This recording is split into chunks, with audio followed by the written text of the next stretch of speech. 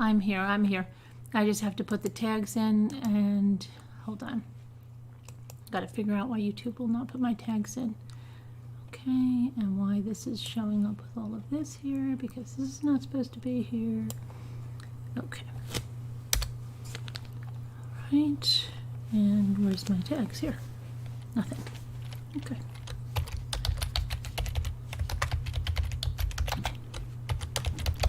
Oh my goodness, this is so crazy. Why this doesn't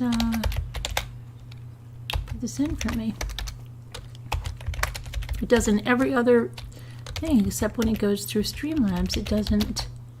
I have to figure out what's going on, but I'm not going to worry about it. I'm just going to do it and get it done.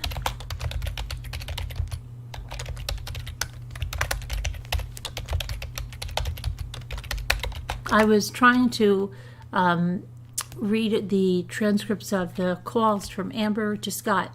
I did not know there were so many of them. What we heard in the media was just like a little bit of them. There are so many that I couldn't even get them into a video that I was going to do. So then I picked out a certain amount. I thought I'd be able to do it. I started recording them. It felt like 5 minutes. It was like an hour and a half, and I wasn't even halfway through. And that was part 1. So I'm going to have to continue that tomorrow. I said, well, it was so late. I said, I can't believe the time. I don't know what's going on. So, yeah. So that's why I'm late.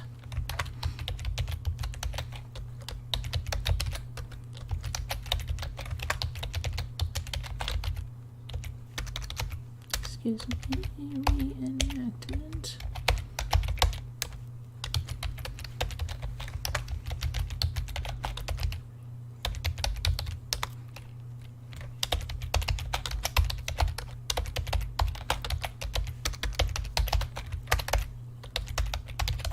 Okay.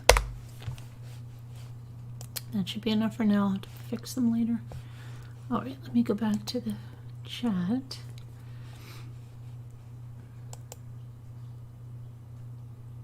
I was trying to take Scooter on a resolution thing, but she would want no part of it. Hi, Tracy. Hi, Liza, Ivy, Slamaran, Miss Mary, Lori, Stags. Or Skaggs. I think that's singer. Loose Gags, is it? So, Tammy, how are you? Linda Gell, Pat Miller, Isabel, Tracy Klaus. Thank you, Tracy. Let's see. Nana Patty, Henny. I'm frozen? No, I'm not frozen. Am I frozen? Doesn't look like it to me. I think it might be you. Okay. Kevin Leonard, Ooh La La, Nana Patty. Oops, now my thing just jumped. Amy's Justice League. And am I just Heather? Oh, you're just calling for her. I see. Suri, hi.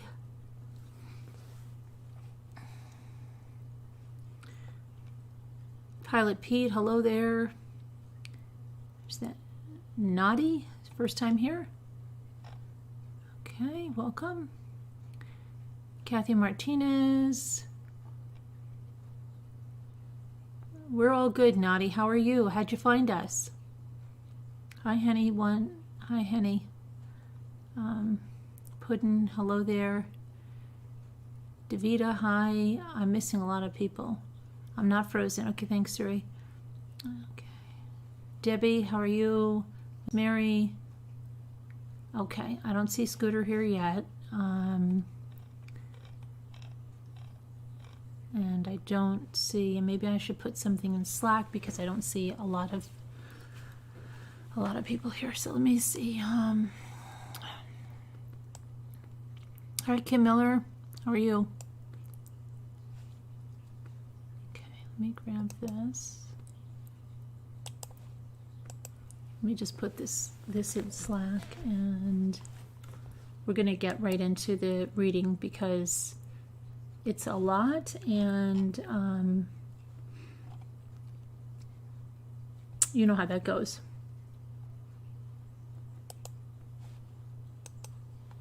So I'm going to put that we're live. Okay, and then let me put the, oh my goodness, my goodness, my goodness.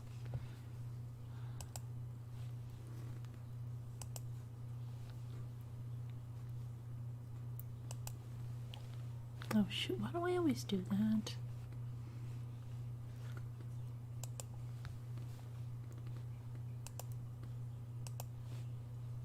Got the wrong thing, okay.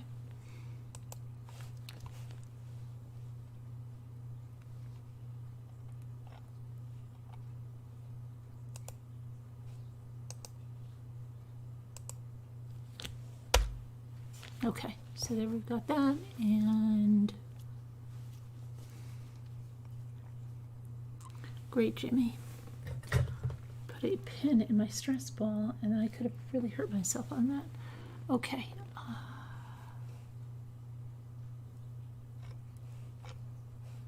So let me see here.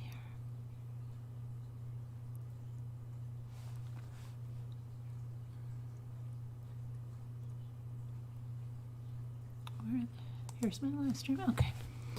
So, did you get your seltzer already? Yes, right there. Maggie Hughes, hello.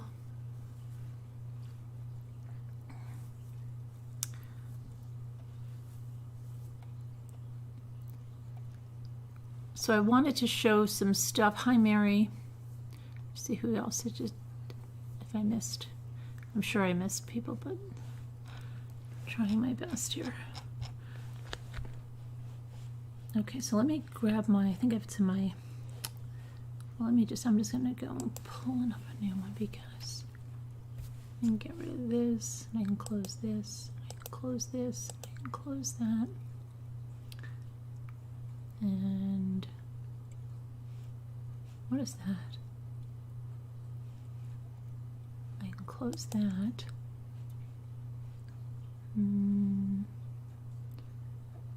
Okay, probably close, open that. All right.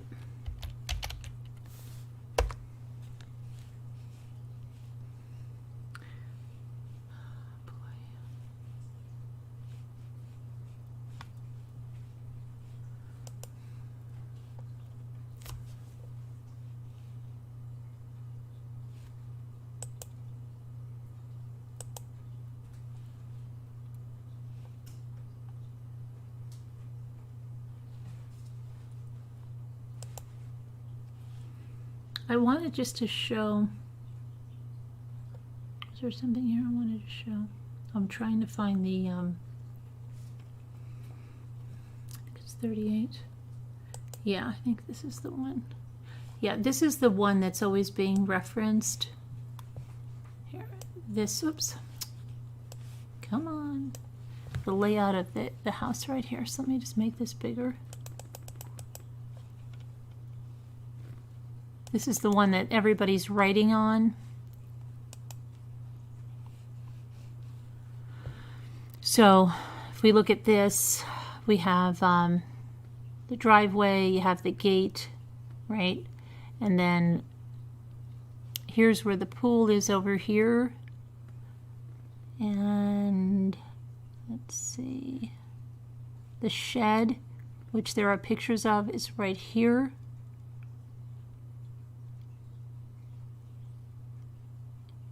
And then I believe that's the door. That's the one door that goes in. And then the French doors are right over here, I believe. The French doors are right here, if I remember correctly.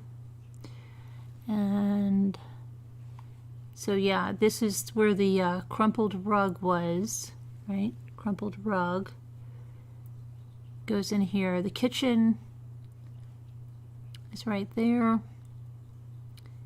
And then, what does that say? Sitting room. Dining room. And then in here, that's the bathroom, the master bedroom. Then you've got the nursery, and then the guest room. So it's a little bit of a weird layout, and now I understand why, because they said they converted a garage, right? So, yeah, when they converted the garage, it was, I imagine, probably, I don't know, it's a funky layout.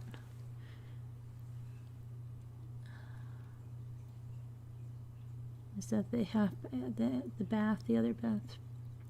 Okay, but I just wanted to pull that up because everybody's always talking about that, you know. And then there's this second diagram. Well, there was a first diagram. Hold on. That's the second. So I don't know where the first one is, but that's the one they're always talking about. And the New Year's Eve vigil, we went through that. Oh, Karen's service handwritten note to Detective Bueller. Oh, that was about her finding the receipt. It closes my receipt I found from Austin's. After I found the Peterson's dog and put it back in their yard, I went to briefly wash my hands at my house. I then went to Bank of America, couldn't find a parking spot. I drove to Austin's. I have retraced my trip, timed it from the time I found the dog to parking at Austin's. I approximated the time it took was 11 minutes, so I estimated that I found the dog at 10:18 a.m. based on the receipt and working the timing backwards. If you need any more info, please call me. Okay. Okay, so I just want to see if there's anything else in here that we've covered so far that I really want to go. There are some. Let me pull these over because we didn't look at these. These are of the French doors here. And this is that you can see that petition wall, I mean that cubby divider wall right there. You guys see the guys with their booties in there. And then this is the pool area. Another shot of the pool.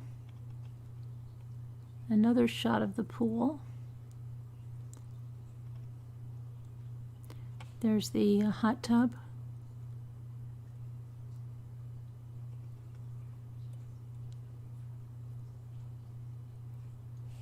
So that must be the dog's bowl, or one of them are kicking around a soccer ball. Then this is a little hatch. I guess, I don't know what that's a hatch to. Is that a, what the heck is that? Look at that orange tree. Wow. That's something else. And they just must be so prevalent. Like, it's like, no biggie. Right? I'd be freaking out if I had a tree like that outside. So he's got his ladders and his these bamboo poles. He's not, you know, like very, very neat and tidy, unless, I don't know why. Look at this. This looks pretty gross. It's got whatever this crap is, sprays or something.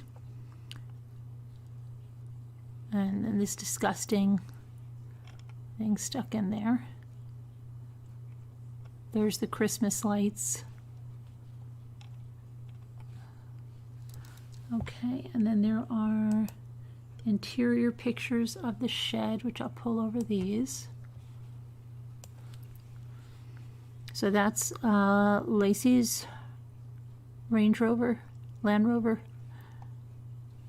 Palm trees over here. These windows are pretty closed off. You got the two palm trees right there. Here's the gate.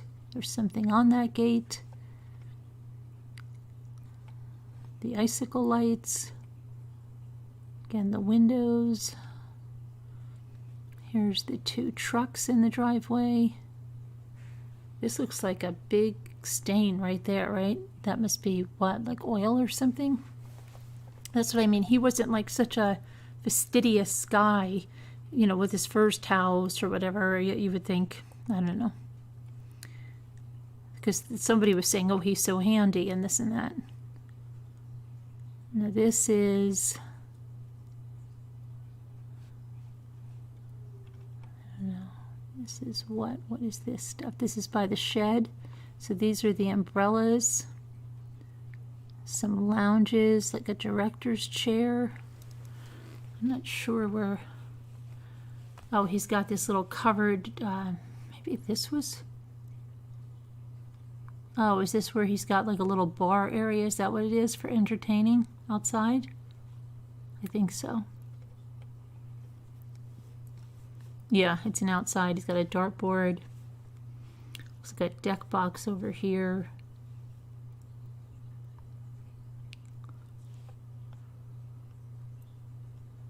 Bar area with a refrigerator and water. Like, and what is all over there? Like Diet Pepsi. What's in the sink? Doesn't it look like candy in the sink? Oh no, no. You know what it looked like really fast? It looked like Skittles. It looked like packages of stuff. Okay. So he's got these water bottles out here. Looks like a dog bed. Chaise lounges, umbrellas. Bunch of tools. But you see what I mean? Not so meticulous. And then he's got over here this big grill unit or something, right? Very strange. Just looks like, what is all this stuff? Did they pull this stuff out, or what the heck is that? It looks like a backpack of chemicals or something. There's an empty golf bag. And then why did he have 3 umbrellas like that out there? Is that normal out there? Maybe, I don't know. I don't live in California. Okay, so let me see now. And then I think we looked at these, the interior. Yeah, we looked at all of those. That's the, I'll scroll through them in case you're brand new tonight. These were the interior. Okay, this dining room. Now wait a second. These aren't the ones we saw, because the ones we saw had the crackers on the table, remember? So this is sometime different. Looks like people have been sitting around here. So this must be later. And here's a different view of the presents. Now this is a very big present. I don't know who that was for. Probably for Scott. Looks like what? Would you get him a TV or something? And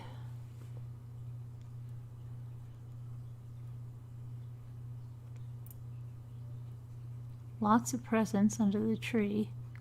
Unless this was something for the baby. Could have been maybe somebody got her a stroller or something for the baby.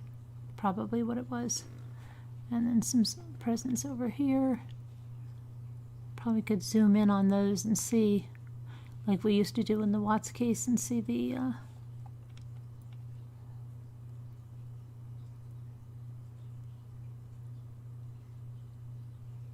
so there are these banks of windows over here. I didn't see those, and there's the French doors over there. Okay, we didn't see those. All right, so then there's, let's just see what this is. This, I think, is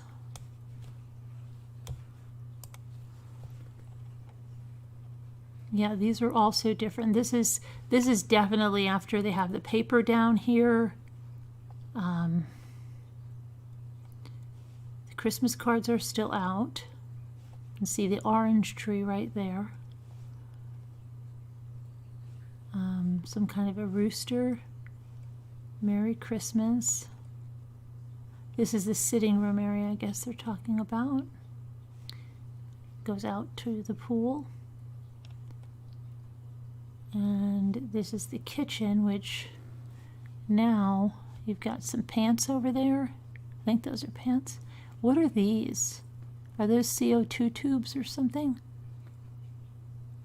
What is that for?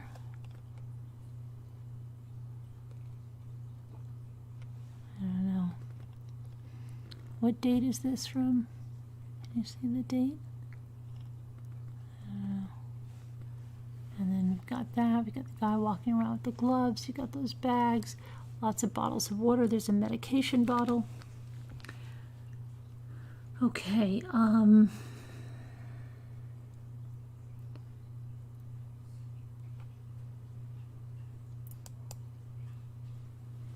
Clothes hamper with clothes. I think we've gone through this. With, oh, this is one of the maternity shirts, okay, with that hanging out there. Looks like Scott's pants. He puts them with the belt into the hamper. Okay.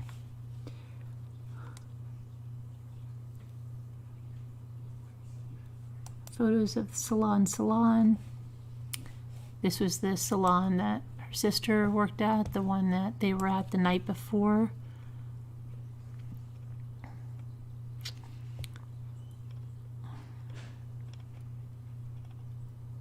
And these were the couches I think that they sat at. And I think they were trying to show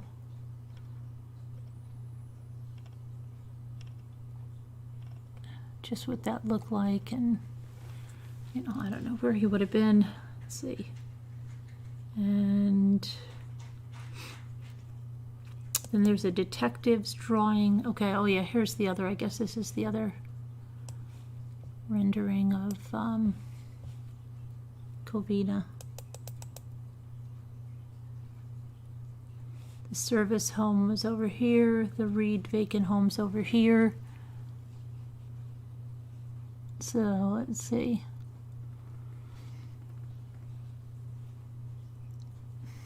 Cement.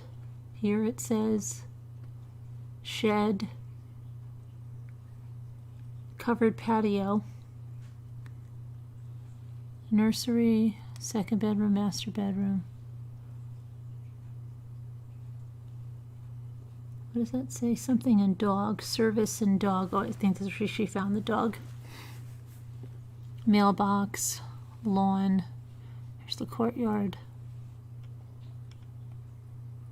Not to scale. Okay, and let's see, anything else that we want to see before we go into this? Okay, so yeah, the number's there, so whoever wants to come and read, come on down, because we're going to start that. Okay, because I was just going, catching, oh my gosh. What the freak was that? That like something fell on the deck. Hold on a second. Let me see what that was.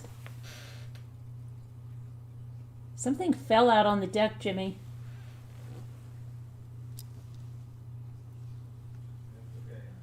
It's all right? Something that was leaning must have fell? Yeah. Is it windy again? It's windy again? No, some of the extra pieces that I'm not finished. Oh. All right. Okay, so let's see.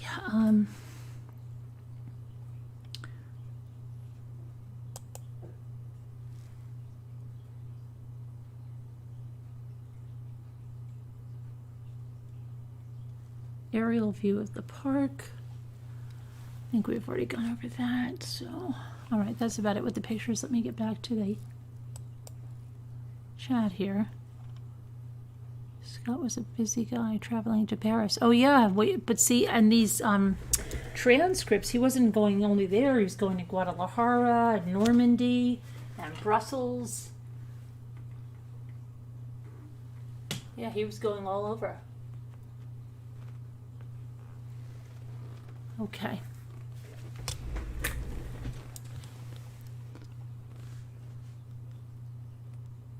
What happened?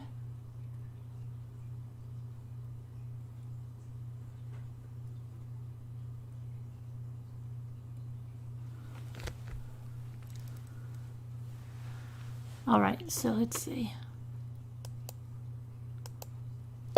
Oops. Oh, would you look at this? Who's here? I've got something in my hair. Why do I have something sticky in my hair?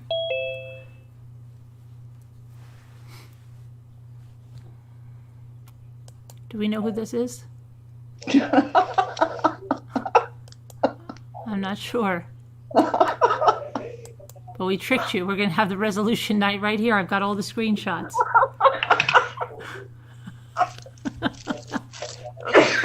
Anybody have anything to say to Scooter? Just type it in the chat and I'll read it off to her. Go ahead, type it up. I'll read it off to her. Well, that's okay. That's all right. It's better to get all this stuff out in the open.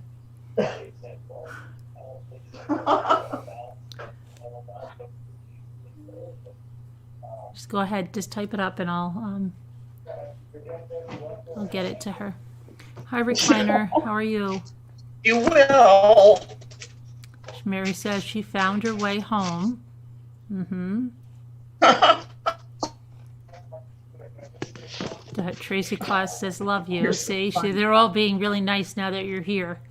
There's a different story last night and in the comments. Yes, I noticed. But now they're like, somehow they're scared or something. Say, that's how it always happens. I know. So how you been? I'm okay. How have you been? It's been a long time. No, it hasn't. 2 days. Mm-hmm. Oh my God. I missed being here. I just had to sleep. Yeah, everybody says, yeah, I'm sure you were sleeping.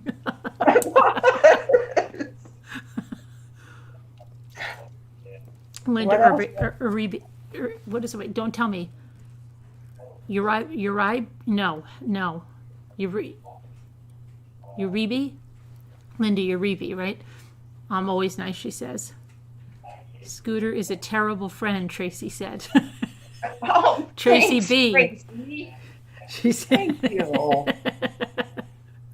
And Robin Swan said, Scooter, I am writing you this to tell you that I'm going to write you a strongly worded letter. She did work, Kathy Martinez, as a substitute teacher for a while, but then she stopped when she got further along in the pregnancy and she wasn't feeling well enough to be on her feet all like that all day and stuff. And Scott was a fertilizer salesman? Fertilizer salesman, yeah, right, yeah. He's selling shite. Oh, wow. I forgot what, Kathy asked in the chat what he did, and I couldn't remember. And then somebody else said that. Oh, Kevin Leonard said TMZ will be showing what she'd done in Hollywood. I'm shocked. See, Kevin Leonard's already, he's dismissed himself as your agent.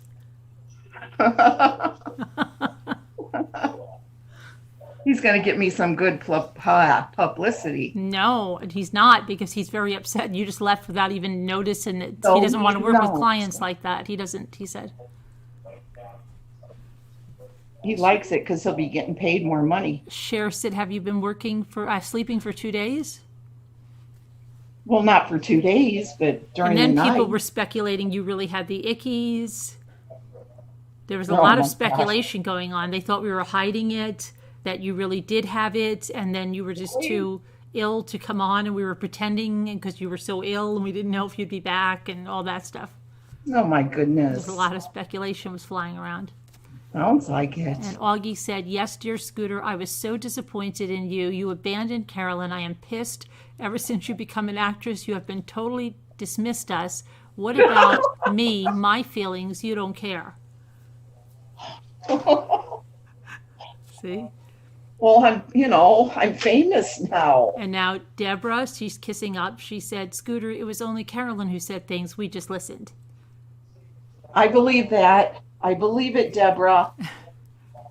That's not true, though. Right. Oh, and then Kevin said you ran into Larry King or something and wanted to, Yes, I to know how did. Larry King was doing. Yeah. He was flirting with me. It's quite a catch, Larry. He is, right? I know. Hi, Jimmy. He has his suspenders and stuff. Oh, Jimmy probably didn't even know he was on live. Did you even know you were on live, Jimmy? I did now. He had no idea. He's in there getting ice cream, Jimmy? No, I'm getting something from the squirrel. Oh, you're getting something for the squirrel. Okay. Squirrel block. Squirrel block. And I'm gonna give him a piece of tangerine. Tangerine. I'm gonna eat the rest. Trying to find the lid for my pen. These are nice. What, you got the light pens? Oh, No, not the light ones. The ones that have this nice grip and they're thicker. where'd you get that? Amazon, Uh-huh. 2 of them for $10. You could have got 3 light pens for $5.60. You didn't get those? No, because they're not thick, are they? Like this? Yeah, they are. But they don't have Are they don't they have really? that texture, but they're thick. Nan and Patty and I are using them. Yeah, I saw that, but I thought these would maybe be more comfortable. They're the ones Heather bought. She gave me are the, they? yeah, She gave you the link? yeah.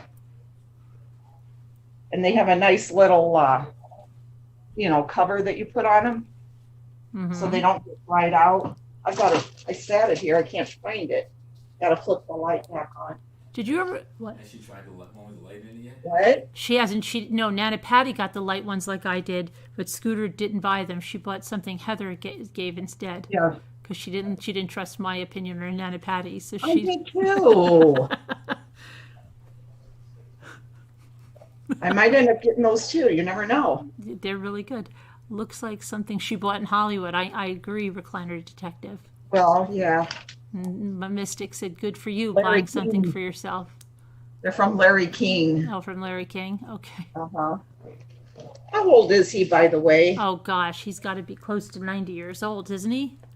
It would seem like it. Yeah, my gosh. Because I'm going to say 80, but then when you think of the people that are 80, he's way older.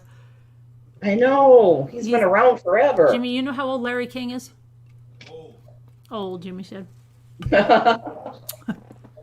He's got to be around this. I'll tell you in a minute. He'll tell us in a minute. I'm gonna go with 81. Oh, he's got to be older than 81. Like Cher is 81. Come on.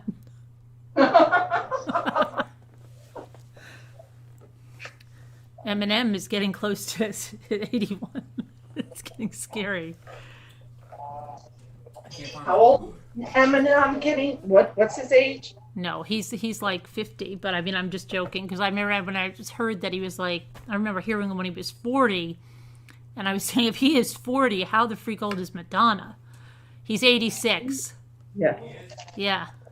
Madonna's in her 87 60s. this month. 87 this month. Wow. That's crazy. Yep.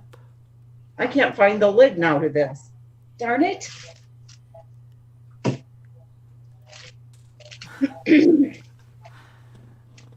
Oh my goodness. Hope I didn't throw it away. Lacey grew up visiting her father's dairy farm in Escalon, and she was a cheerleading in high school after graduating. Polytechnic State University, where she majored in ornamental horticulture. While at Cal Poly, she met Scott at a small restaurant called Pacific Cafe in Morro Bay. So you know so much about this. Why don't you come do some reading, Henny? Everybody could hear your voice. Don't you want Henny to come up and do some readings? Scooter's not even answering. No, Mystic. I think those she bought. I don't think she sewed those. I've never heard Scooter saying she's sewing much. They wanted Mystic Firefly. Yeah. Wanted to know if you sewed those curtains. I said I doubt it highly. I've never heard you say you're sewing. I can't come right now. I'm sewing.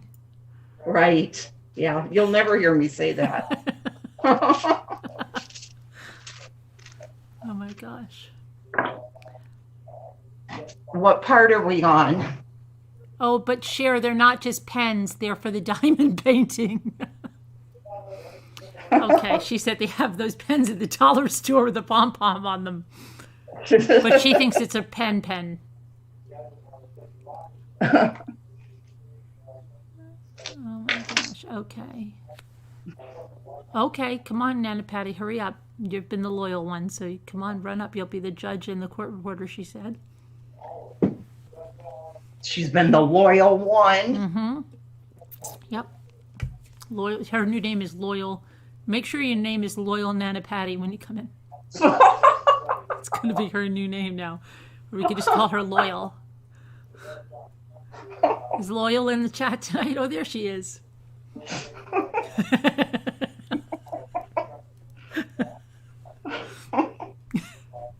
Setting up a rivalry between me and Nana Patty now. Yeah, he was a waiter, yeah. These aren't like your squeezy animal things, are they? No, but I think wait, where did you get those? Walmart. I bought them a while back. Yeah, did they come in a thing? Do they say like sticky pets or something? Um, Let me see the packaging. Oh, they're squishy pets? yeah, squish pets. I think Squishy. because I got something. Hold on, and I sent one to I have one that I'm sending in that box for yeah, you. I sent one to J Bells. I don't think I have that kind. I have something that's called Sticky Pets or something. I sent one to J Bells, and I don't know if I sent one to Moo or not. I can't even remember what I do anymore. But I think I just sent it to J Bells, and she hasn't even opened her stuff, most of it on. She wanted to do it on the panel, and she never got here. So. But yeah, that one's not sticky. I think I didn't even take mine out of the package, but I told you I found the Squeezamals. I was nearly freaking out. I was wondering if that was the same thing. And I tempered myself, and I didn't buy them all, but I bought a few of them because they're the only squeeze. Like I don't break them. That's good. Like I don't think you can break a Squeezamal. I think it's impossible. No? How could you break a Squeezamal? You think you could? I don't know. What's it look like? Is that what? Oh, that. Yeah. Oh no, I don't think you can. I don't think you can either. I think it's virtual because they're like almost like a memory foam inside there. Yeah. It's not. Yeah. So I think this is probably a good safe bet for me, right? Those. But that's Aren't those when the ones that you got on sale one time at Walmart. Yeah, those are. $1. But then I'm trying to find where did Jimmy put my I don't know where he did with my Dollar Tree stuff. But I got like 6 tonight. Oh, and I got some other things there too. They had Barbie babies, all 3. You know the Barbie babies, the real babies, Barbie? Yeah. Yeah, I got 3 of those. And then they had these blind bags of these little dogs, and I want so bad to open one. And maybe when we're done reading, and then I've got something else. Hi, Loyal. How are you? I'm good. Feeling good? I hear we're being pitted against each other, Scooter. It appears so. Uh-huh. Well, we're all good. I'm all good. Are you all good? The I'm president, good. Okay. We don't need to have you don't have to bring any screenshots here. Have a resolution. Nah. No, you don't want to scream Nah. it. You don't want to scream it or a little bit. Nah. No. Excuse me. Does No, anybody I want to couldn't. come up and scream at Scooter a little bit before we start? Just get it out of your system. Go ahead, Nana Patty. I can take it. No, it's okay. I'll suffer like this. I'll just swallow it. You sound worse than me. I told you, everybody thinks she has the ickies and we're hiding it. I haven't even been talking until right now. Now that we told you that, you should just do that. Be like, I'll be right back, guys. I just feel like a little bit. I was going to put a cold rag on my head for just a minute. Right? They'll be like, I knew it. I knew she had it. They're such liars over there. They're such liars. You never tell the truth. Let's get ready to rumble, right? Okay, so we have what's it called? It's the other officer tonight. Let me get there.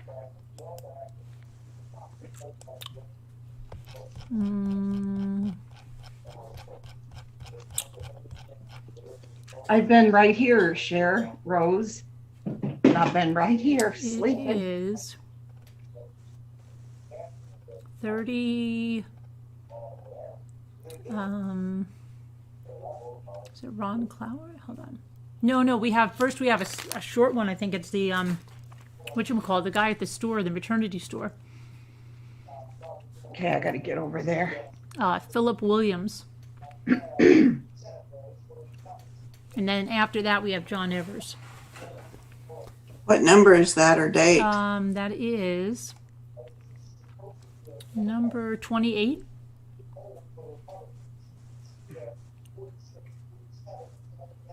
Dave's still in there listening to the Oh, yeah. return. They're not going to know anything until tomorrow, probably. Yeah, that's what he was saying, but he's still sitting there listening. I get this. Okay. Okay, what number did you say? Number 28. Right there. 28. Okay. You should have seen the whole time we're in the car. We had to go vote, and then we went somewhere. And Jimmy, I swear, everything I said, he said, "What did you say?" And I said, I would repeat it, and he'd say, because we had the radio so loud, right? And so, everything I had to repeat. And then we get to, everybody was starving. We don't have a lot of places to eat, like out, if you're out there. It's just like 2 fast food restaurants and a Subway. That's it.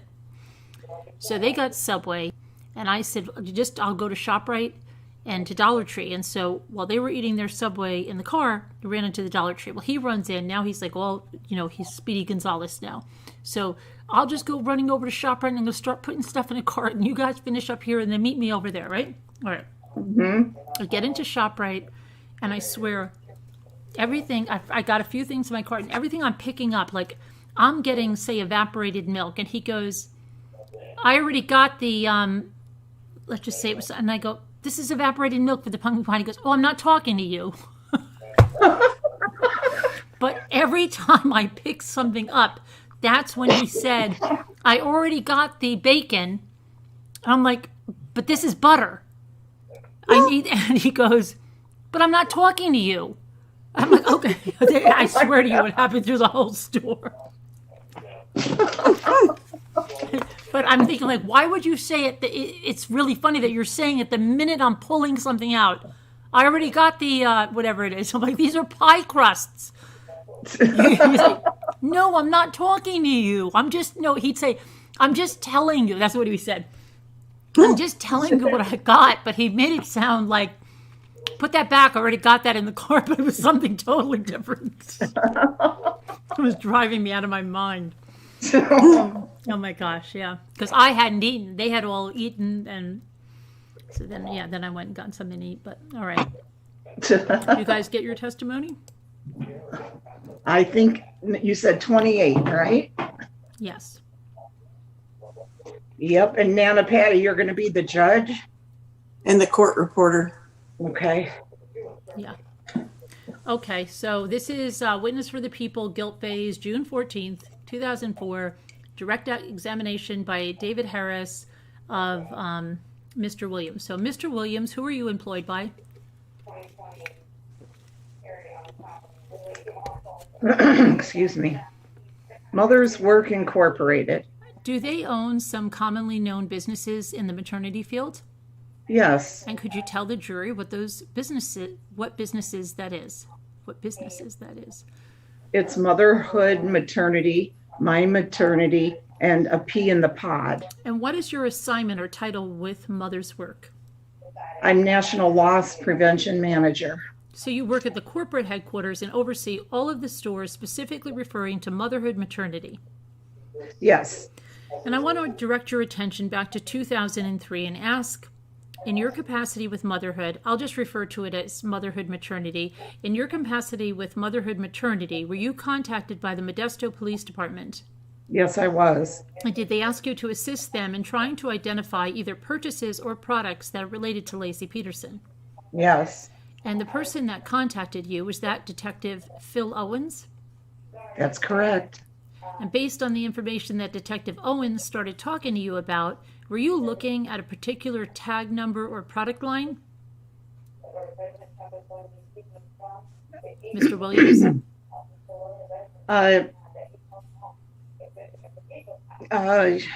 Based on the information that Detective Owens started talking to you about, were you looking at a particular tag number or product line? Yes, I was looking for a pair of motherhood pants. And were these pants identified as being motherhood pants? From what I can recollect, I was just given the style number. I believe, yes, they were identified as motherhood pants. And he had attempted to give me a style number to identify them. Let me take you through that particular process. When you were talking with Detective Owens, I didn't want to say something bad, but did it sound like he knew much about maternity clothes? No, he didn't. Okay, so he's trying to describe a pair of pants to you, and do you suggest to him that there was a way to identify them? Yes, there are ways to identify the actual garment. There are sewn in labels, things like that. And did you refer him to a label to look to see if there was a number on that particular label? Yes, I did. And was he able to give you a number? Yes, he was. And from that particular number that he gave you off of this label, were you able to identify which particular garment that was? I was able to go into our computer system and enter that number and identify the garment. And what garment was that you're identifying with that particular number? It was a pair of tan cropped pants. And what is the number, if you can explain that to the jury, what that means for this particular outfit? The number? Do you know the number for what we are writing? By heart? Can Can you get a little closer to the microphone? I don't believe so by memory, that number. I won't put you on the spot with memory. Was there some documentation provided by Motherhood to the Modesto Police Department? Yes. If you were to look at that, would that help assist you? Oh, definitely, yes. Now, let me show you a report that's part of Detective Owens' report, and it appears to be Bates page 24018. Judge? Just look at it for yourself. See if it refreshes your recollection. Having looked at that documentation that you provided to the Modesto Police Department, does that help you remember what number it was? Yes. What was the number? It's 9036024S for small. It would be funny because it almost sounded like you were saying 86753. Okay, sorry. I want to go through this. So you were the one that told the detective which number to look for? I told him to. Could the witness just tell me what the number is on top of the page that you're reading from? On the top of the page that I was reading from? The Bates stamp on the top or the bottom of the page. Top Shore 22816, page 2 of 5. Page 2 of 5. That's what you're reading from? I have located the number that we've been talking about on that page. Got it. Go ahead to the next question. Can you explain to the jury what the particular number means? Each garment is assigned a style and color code, and that represents the garment in our inventory. And when you say the garment, so that is a pair of pants that we're talking about? Correct. You indicated that the end of that number, there was kind of a dash, and it was a 24? Correct. That's the color code of the garment. Okay, and what does that particular color code refer to? I believe 24 stands for tan. And then you say there look like another dash and an S? Correct. And that indicates the size of the garment? You say what? Oh, would I'm that sorry. What would that stand for? That indicates the size of the garment. And based on the information the detective gave you, that number, you were able to go into your computer and figure out which pair of pants you're talking about. Yes. And from that, did you send photographs of that particular garment to the detective? Yes, I did. I'd like to show what's being marked and still being marked, it looks like. People's next in order, that will be number 39. Mark each piece separately, 39 to 52. Then I can Start with the preliminaries. Let me show you what's been marked as people's number 39. Do you recognize that particular photograph? Yes, that's the style of the pair of pants we've been talking about. And we showed you all these photographs yesterday, so if you have to refresh. And the photographs that we're referring to these pictures that were available, that's the corporate office had shots from models or from your catalog that you sent to the detective? Yes, we would also use it in our on our internet website. Does People's 39 depict the photograph that you sent to him? Yes. Showing you People's number 40. Is this a close-up version, which is a different model but with the same pair of pants? Yes, Showing you People's number 41. Is that the more full-size version of that particular pair of pants on a different model? that's correct. And now when you sent the detective those particular photographs, did he ask you whether you could send him a copy of the actual pair of pants? I believe, yes, he did. And were you able to locate the identical kind of pants in inventory with motherhood maternity? I was able, we had 2 pairs of the pants left in our inventory in the entire company, and I located 2 pair of them. Were they the same size? No, they were not the same size. They were the same base style number and color code. Now, in terms of that, let's just make sure we're clear about that. If it's the same base information, if it's just a different size, so the same model number would have the same color. If it's got the same 24 code, it would just be a small, medium, or a large. Correct. And let me show you at this point what's been marked as People's number 11. I'll open this up for you. Does this appear to be the pair of pants that you had sent the detective? Yes, yes, it is. And that is, if you look at that, we can go to the back side of those particular pair of pants. I don't want to make you model them here. If we can hold up those pants so we can see the label. The inside label? Yes. Now on the inside label that we're looking at, besides the tags, is there something that identifies this as a motherhood maternity product? Or besides our price tags? I mean, Let me, Other than the price tags. I'll stipulate it says motherhood. That's what I was asking you. okay. In other words, can you identify the pair of pants as coming from your establishment because of the label on the back? Oh, definitely. It says motherhood. You guys make it? Question mark. I was referring to the label as a tag, so that's the way I think. Go ahead. To go through this with regards to the product specifically that you have there in your hand from People's 11, there is a big tag, and the tag actually says motherhood on it, correct? Correct. And then there's a smaller tag directly underneath that that's also sewn into the garment. And is that the one that has the garment code and that you were describing? Yes, it does. And you were looking at that. Does that have the same 9, starting with 9, the digit number that you were telling us about?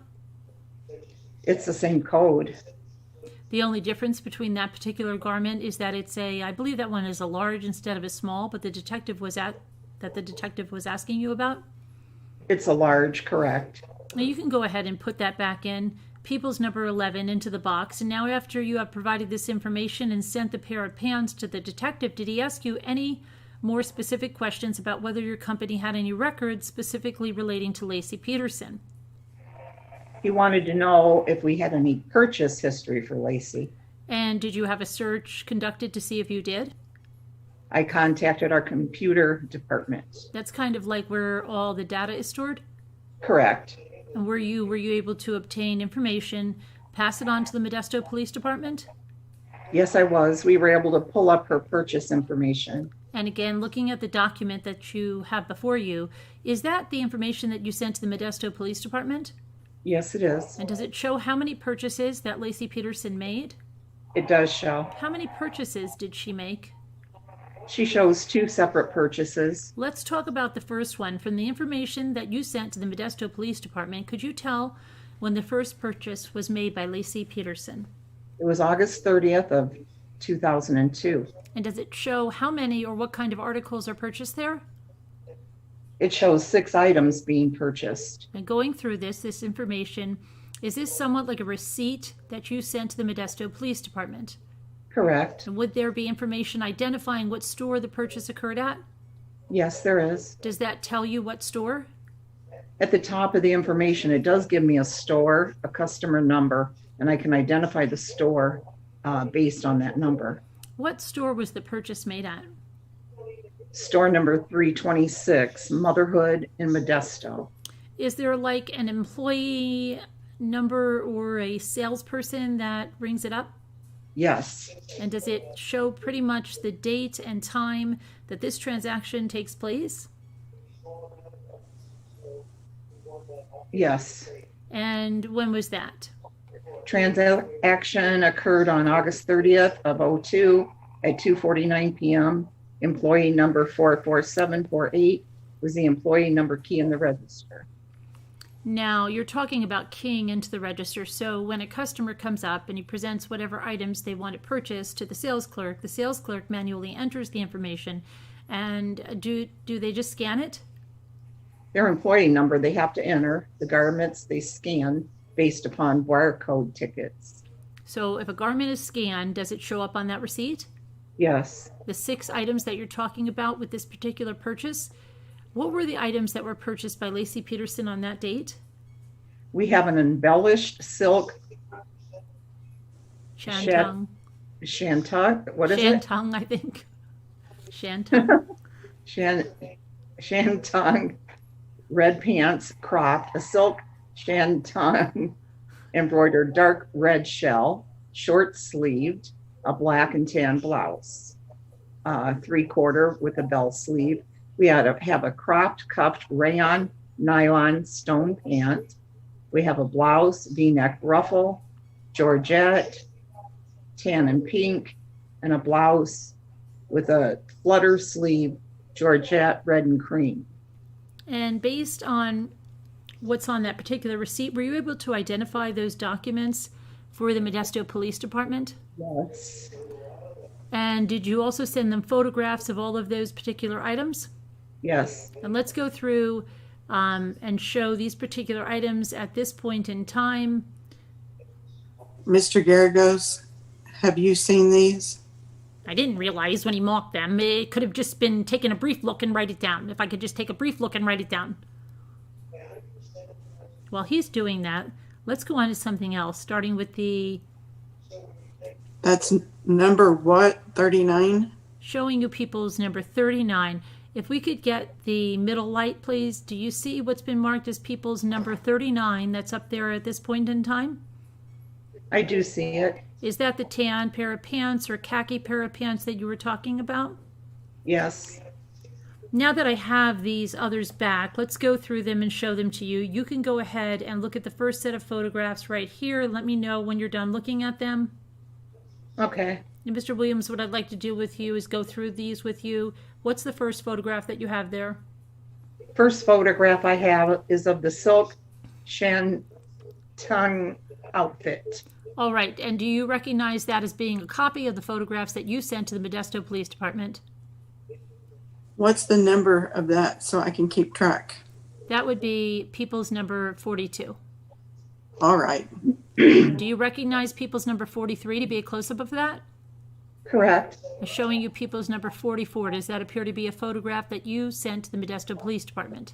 Yes. And showing you it's marked as people's number 45. Does that appear to be the same blouse? Yes. And showing you people's number 46. Does that appear to be a copy of the photograph that you sent to the Modesto Police Department? Yes, it is. And showing you people's number 47. Does that appear to be the same blouse?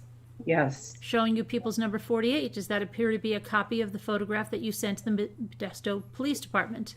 Yes, it is. And people's number 49. Does that appear to be a close-up of the blouse that was depicted in number 48? Yes, it is. And then last, people's number 50. Does that appear to be the same blouse? Yes. All right. Let's put this up on the overhead and we'll talk about this. Looking at people's number 42. So when you were describing on the receipt a particular item, you were saying a beaded something or other, if I recall correctly. Embellished. Embellished. Is this the blouse that you're referring to? Yes. Also depicted in this particular photograph, are there a pair of pants? Yes, there are. Is this a kind of matching outfit? Yes, they're coordinates. And this top and these pants, they appear to be the one of the items or outfits that were purchased by Lacey Peterson? Yes. And that shows up on the receipt that you provided to the Modesto Police Department? Both items appear on the receipt. I'd like to show you people's number 14. If you would look at this, does that appear to be the outfit in people's number 14? Yes. That's the outfit you were referring to there. Yes. Now, when you were talking about this particular outfit, you were saying it's embellished. What part of this outfit are you referring to? The lower portion of the top and the lower portions of the pants have beading, black beading. And do you know, I don't know if it's in the top of your head or from experience, off the receipt, what kind of material is that made of? I believe it's a silk shantung material. And is this an unusual item for your store? Is it something that you carry all the time? It's something we carry all the time. It's a special occasion item. So moving on to people's number 44, can you describe for us what particular item the one is on the receipt? That's a 3/4 bell sleeve blouse, black and tan. And what's being shown here, that's an accurate photograph of this particular item?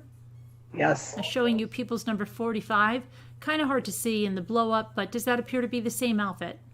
yes, And showing you people's number 10. Let me bring this up to you. Have you looked at this particular garment? Do you see a motherhood tag on this particular garment? I do. From looking at that particular garment, does that appear to be the same item that's shown in the purchase receipt by Lacey Peterson? Yes, it is. And showing you next in order, people's 46. Can you describe for us what that is? It's a ruffle V-neck tan and pink blouse. And is that depicted on the receipt, Lacey Peterson's purchase? It is, yes. Showing you people's 47, does that appear to be the same blouse? Yes. Showing you people's 48, can you describe for us what that is? That's a red and cream flutter sleeve blouse. Is that depicted on the receipt that Lacey Peterson purchased?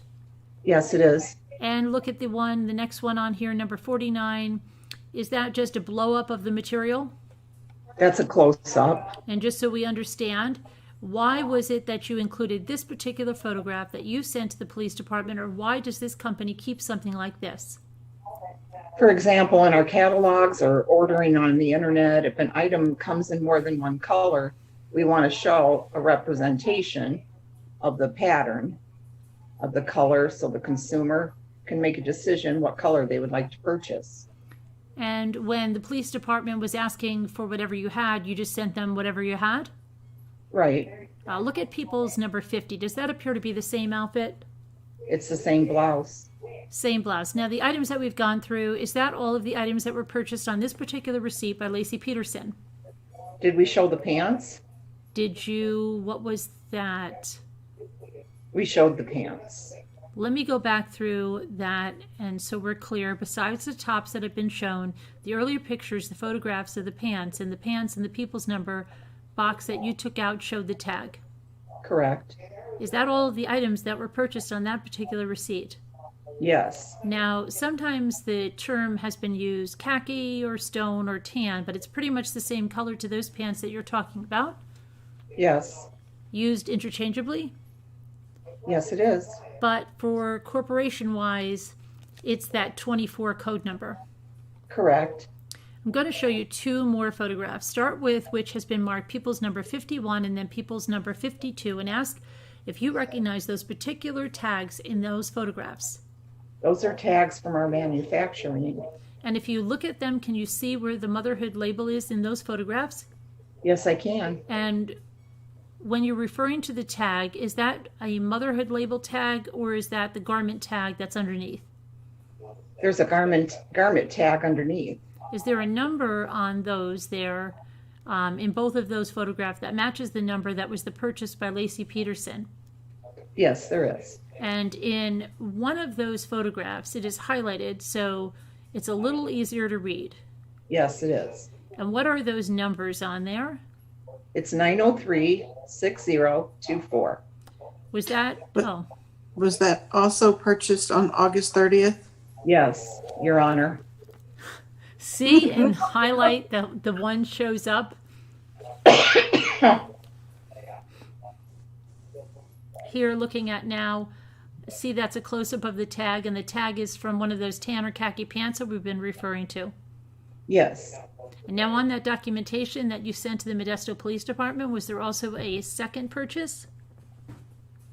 Yes, there was. And what date was that purchase?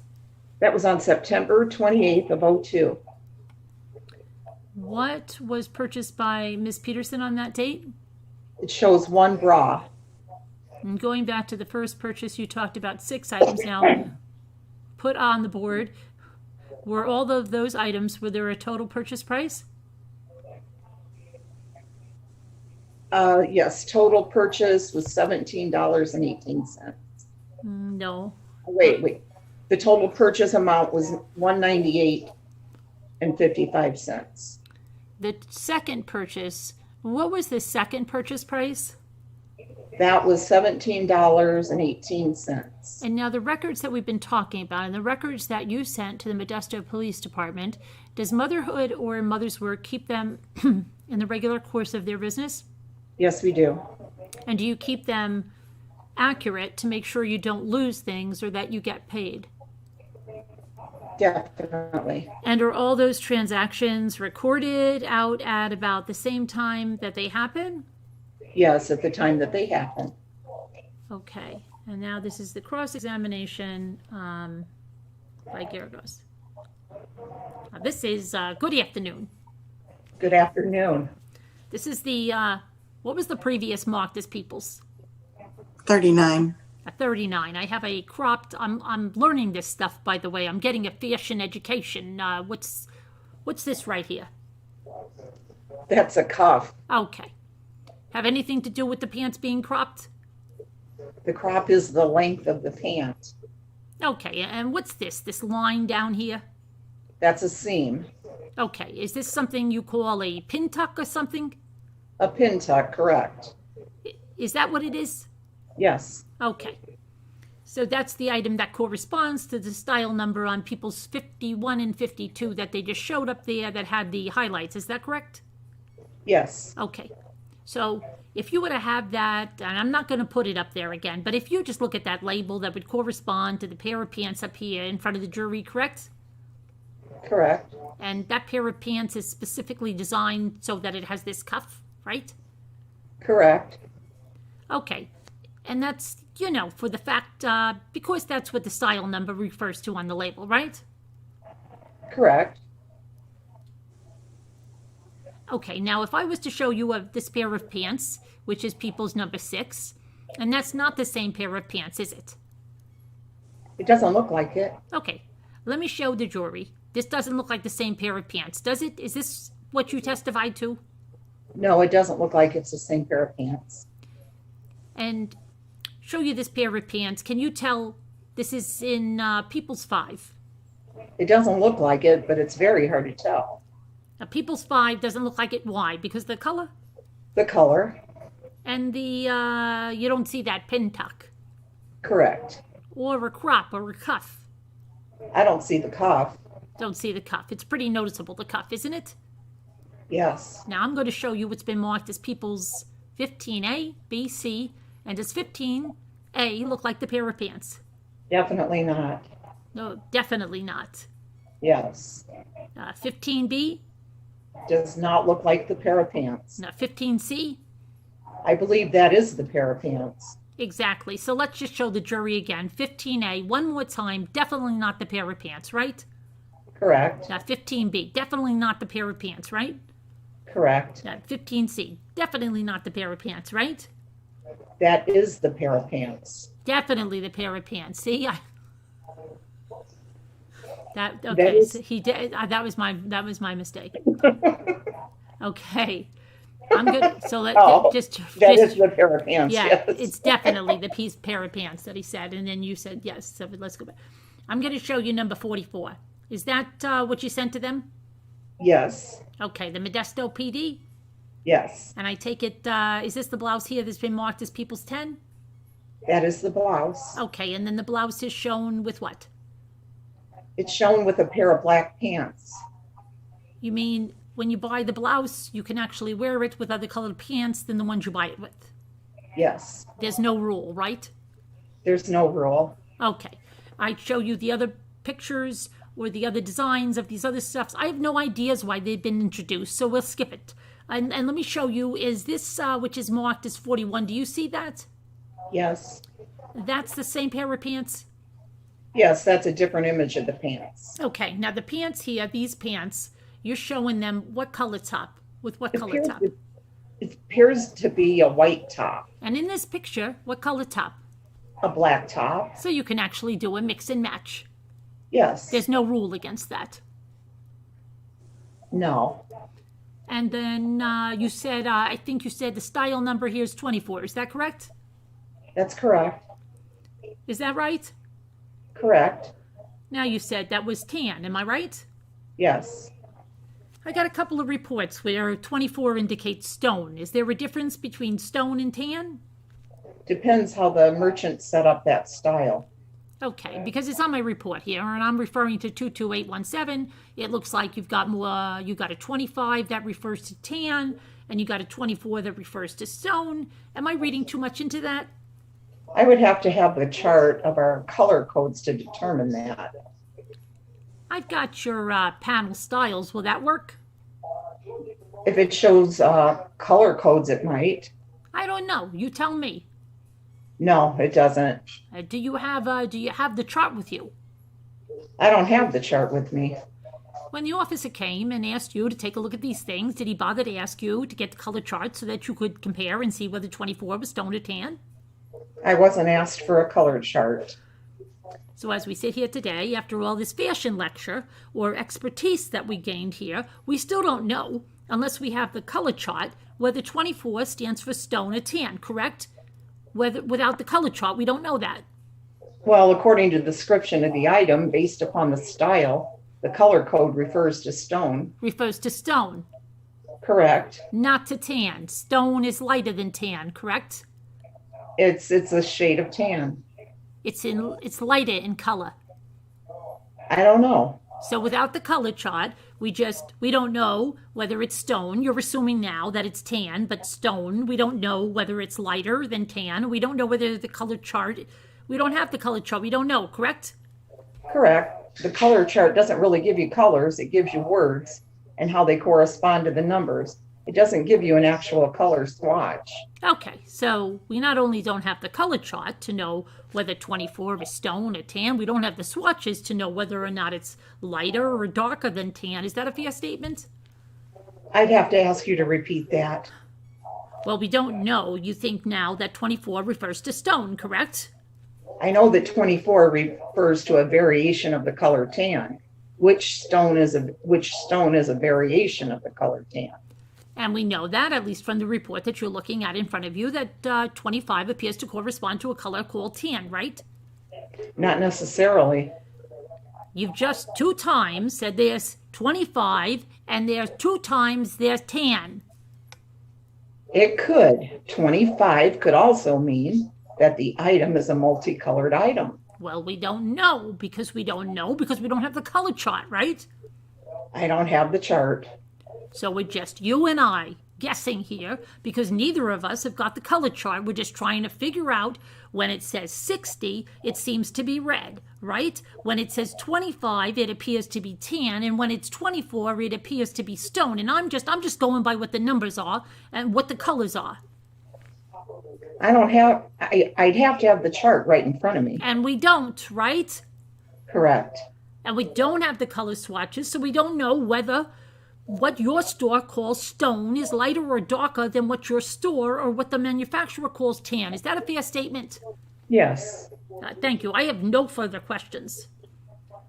Mr. Williams, looking at that receipt that you have up there, this information that you provided to the Modesto Police Department, does it specifically state that the item that we're talking about, this pair of pants, is stone? Yes. So when it's programmed into your store's company computer, regardless of what the manufacturer might think, your company refers to it as stone. Objection. It calls for speculation. There's no foundation. It's compound, asking for what the manufacturer is doing and what the retailer is doing. Well, you've got to lay a foundation. See if he knows that. From looking at that receipt, does your company refer to that particular item as stone?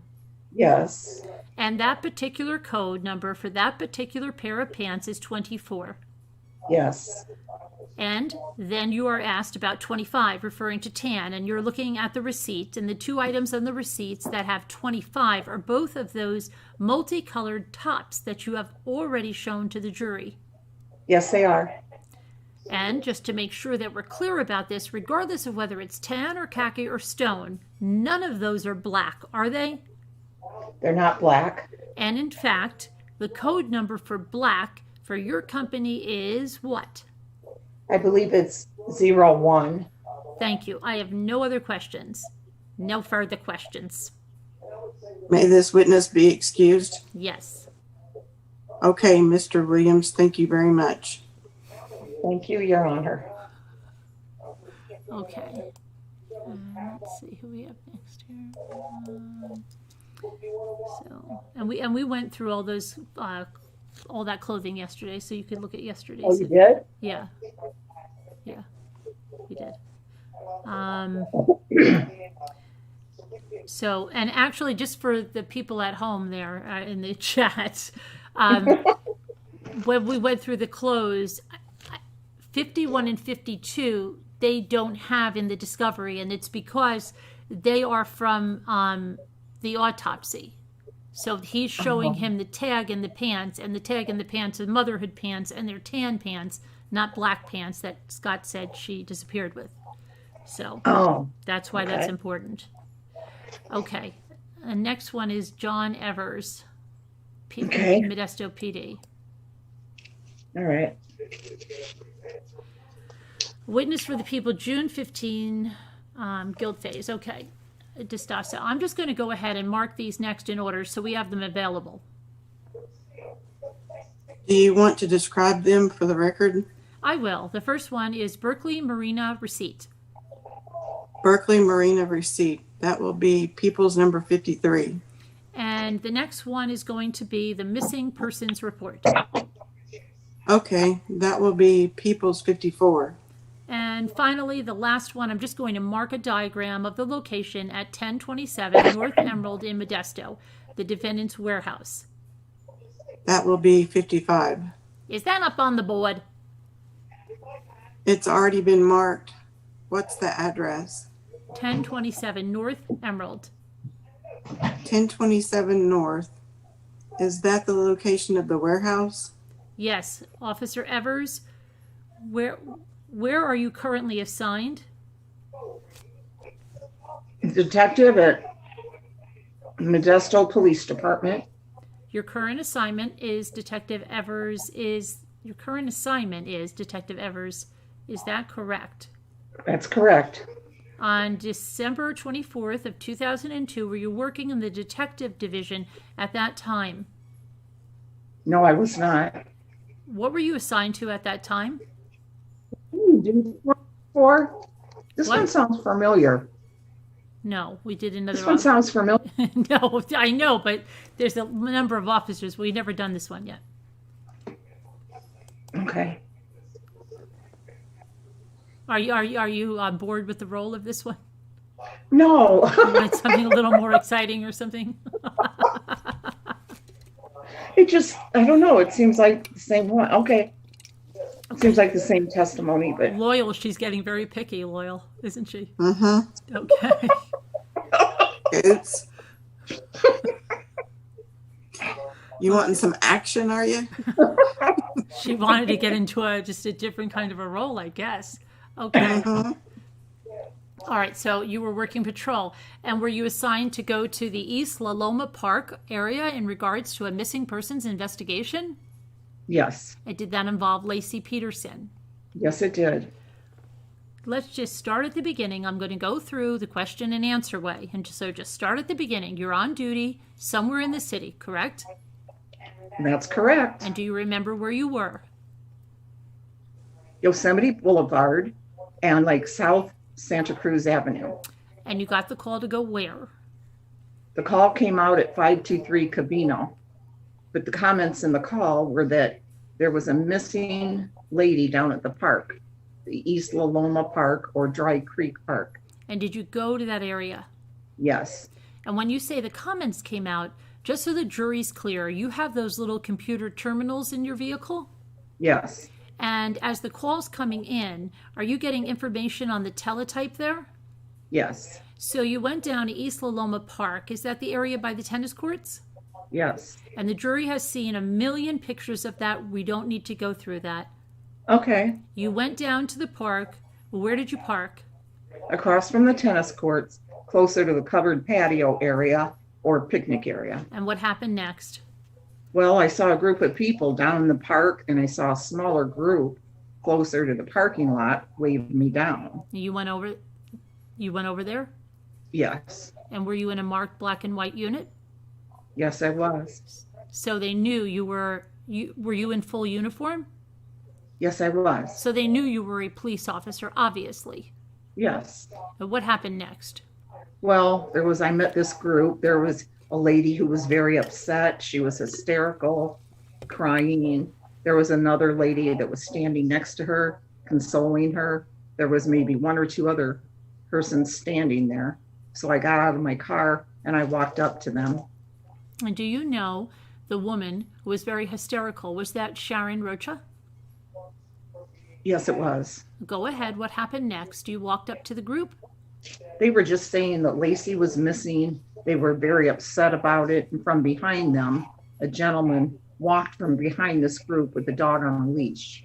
And was that the defendant in this case, Scott Peterson? Yes. And do you recognize him in court as he sits here today? Yes, I do. Do you go ahead? What happened next?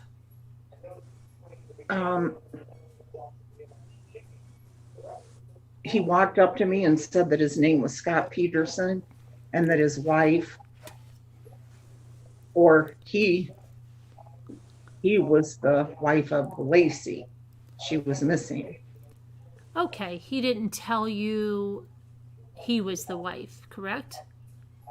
No, I'm sorry. Go ahead. Tell me what happened. He said that Lacey was his wife and she was missing. Okay, what happened next? Well, I pulled him to the side and, basically just asked him what happened. Before we go on to that, do you have the printout or teletype in front of you about what time you arrived at the park? Yes, I do. And what time was it that you arrived there? Do you remember? It was about 11 minutes after 6. And go ahead. What happened next?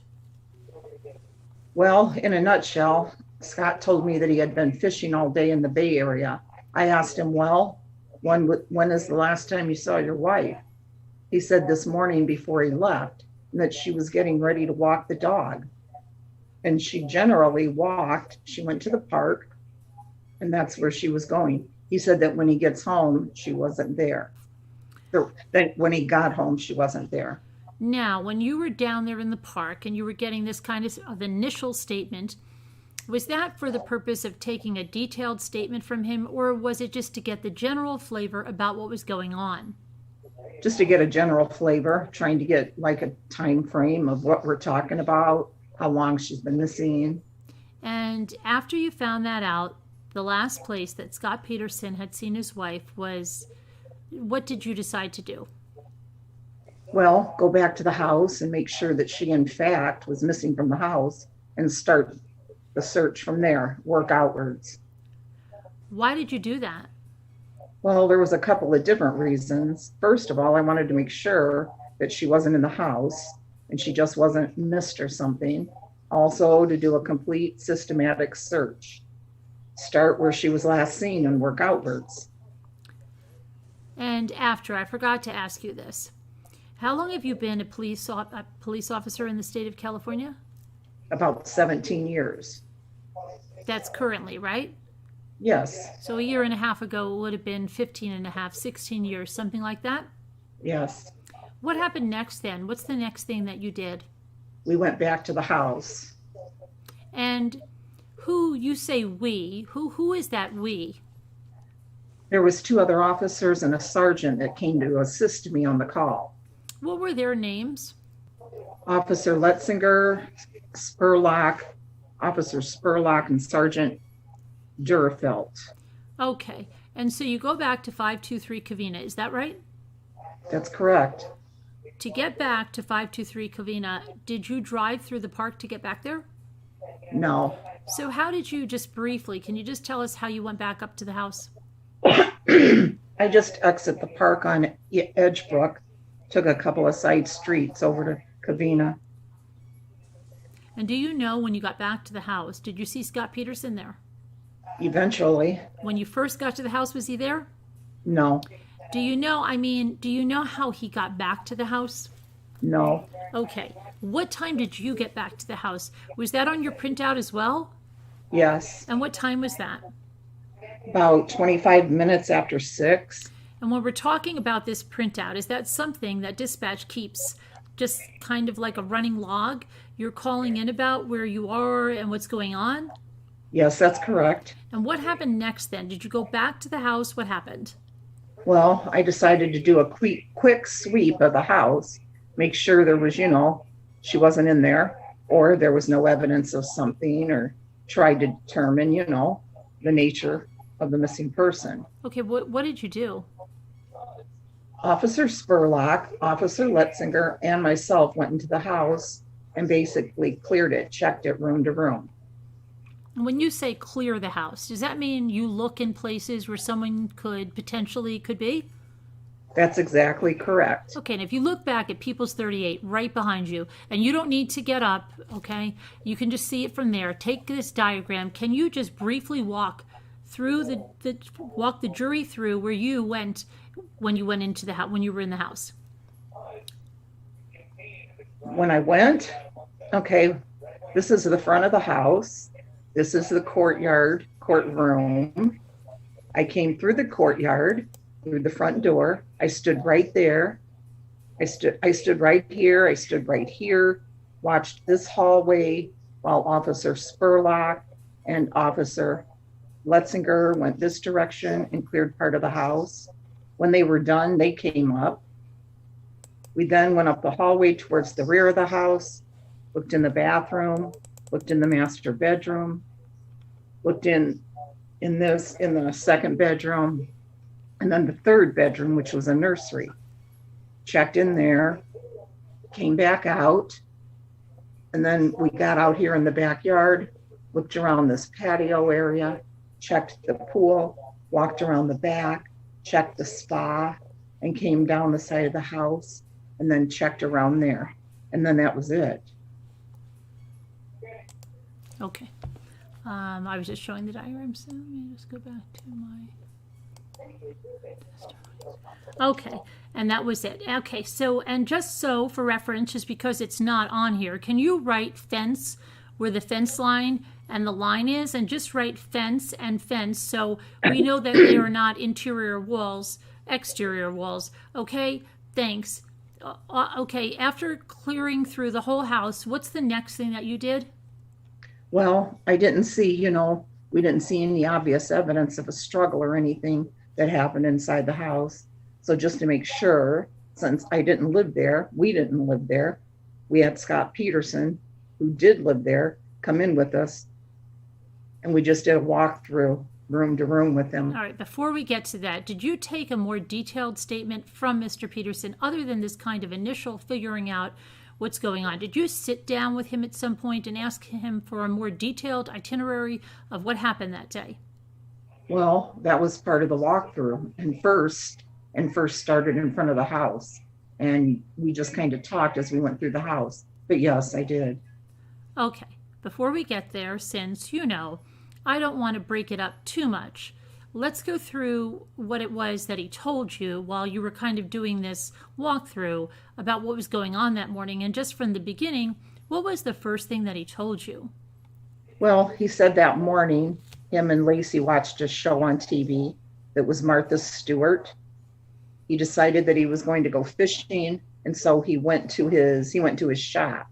Now let me stop you. And did he tell you what time it was that he left the residence to go to the shop? Yes, I was just going to get to that about 9:30 in the morning. Okay, and go ahead. What's the next thing he told you? He said he went to his shop. That's where his boat was at. And did he tell you about what his wife's plans were for that particular day? Yes, that she was going to walk the dog down to the park, do some shopping for some groceries, because they had a family dinner planned for that evening. Okay. So he said he went to his shop. He said to pick up his boat. Is that right? That's correct. And just for reference, and we'll get to this in a minute, did you eventually go to that shop that night? Yes, I did. A People's 55. Do you recognize that is the diagram of the shop? And you can get up and look at it if you want to. Yes, I do recognize that. And then, okay, what happened next? He went to the shop. Go on. Well, he said he picked up his boat and he headed off to the Bay Area. I asked him, where did you go fishing? In the Bay Area? And what did he say? He said he went to the Berkeley Marina, All right. And did he say what time he got there? just about noontime. Did you press him for specific times, or were you just kind of letting him give you the information? I just let him give me the information. I didn't press him for times. What happened next? I asked him, well, who did you go fishing with? He said he went by himself. I asked him, how long were you fishing? And he said he fished for about 2 hours until it started getting rainy and cold. So he decided to come back. All right. And did he tell you what he did when he decided to come back? Well, that he just loaded up his boat. He tried to call Lacey a couple of times, once on her cell phone, once at home on the way back. Let me stop you there. Did he tell you when he tried to call her the first time? At the marina, And did he tell you when he tried to call her the second time? when he was coming through Livermore. All right. And did he say whether or not he was successful in getting a hold of her at all that day? He said that no, he wasn't able to get a hold of her. Okay. What happened next? What's the next thing that he told you that happened? Well, he went back to the shop, dropped his boat off. I asked him, what time did you? And then he came home. What time did you? And then he came home. And I asked him, what time did you arrive back at your home? He said about 4:30. And what's next? What's the next thing that he told you? He said that Lacey wasn't in the house. He figured that she was just out, maybe doing some errands or something. So he changed his clothes and he put some clothes in the washer. He took a shower. Let me stop you. Did he tell you when he got home, did he notice anything about his dog? Yes, he did. What did he tell you about that? He said that he saw their dog was in the backyard and the leash was still attached. Did he say anything about the doors to the house being locked or unlocked? Yes, he did. What did he say about that? He said the rear French doors or the doors that lead out to the patio, the backyard, which were French doors, were unlocked. Okay, and can you show the jury or just point out those French doors, if you will, on the diagram that lead out into the patio? This is, use the pointer. Okay, right here. Okay, all right. What's the next thing that he told you then? Well, basically, he got, a couple of slices of pizza. He drank some milk. He then took a shower. After he was done with the shower, he started to make some phone calls. And did he tell you who he called? I think it was Sharon Rocha, Lacey's mother. And did he tell you what happened next? That was basically about it for the statement. Okay. What's the next thing that happened? You said the statement was going on while you were kind of doing the walkthrough with him? Right. So can you take the jury through what happened regarding the walkthrough? Where did you go? You can use the pointer. This is with Mr. Peterson now. Yes, He Sharon. did this. Okay. Right. We came through the front door, kind of just walked into the dining room, looked around. I asked him, do you see anything out of place, anything that looks unusual? He didn't say anything. He walked down the back hallway, looked in the bathroom, same thing. Do you see anything unusual, anything out of place? No. Objection. Non-responsive. Calls for narrative. Just about to stop, Judge. Do it by question and answer. Overruled. Okay. After the bathroom then, which room did you go to next? We'll do it room by room. Okay, we went to the master bedroom. And did you do the same kind of thing? Look around. If anything looks like it's out of place or anything like that. Yes. What did he say? No, everything looked normal. And you have been a police officer at this point for 15 or 16 years. Have you seen houses that have been burglarized or ransacked? Yes. Did this house give you any indication that that's what occurred? No. All right. So after you went to the master bedroom, what happened next? We went to the spare bedroom or the second bedroom. Okay, and the same thing? Yes. All right. And what about the nursery? Same thing. Came into the nursery, looked around in there. Okay. Same. And nothing really out of place. He didn't say anything was out of place. No. In the master bedroom, well, actually, let's keep going. Take us through the rest of the house. Where else did you go? We came out of the back bedrooms, down the hallway, through the sitting room, just looked around, nothing missing, came into the kitchen, and I opened up the refrigerator to see if there was any new food that she might have bought. And he said, no, that didn't look like there was anything new. So you were the one that actually opened the refrigerator? Yes. And he was standing there. You said, does it look like she'd been to the grocery store or something of that nature? Yes. All right. And he said no. Yes. What happened next? Then he just came down into the living room and kind of just the same thing, looked around, nothing was out of place. Did you see any white rags on the washer and dryer? Yes. And did you ask him about those? No, Did you see a rug that was crumpled up against the doorway? not at that time. And let's go back to the master bedroom. At some point in this walkthrough, did you ask Mr. Peterson or did one of the officers ask Mr. Peterson about whether or not Lacey's purse was there in the house? Yes. And tell the jury what happened with that. Well, we wanted to find her purse to see if it was still there or not. Asked Scott, where does Lacey usually keep her purse? He says usually by the front door or in the back bedroom. Okay, and obviously it wasn't by the front door. That's correct. Okay, where was it? It was in the master bedroom, in the master closet. And were you present when Officer Spurlock went, put the purse on the bed, and went through the items with Mr. Peterson? Yes. What happened next then? Actually, let me stop you. Did Mr. Peterson, after looking at the items, say, yeah, her ID and money and keys and personal effects were present? Yes. What happened next? Well, we put the purse back and then we just came back outside. And when you were walking out with, after you were walking back outside, did Officer Spurlock stop you and whisper some information to you? Yes. And what did he say? If objection, hearsay. Explain his conduct. That's right, Your Honor. Later conduct when he talks to Detective Duerfeld. Not offered for the truth, to explain his subsequent conduct, whether it's reasonable or not. You can tell us what Officer Spurlock told you. Officer Spurlock told me that Scott was unable to tell him what kind of fish he was fishing for in the Bay Area and what kind of bait he was using. And did you at that point question Mr. Peterson about that? No. Did you later, when Detective Broccini showed up? I wonder why it was that we got that in for. It wasn't for the truth of the matter. Why did he subsequently do that? That's what we want. Based on what information? This is a question about it. He said no. I haven't gotten there yet. I think it's premature, Mr. Garagos. Go ahead.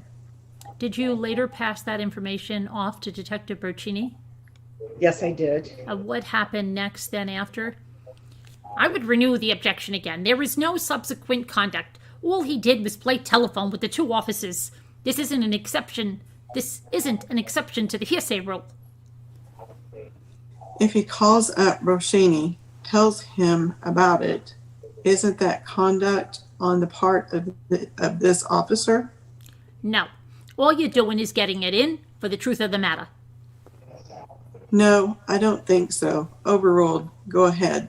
At that point then, you said that Scott Peterson left the residence. Yes. And then what did you and Officer Letzinger and Officer Spurlock do next? Well, we were still in the house. Sergeant Duerfeld came in and we just round tabled what we had saw. And did you tell him basically all the information that you have told us? Did you give that to Sergeant Duerfeld? Plus a couple additional things. Okay, and what happened next? We then came out to the front of the house. And all right, you guys, all three came out, and what happened next? A decision was made to call out detectives. Do you know who made that decision? Sergeant Duerfeld. And Sergeant Duerfeld was the ranking officer at the scene at that time. Yes, he was. And okay, what happened next? What's the next thing you personally did or saw? Well, while waiting for detectives, we were also waiting for the helicopter to arrive and to search the park with a FLIR. And what happened next then? Basically, just hanging out in front of the house because we had an order to get everyone out of the park because the helicopter would be flying over with the FLIR, whatever. We needed to get everyone out of the park. And while we're waiting, Scott's father-in-law came walking up. Okay, and on the 24th of December, do you know who that person is now as you sit here today? Yes, I do. Who is that?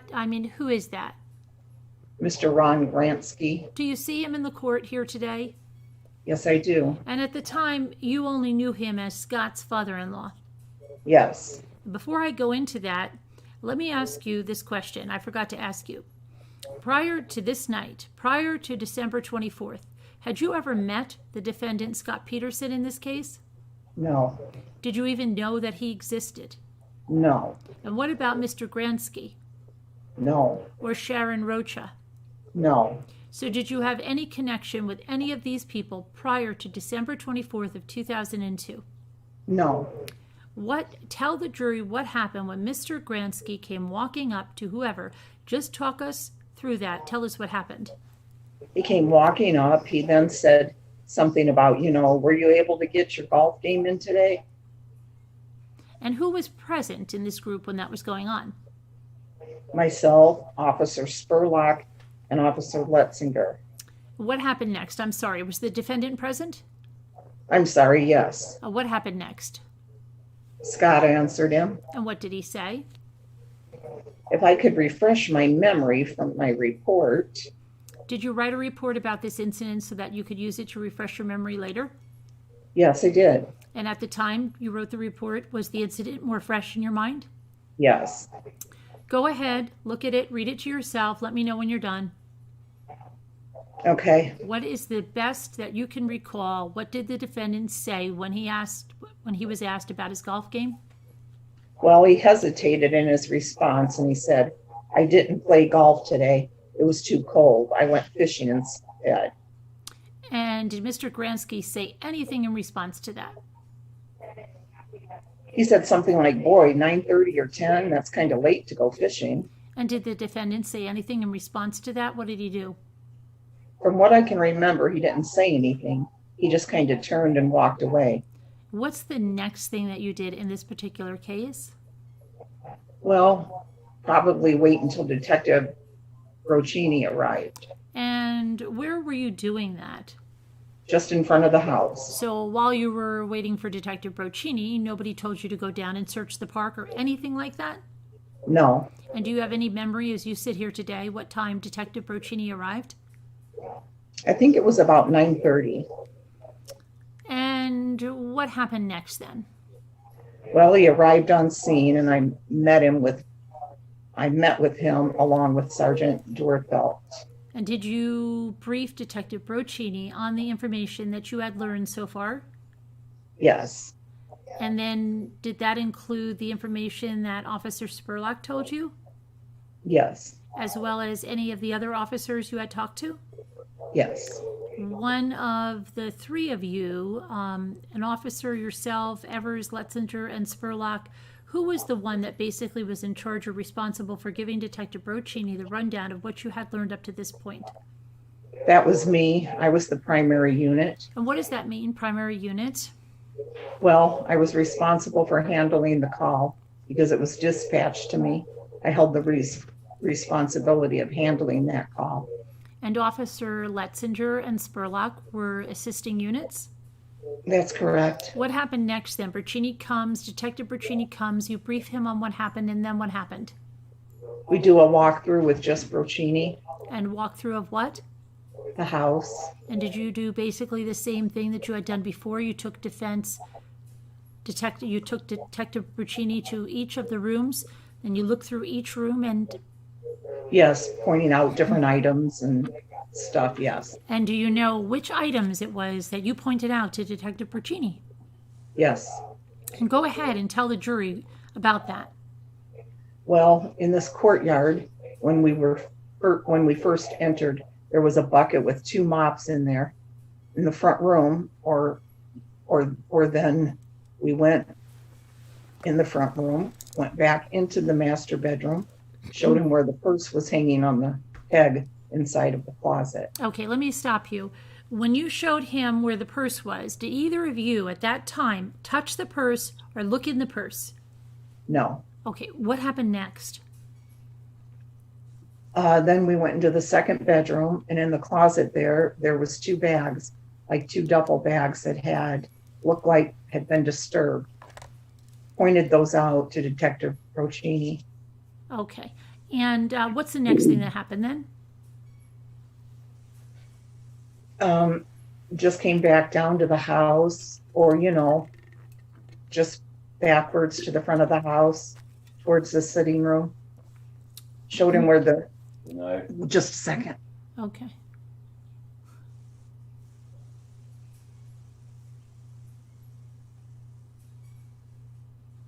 Come on, we don't want to see that.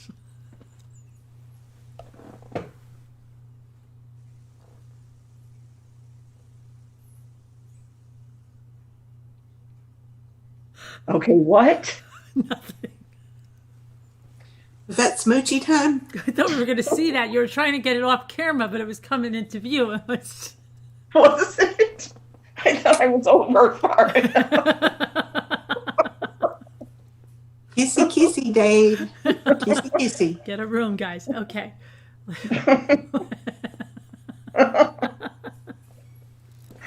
Okay. So where were you? I don't know. Can I go get some more water? Yeah, go gallon ahead. Go of get water? some more water.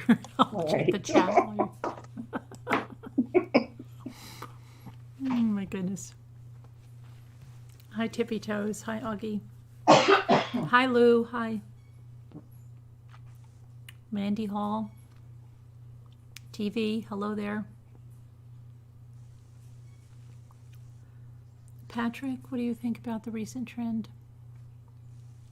Patrick? It's funny that you asked that. We actually embrace it, Patrick. We have a neck brace, Karen, and she's going to be very popular on our merch for the holiday season. Her designs are selling out, Patrick. So we're very happy about that here.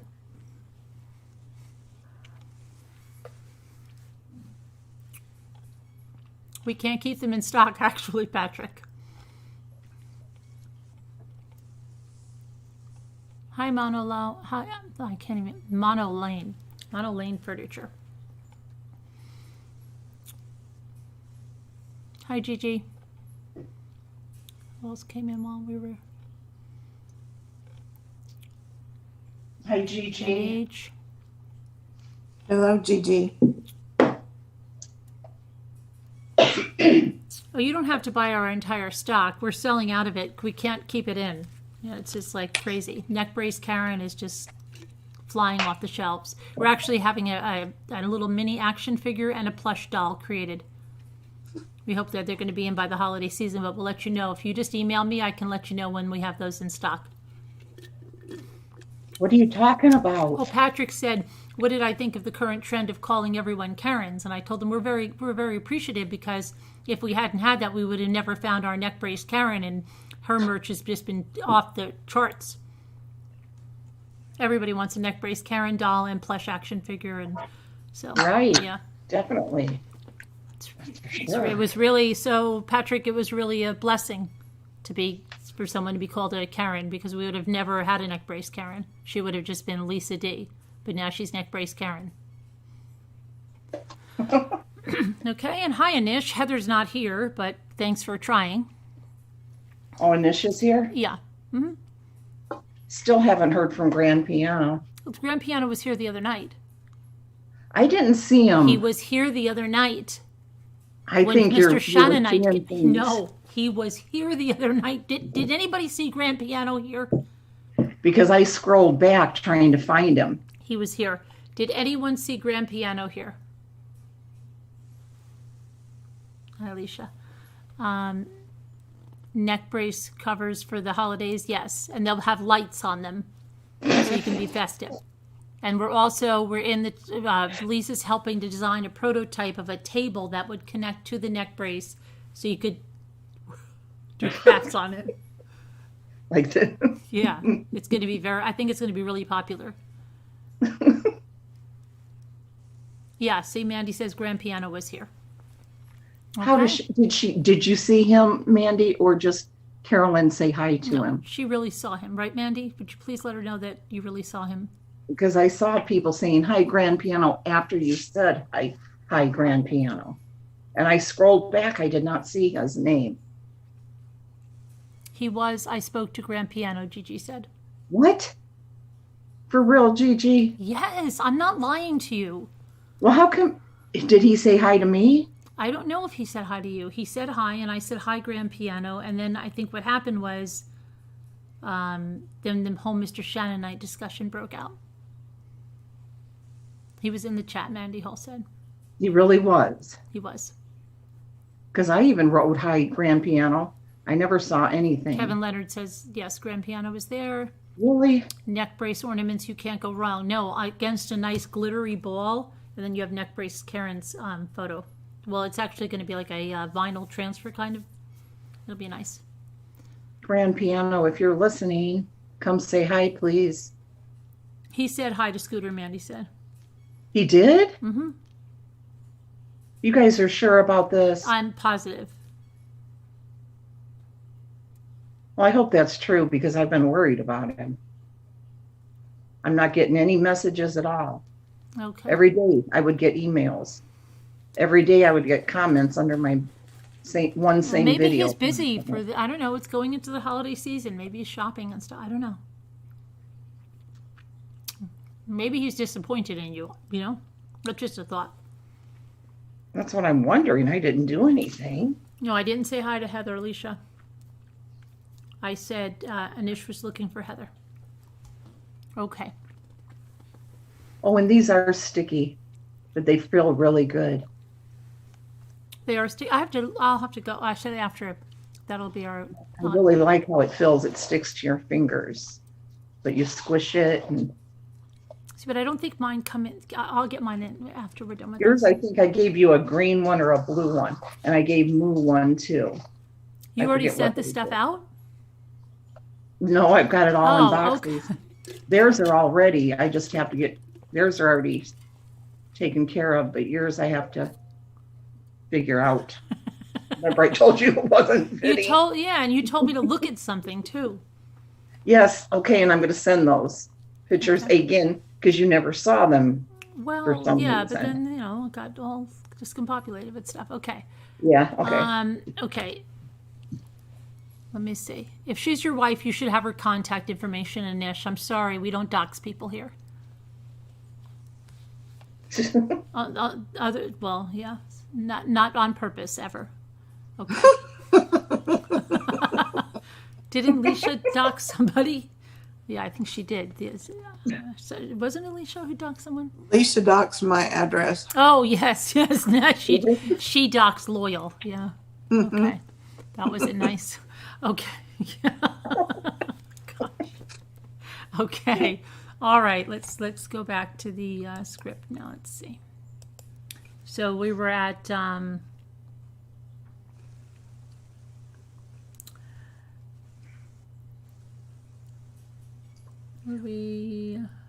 The with mops. front door of the courtyard. Mr. Peterson was still in the courtyard area. Is that Judge? Do you remember where we were? I think you were, Evers was saying, just came back down to the house, or, back towards the front of the house, towards the sitting room, showed him where the towels were. I These think it was around the wet, towels. white terry cloth towels were on top of the washer. Okay. All right. Well, thank you. Thank you, Loyal. What happened next? Then we went into the second bedroom, and in the closet there were two bags, like two duffel bags that looked like had been disturbed. Pointed those out to Detective Brocchini. Okay, and what's the next thing that happened then? Just came back down to the house, or, back towards the front of the house, towards the sitting room, showed him where the towels were. These wet white terry cloth towels were on top of the washer. What happened next? And that was basically it. And then did you and Detective Brocchini go out of the house? Yes. Same way through the front door and then back through that courtyard gate? Yes. What happened next then? We met with Scott, who was standing in his front yard. So Mr. Peterson was still, he was in the courtyard area, or was he on the front lawn area? He was in the driveway over here somewhere. Okay, and can you put on there, let me see if this has any, can you just write there on the lawn where maybe like here, and then he is obviously then on the driveway, so that's okay. Right. Okay, so you met with Mr. Peterson, and what happened next? Well, Detective Brocchini, introduced himself and basically told him that he was going to investigate this from this point forward, and that he wanted Mr. Peterson to accompany him inside the house and, do a walkthrough. And when the detective arrives at that point, who takes responsibility for the investigation? You as the patrol officer or the detective? The detective. So once the detective arrives, let me ask you this way, once Detective Brocchini arrived, did you write the information that happened with Detective Brocchini in your report? No. And why is that? He covers what he does. I covered what I did, and just not to mess up the investigation. May I have a moment with counsel? Sure. Thank There's you, a Your pause. Honor. Okay, Officer Evers, you took, and at that point, then, did Detective Brocchini go back in the house with Scott Peterson? Yes. Did you go with him? Yes, I did. What happened next? Just take us through that. We can go room by room if you want. This seems to be the easiest. Okay, well, basically same thing. Went through the front door, went back down the hallway to the master bedroom, went to where the purse was at, and Detective Brocchini, he picked up the purse, opened it, looked through it, and put it back. He put it back on the peg. Okay, and when Detective Brocchini was looking through the purse, did he show any of the items to Mr. Peterson? Do you remember? Yes. And just asking, are these your wife's personal effects? Yes. And the defendant said that's her stuff, right? Exactly, yes. And what happened next? We went from, the master bedroom, to the second bedroom, and Detective Brocchini asked him about these bags that were in the closet. Do you remember what the defendant said, if anything? He said something like, well, he's just a slob,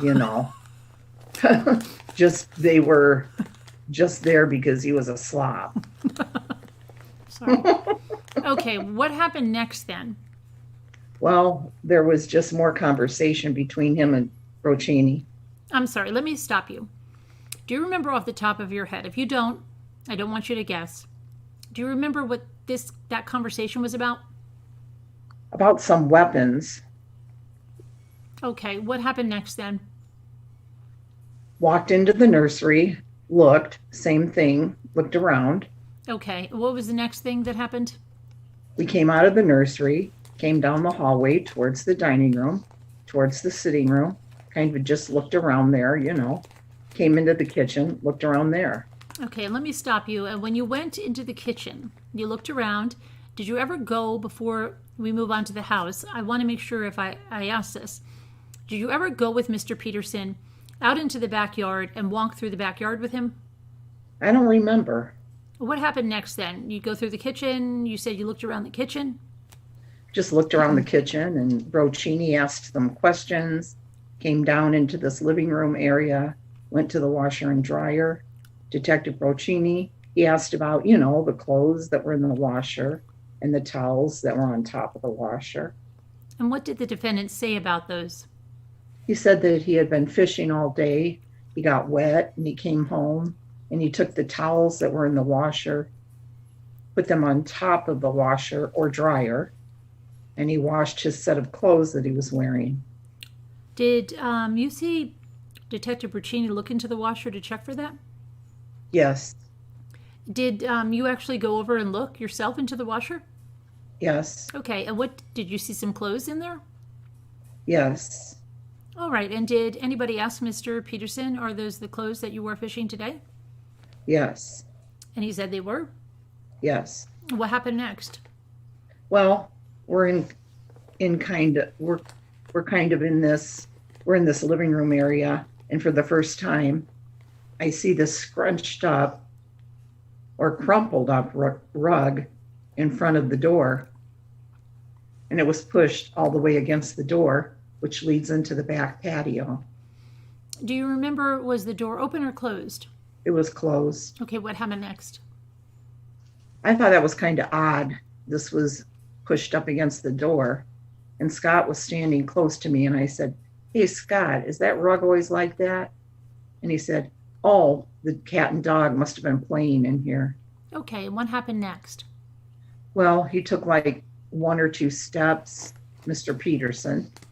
He took like the one or two steps forward, took his top of his foot, and he put it on the corner of the rug and tried to pull it out and straighten it out. Okay, and what happened next? Well, let me stop you there. Did you question him any more about that, or was that it? No, that was it. Okay, what happened next? From what I can remember, there was conversation between Broccini and Scott Peterson about going out to look at the cars. Then he wanted to go and look inside the cars. Who wanted to go look?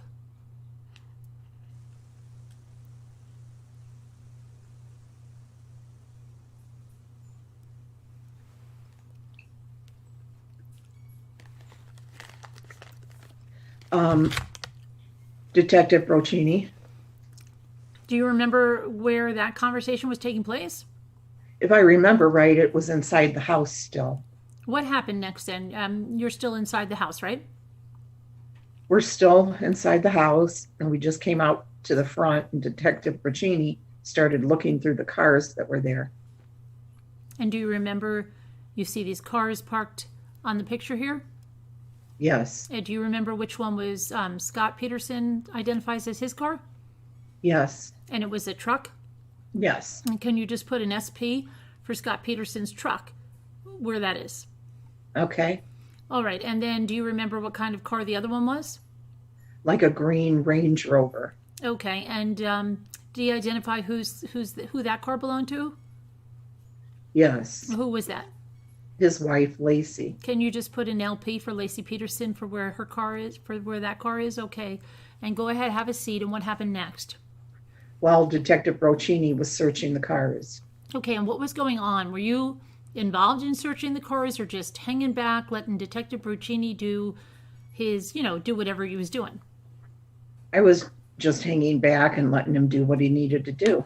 And who also was present when that was going on? Scott Peterson. Okay, what happened next? What's the next thing you saw, or which car he searched first? It was Lacey's car. Did you see him go inside and look through it? Yes. And what happened next? I had just a quick conversation with Scott about where he went fishing today. He said Berkeley Marina. Okay. And he said, in fact, I have a parking receipt. Would you like to see it? And what did you say? I said, yes. Okay, and did he go somewhere and get the parking receipt for you? Yes, he did. Do you know where he went? Yes, I do. Where was that? He opened up the door to his truck and reached in and pulled a receipt from the ashtray. Okay, let me show you what's been marked as People's 53. Do you recognize that item? Yes, I do. And does it say on there what time the person, whoever got this receipt, bought that receipt? Objection. Document speaks for itself. Well, he can read it off up there as well. Is it on there? Yes, Go ahead and read it. 12:54 p.m., December 24th. And does it say that parking receipt expires? Yes, Well, when was that? 11:59 p.m., Tuesday, December 24th. Okay, Detective Evers, what you were reading from was the time on here, which is right there. Yes, Okay. And then the expired time is the bigger time. Is that right? that's correct. Let me see. Is there anything the price says $5? Yes. And he gave you that receipt. What happened next? I handed the receipt to Detective Broccini. And did he just take it then? Yes. Okay, what happened next? Broccini was still, searching Mr. Peterson's truck. And again, were you involved, other than getting that receipt, were you involved in searching Mr. Peterson's truck? No. What happened next? Well, when the search of the truck was done, Detective Broccini asked Scott about going to his shop to go look at his boat. And Mr. Peterson had already told you where he stores the boat. Yes. Okay, what happened next? Well, Detective Broccini told me I need to go with him to Scott's work to go look at the boat. I then got a phone call from Records telling me about the missing person report needs to be turned in. Let's get into that now. Your Honor, I don't know when the court wants to take a break. We'll go to 10:15. Okay, so take a look at People's 54. Let me show Mr. Garagos, just so you will know. This is the 2-page? Yeah, thank you. Let me show you where it's been marked as People's 54. Do you recognize that document? Yes, I do. And that's a copy of the missing persons report that you filled out that day. Yes, it is. Okay, and that's the information that's contained on there. Who did you get that information from? From Mr. Scott Peterson. Okay, and can you tell the jury, why are these forms filled out? What's the purpose of them? That's how we document a missing person at the Modesto Police Department, which is also used to enter it into our computer system, the statewide CLETS system. And what's that? What's the statewide CLETS system? Well, it's a database that law enforcement has access to.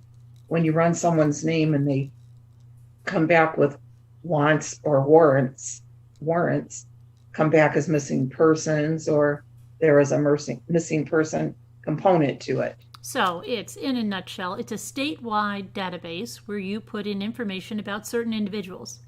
Yes. And that way, I guess, missing persons case, someone found someone that matches the information on there. They would have this information and they could call you up and say, hey, we might have found that missing person. Yes. Okay, let's just go through it. Can you see it from back there? Yes, I can. Okay, so it has Lacey's name on the front, correct? Right. And the date she went missing. Right. And you put 1804. What does 1804 mean? I think that was an error, and I think I looked at the wrong time to begin with on my screen. And that was the time I approximately talked to Scott originally. Okay, so that would have been down in the park. Yes. I think you testified that your terminal said that you got to the park at 1811, which would have been 611. What's that? There is obviously a discrepancy. Can you explain that? Well, I would have to refer to the actual call log. Did you have it in there? Yes, I do. Go ahead. This printout of the call is the same printout that we have in our car, but we don't have printers in our car, so we have a screen. So what I did was I was filling out the report in my car. I get out and I talked to Mr. Peterson, and I pulled up the first screen on my computer, and it had the on-screen time of 1802. I estimated, okay, maybe 2 minutes later, I actually talked to Scott Peterson for the first time. So that's how I arrived at the 1804 hours. Okay. And let's see, I was just getting. Okay, the 18 to 4 hours. Did Scott give race, height, weight? Where did you get that information from? Scott. Okay, and hair color, eyes, date of birth, age, and let's go to there. What clothing description did Mr. Peterson give you that she was wearing? He told me that she was wearing a white long sleeve shirt and black pants. And did Mr. Peterson tell you that, or as far as you could tell from this investigation, that he was the last person to have seen Lacey that morning? Yes. And then what jewelry did he say that Lacey was wearing? He told me that she was wearing a diamond ring, diamond earrings, and a diamond necklace. And he said that she had a tattoo of a sunflower on her left ankle? Yes. And a large scar on her torso? Yes. Why did you ask for that information? Well, worst case scenario, if a body was to show up somewhere in the state, there is another way to identify the body. And he gave you the location last seen, which was at their home, 523 Covina. Yes. Probable destination, Dry Creek Park. Was that the area you were at? Yes. Mental condition, stable. And why do you ask that? Why is that on the form? Well, some people could be. We call it suicidal. So maybe she might have, or missing person might have gone somewhere and committed suicide. Dentist, defendant was unable to remember at that time the dentist. That's correct. Mr. Peterson, of course, is her husband. His phone, and what's the narrative here? Can you just take us through that? Just a brief little synopsis. I believe that is entered into the database. And why it says, and what it says is RP for reporting party. Husband left MP, which is the missing person, Lacey Peterson, at home at 0930 hours, which is 9:30 in the morning, and went fishing. RP returned home at 16:30, which is 4:30 in the afternoon. That's military time, and discovered 8-month pregnant wife, MP, was missing. Okay, so RP return, that would be Scott Peterson. 8-month pregnant wife, MP, that's Lacey Peterson. Yes. All right, so after dispatch called and said, we need to get this information, and why did dispatch call you and say, we want this form? Well, on a missing person call, there is time requirements to get them entered into the system. Do you know what those are off the top of your head? I think it's 4 hours. And do you know what time? From the date of report time, I have reported. So from the time somebody calls and reports a missing person, you're supposed to have them into the system within 4 hours? Yes. And do you know what time it was that dispatch called you and said, hey, I need this information? I think it was pretty close to 11 that night. So you were about an hour over what the protocol calls for? Yes. What happened next? I followed Did we? Detective Brochini over to Scott's business over on Emerald. Okay. Go ahead. Do you remember what that address was? Yes. What was it? 1027 Emerald. Okay, and you can look at the diagram if that would refresh your memory. Yes. And go ahead and give us the straight address. Straight address, okay. 1027 North Emerald Avenue. All right, and that's in some other location in Modesto, correct? Yes, it is. And how did you get there? I drove my police car. How did Detective Brochini get there? He drove his unmarked detective car. And who was with Detective Brochini? Mr. Peterson. And the detective cars for your police department are unmarked units. Yes. That's standard. Yes. What happened? Well, let's set this up a little bit more. You get to this location. Can you describe it for the jury? What kind of establishment is it? It's a commercial district with warehouses and businesses. And would it be fair to describe it as kind of a strip industrial complex, like little bays and offices down the line? That's a real good description, yes. And so you went to one. And what time of night, just roughly? You don't need to tell me exactly, was this? I think it was a little after, well, about 11:15, 11:30, somewhere in there. And do you remember, was there anybody else around? No. At Christmas Eve, 11 something o'clock, you get there. It was dark, obviously. Yeah, Were there lights on in the parking lot of this area? yes. Okay, what happened next? We went to Mr. Peterson's unit. And okay, go ahead, go ahead. You went to his unit. What happened next? Well, we got out of the cars, obviously, and we went into the office. How did you get into the office portion of the building? Mr. Scott Peterson opened up the door with a key. I'm sorry, I was going to ask, do you know if he used a key? Yes, he did. And so, can you tell me how it is lined up? Mr. Peterson is at the door with a key? Uh-huh. And then, where is Detective Braccini? He's behind him. And then you are behind them? Yes. And what the defendant was, how would you describe him at this point? Cooperative, uncooperative?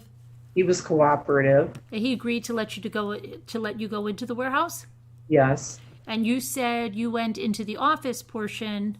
We go to People's 55 here. You can stand up. And do you see what would be designated as the office portion? Yes, I do. Okay. And why don't you just take that pen, the one that's good for writing, and just draw a line and put office. Okay. And you said you went in the door portion of and then it says 17 lines of missing text. So the court reporter was off of her game then. So we're just going to... Yeah. Detective Evers, we were kind of just getting to when you went to shop with the defendant and Detective Braccini, and you were kind of labeling these things. Can you just finish us up these labels so we know? Just write an arrow over here where the roll-up door is, and if you can just write an arrow over there for the boat, everyone knows what we're talking about. Okay. Okay, thanks. So now you said you had gone to the office, and Mr. Peterson had opened the door leading into the little office, correct? That's correct. Okay, what happened next? Well, all three of us went into the office. All right, and what happened when you got inside there? Detective Braccini asked if there were any lights. And what did the defendant say, if anything? He said that there was like no power to the business. Okay, and what were you using to see at that time? Flashlights. Who had flashlights? Detective Braccini and myself. And what happens next? Well, I stayed close to the main door. Detective Braccini was talking to Mr. Peterson, asking questions, looking around. What happened next? I'm sorry, was that in the office area? Yes, it was. Okay, what happened next? There was a conversation about a fax. About a what?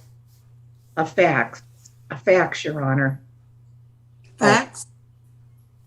Yes. Okay, go ahead. And then eventually the roll-up door was opened. And do you know who opened that? Yes, I do. And do you know Are who we- opened that? You know, I do not. No, I do not know. Okay, what happened next then? Well, the roll-up door was opened. Detective Braccini, he moved his car and turned the headlights on to illuminate the inside of the warehouse. So his lights, his car was facing the roll-up door with the headlights on, shining into the shop. Yes. Okay, and where were you? I was outside the main, is it supposed to be man door? Main door, yeah. Yeah. I was outside the main door on the outside. Okay, so you were kind of standing like over here somewhere? Yes. And his car was facing in? Yes. What happened next? Well, I saw the boat. We saw the boat. And Detective Braccini started looking around the boat, asking Mr. Peterson some questions. Okay, and what Where was Scott Peterson at this time? He was inside the warehouse. Okay, so Detective Broccini and the defendant were inside this portion of the warehouse now? Yes. And did you see him go up to the boat? Who? Did you see Scott Peterson go to the boat? Yes. And did you see Detective Broccini go up to the boat? Yes. And so they're both kind of looking in, and Detective Broccini is asking questions? Yes. All right. And what kind of a boat was it? I'm not asking you as an expert, but can you describe it for me? It was a 14-foot, aluminum boat on a trailer. And so it was parked on a trailer there in the warehouse. Yes. What happened next? Well, Detective Broccini was asking some questions about some things inside the boat. Detective Broccini, he took some pictures. Okay, and when did you pull up your car and face it into the shop too? No. Okay, well, what happened next? Well, when we got done with the boat, we got done with the boat and the whole warehouse thing. All right, so Detective Broccini just wanted to make sure I don't miss anything. He asked Scott Peterson some questions, or he looked in the boat, and you're standing outside the whole time. Yes. And and eventually he takes some pictures, Detective Broccini did, Yes. and then they finish up with the boat, and you all leave the warehouse? Yes. Okay, so everyone goes out, and who shuts the roll-up door? Do you know? I don't remember. Okay, and do you remember how they came out? Everybody came out of the shop. Did they all come out through the roll-up door? Yes. And do you remember that someone shut it? Yes. And then the main door leading into the building, that somebody shut that door too? Yes. And what happened next? Detective Broccini told me to go back to 523 Covina, back to the house Okay. and check in with him with Officer Letzinger that was there. Did you do that? Yes. Okay, and where was Mr. Peterson at this time? Standing next to the unmarked detective car. So they were still at the shop. Yes. At the shop, Detective Broccini says, hey, go back to 523 Covina and check in with Letzinger. Yes. So you go ahead and do that, and you get up and you leave and you do that. Yes, I do. Then what happened next? I went back to the 523 Covina Street address, and let's see, Detective Broccini, he wanted me to make sure that there were some items that were taken as evidence and make sure pictures were taken by the ID tech person. Okay, do you remember which items Detective Broccini wanted you to have the ID tech person take? Well, he just said, make sure that Doug Lovell takes the mop and bucket. What happened next? Well, I went back over there to Covina Okay. to make sure that was done. And after you did that, what's the next thing you did in this particular investigation?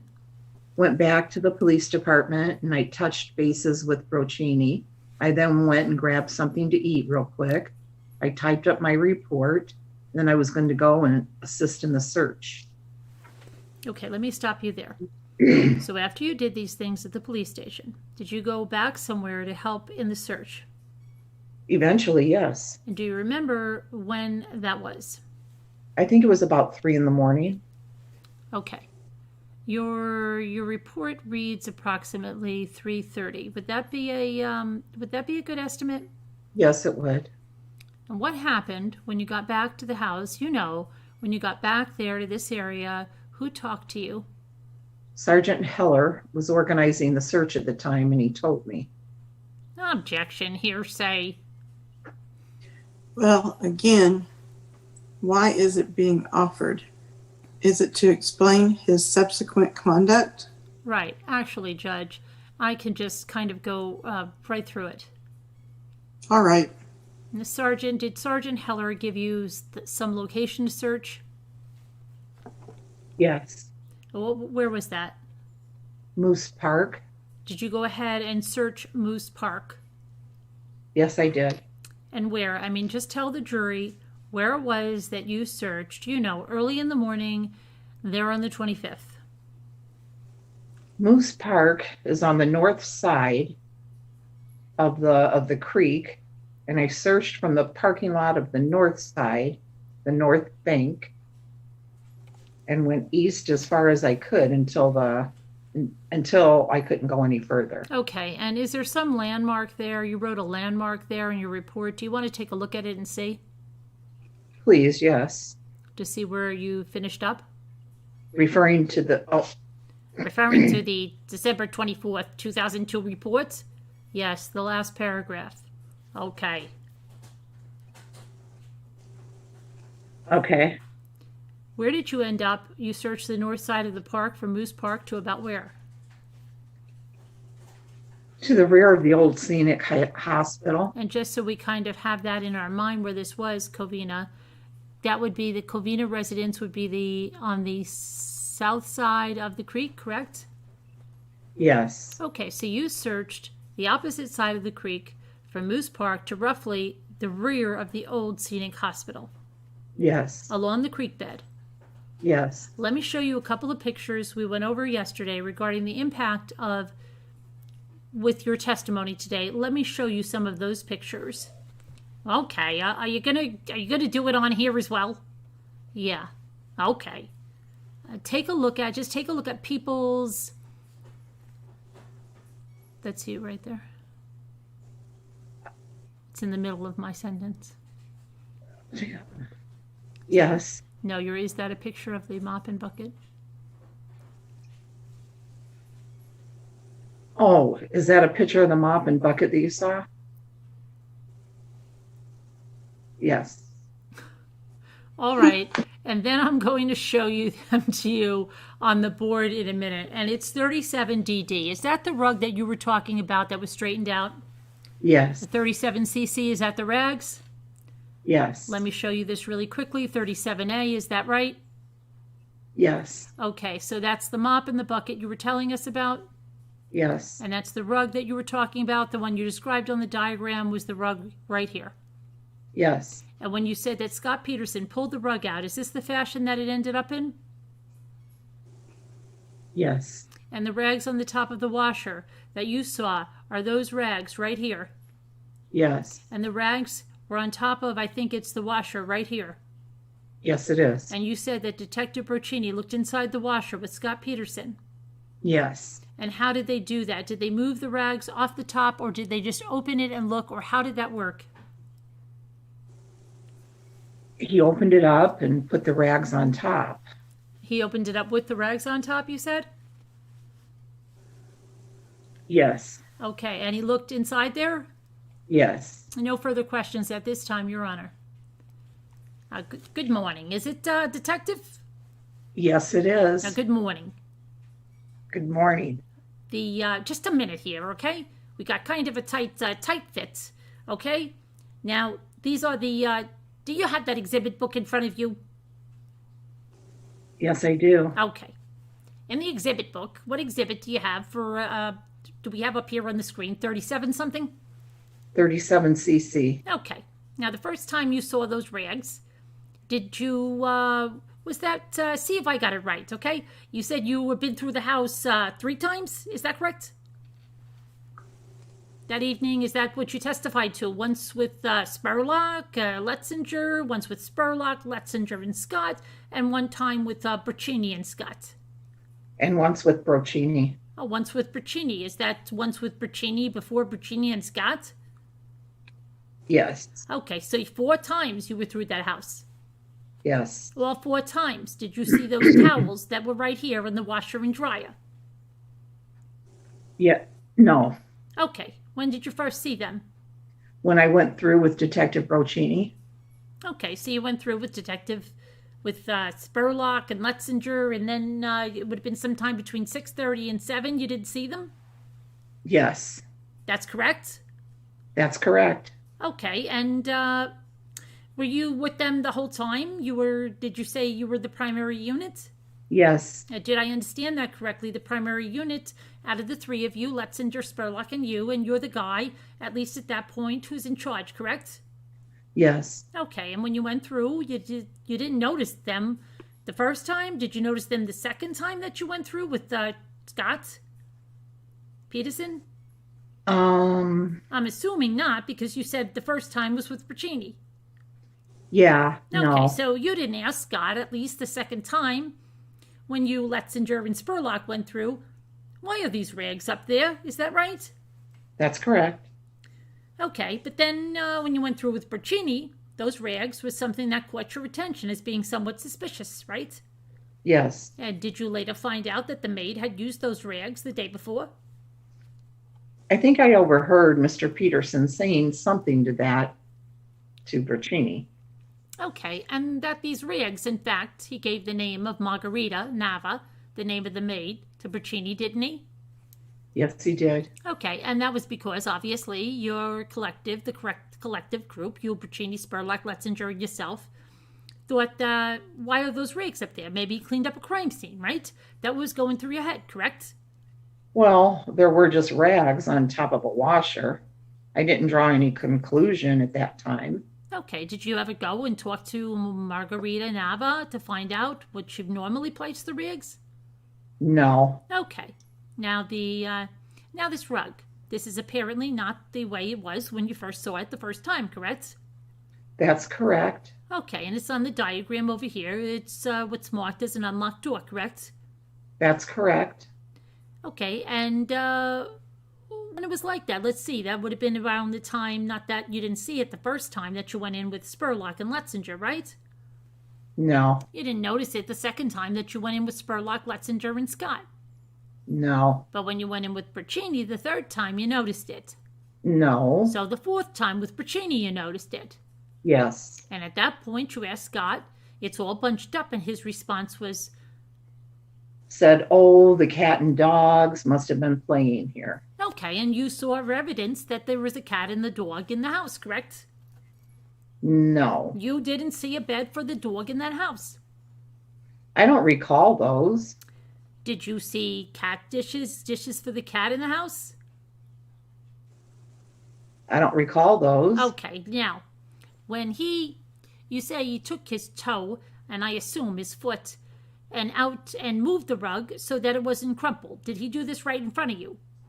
Yes, he did. Okay, I mean, he didn't say, hey, look over there. And then he kind of moved the rug, did he? No. Objection. It's argumentative. Overruled. Now, when he did that, you came back and you collected. I'm going to go fast forward, but there's all these other things that are happening. And you go over to the warehouse and you come back to collect evidence. And did you collect this rug? No. Because you didn't see it as an evidentiary value, did you? Not at that time. Okay, and do you know if it's ever been collected? I don't know. Do you know? Did you see anything on this rug? I know it's the picture's a little lightened, but did you see any blood on it anywhere on this rug? No. Did you see any fibers, anything on this rug anywhere? No. Did you see hairs or anything on top of that rug? No. Okay, did you see anything that would indicate that that rug was instrumentally in a homicide? At that time or another time? At that time that you went in there. No. Okay, and you didn't collect it, correct? I didn't know. Well, you were the guy that was sent back there to collect the evidence with Lowell by Braccini, correct? No. Braccini didn't say go back in the house and get the evidence? No. Didn't tell Lowell what to do? No. So he never said that? No. He told me to go back to the house and make sure that what was told of them is done. What do you mean? What was told of them? Well, it's my understanding that I don't want your understanding. I just want what he told you to do. I just told you. He told you to go back and make sure that what was told to them is done? Well, he said, make sure that they're done over there by taking the bucket and, the photographs. Okay. Now, do you know where this location is right here that I got up here on the screen? Yes, I do. Do you know what that is? Is that the bathroom? Yes, it is. Is that connected to the master bedroom? No. Is it right next to it? Yes. Does that appear to you to be the bathroom that Lacey Peterson would use? Objection calls for speculation. Sustained. Did you ask if that's Lacey's bathroom? No. No. Well, did that appear? There's only 2 bathrooms in the house, right?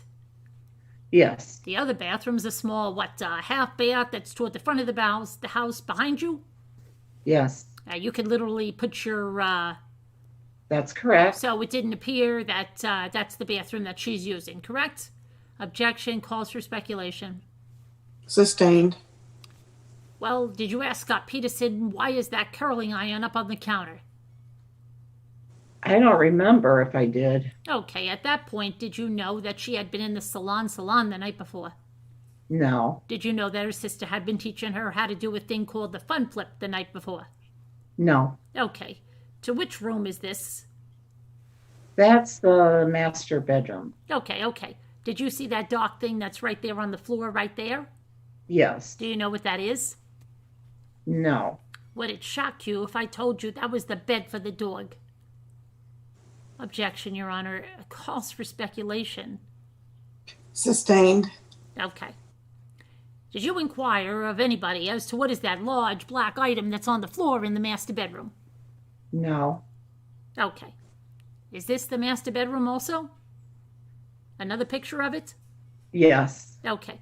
Now, in that, could you point to the jury, where the bed is in that room on the diagram? In fact, if you could you draw it in with the red pen where the bed is situated in that master bedroom? You know, Detective, I'm going to give you this. Got a little narrower point. Won't take as much space. And I've got up on the board, for the record, 37I. And now they have an ill juror, and they had an early noon recess due to this ill juror. And if I can get to that, so in relationship to the closet, if I understand this correctly, it faces just a little bit off center from where the closet is if you're lying down on the bed. From my memory, yes. Now, I think I established before that break for that ill juror, if I can understand you correctly, that there were 4 times that you were in that house that evening. Is that right? Go through them again. The Evers, Spurlock, Letzinger time, the Evers, Spurlock, Letzinger, Peterson time, the Bocchini, Evers, and Peterson. Does that do it in order correctly? The 4 walkthroughs? The 4 walkthroughs. Yes. And now on time number 1, it was a walkthrough just to secure and to see if there's anything in there, right? Is that correct? Are we moving on to the new question? Because you asked me. First time that you were in there. The total times I was inside the house. Yeah, I'm saying that there were 4 times that you went there before the warehouse, correct? There's also 2 additional times. Before you go to the warehouse. Yes. Okay, let's explore that a second. So, is that after the last Bocchini, Peterson, Evers time, number 4? Do you go in again after that? No. When was the other time? After I had done the walkthrough with my partners and we were waiting for a detective to respond, and the phone rings on 2 occasions. Okay, and when the phone rang, was that a phone inside the house? Yes. And you could hear that while you were outside? Yes. What did you do that first time? I escorted Mr. Peterson into the house when he answered the phone. Do you know who he was calling? No. And then did you hear the conversation? No. And then what did you do? Did you take him to the back of the house? Yes. He hung up the phone and we came back out of the house. Then the second time you went into the house was where? Well, in one order, the second time that we didn't talk about wasn't one of these 4 times.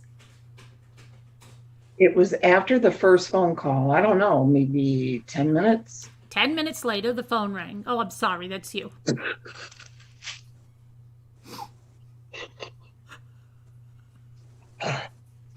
10 minutes later, the phone rang again. I did the same thing, escorted Mr. Peterson into the house where he answered the phone. He had a short conversation.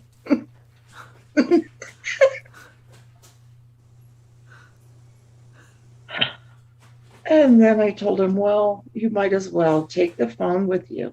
It was one of those portable hand phones. He took it out with him. And did he do that? Yes, he did. And now at some point, did you, and I think you testified that you saw Broccini and Scott Peterson doing something with that purse. Is that correct? Yes. And what? Yeah, just let it stick with the 4 times that you did these 4 walkthroughs. I'll just for right now, for the jury and for my sake, because I'm losing my mind here with you, just forget about those 2 phone calls because there was no walkthroughs on those, right? Or anything else, just answering the phone and bringing it out, right? That's correct, yes. Let's just talk about these 4 walkthroughs. That's all that was there, correct? Yes. Okay, now which one of these walkthroughs is when you saw Broccini with that purse, not carrying the purse or wearing the purse, but going through it? I believe it was the last one when we had Scott with us. And were they in this room that we have here, up on this board, which is of the 37 exhibits that shows the bed? Yes. And did they put that purse, or who put the purse on the bed? I don't remember the purse ever being on the bed. Did they put the items on the bed? I don't remember any of the items being on the bed. Do you remember handling the items? Pardon me? Do you remember who handled the items? Detective Broccini, if we're talking about the same. You saw this exercise with this purse to which there were items that were in there, and Detective Broccini and Scott Peterson, right? I saw Broccini open the purse, look inside the purse, kind of pick some things out and put it back inside of the... Okay, and you heard Scott Peterson telling you things, didn't you? Telling him things. Not that I can recall right now. Do you remember having Scott Peterson identify certain things or handling certain things, or Broccini would hand him the item, he would tell Broccini what it was? Objection, that's compound. It is, but I think he gets the picture. Did you remember whether or not Broccini showed Scott Peterson any items from the purse and said, "Do you recognize this? Do you know what this is?" I remember Broccini showing items to Mr. Peterson. I never saw Peterson handle any of the items inside the purse. Did you? Do you have a memory of that? Either way, as you sit here. Yes. Now, when you first walked in here, you saw this picture, which I think is 37A, which is the bucket and the 2 mops. You noticed this on your first trip into the house. Yes. And that was with Spurlock and Letzinger. Yes. You didn't notice any wetness, is that correct? No, I didn't. Okay, you looked for that, isn't that correct? No, You I didn't look for it. No. Did you notice? Did you look to see the mop? Yes. As I walked, as I entered this courtyard, there's a sidewalk. I looked over to my right, saw a bucket with 2 mops, and I just kept right on walking. Say anything to Spurlock or Letzinger when you saw it? No, I don't think so. Okay, is it a fair statement that you did not notice any water or wetness around the area where the bucket was when you arrived? I didn't closely examine. I'm asking you, did you observe any wetness? No, I did not, Mr. Garagos. Now, did you go into that door that's shown in the picture there? No, I didn't. Okay, where did you enter? The front door off the dining room. Now, when you entered the house, any place, was the floor that, I think we got this 37B, is that floor damp or wet? I didn't notice. There is a 37C. Damp, wet? I don't know. I think through all of these, you didn't notice any floors that were damp or wet, did you? No, sir. You didn't notice any smell of disinfectant or bleach, did you? No, I didn't. And now, at one point, did you say that you remember Ron Gransky walking up to Scott Peterson at that house? Is that after the first time that you had gone in, or after the second time, or the third time, or the fourth? Or before all? Do you remember? It was after the first 2 times, waiting for a detective to arrive. And when Ron Gransky came up there and he said, Scott was standing next to you. Is that correct? Yes, He walked up and he said he was Lacey's stepfather, right? that's correct. And he asked Scott if he was able to go golfing that day. That's correct. And Scott said it was too cold and he went fishing. Isn't that correct? Yes, Okay, and then Ron Gransky said, do you mean going fishing 9:30 at 10 in the morning? Boy, that's late to go fishing. Is that what he said? that's what I remember. Yes. Okay, and when he said, did Ron Gransky say, well, I've been fishing the same day? What a coincidence. No, Did you know that Ron Gransky had been fishing virtually the exact same time? no. As you sit here today, is this the first time you've ever heard that? I have heard some sort of news report. Recently, during this trial.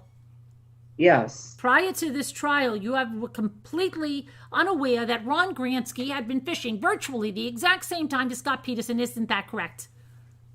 yes, Is it a fair statement that based upon this conversation that you heard between Ron Gransky and Scott Peterson, that this would have been surprising to you, based upon what you've heard Ron Gransky saying? Isn't that correct?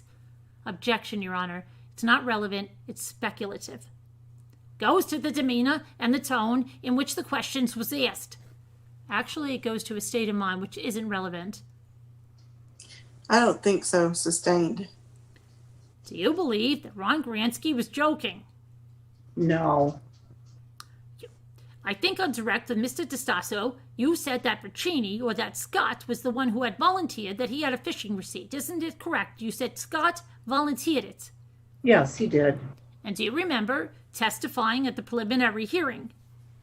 Yes, And do you remember being asked when you were present, were you present when Detective Ricchini or yourself asked the defendant if he had any type of receipt or anything to show where he had gone fishing that day? What page is that? It's 482, line 18. Answer. Did the detective ask him that? Question. Yeah. Answer by you? No. I asked him that. And what did he say? He said he had a parking receipt from the marina. Isn't that actually what happened? That you asked him, do you have any receipts or any proof that you had been fishing at that marina? And do you want me to show you? Please, can I see the transcripts? Oh, I'm please, sorry. can I see the transcripts? Sure. Page 482, starting at line 16. Does that refresh your recollection as to what happened, Detective?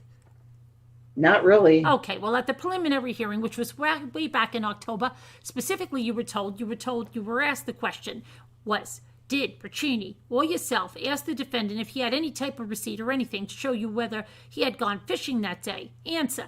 Did the detective ask him that? Question. Yeah. Answer. No. I asked him that. Question. And what did he say? Answer. By you. He said that he had a parking receipt from the marina. Question. And did he show you that? Answer. Yes, he did. Those were your questions and answers, and you were asked at the preliminary hearing by Mr. DeStasso. Isn't that correct? The prosecutor asked you those questions, right? I don't remember that particular question.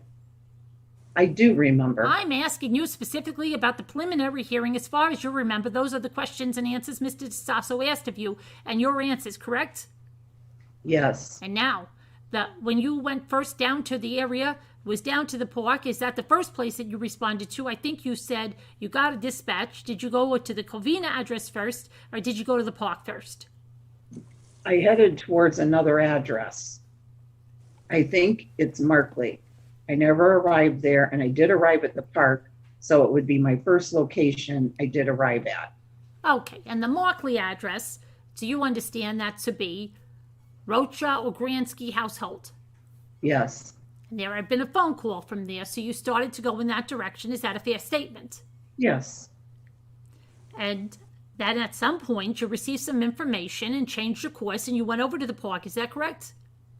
Yes. And when you arrived at the park, first people you saw were Sharon Rocha, Scott Peterson, and some other family members, correct?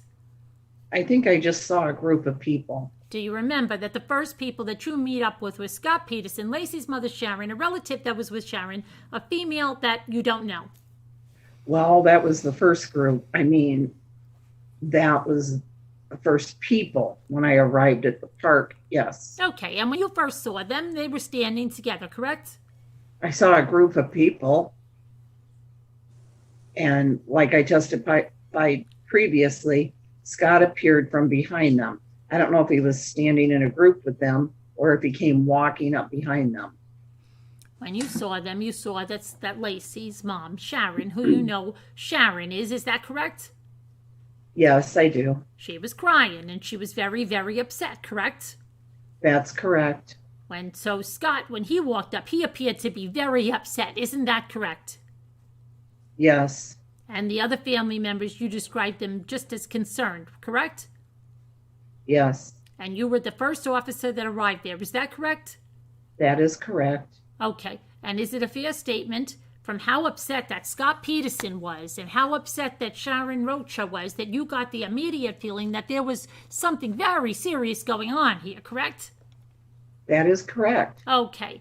That's why you called for more patrol cars and a supervisor, correct? Yes. And one of the main factors involved here was that Scott Peterson was so upset you perceived him to be correct. I mean, that is one of the factors. I wouldn't say it was the main factor. It was a factor. People were most upset, as you described previously, you testified to previously, the people that were most upset were Scott Peterson and Sharon Rocha, correct? Right. You distinguished between Scott Peterson and Sharon Rocha and the rest of the family members in terms of how upset they were, correct? Right. And now did you then subsequently meet up with them at the house? Yes, I did. You didn't drive them up, did you? No, I didn't. And when you saw him, did he have a dog with him, a golden retriever? You mean in the park? That's the judge. You mean in the park? Oh.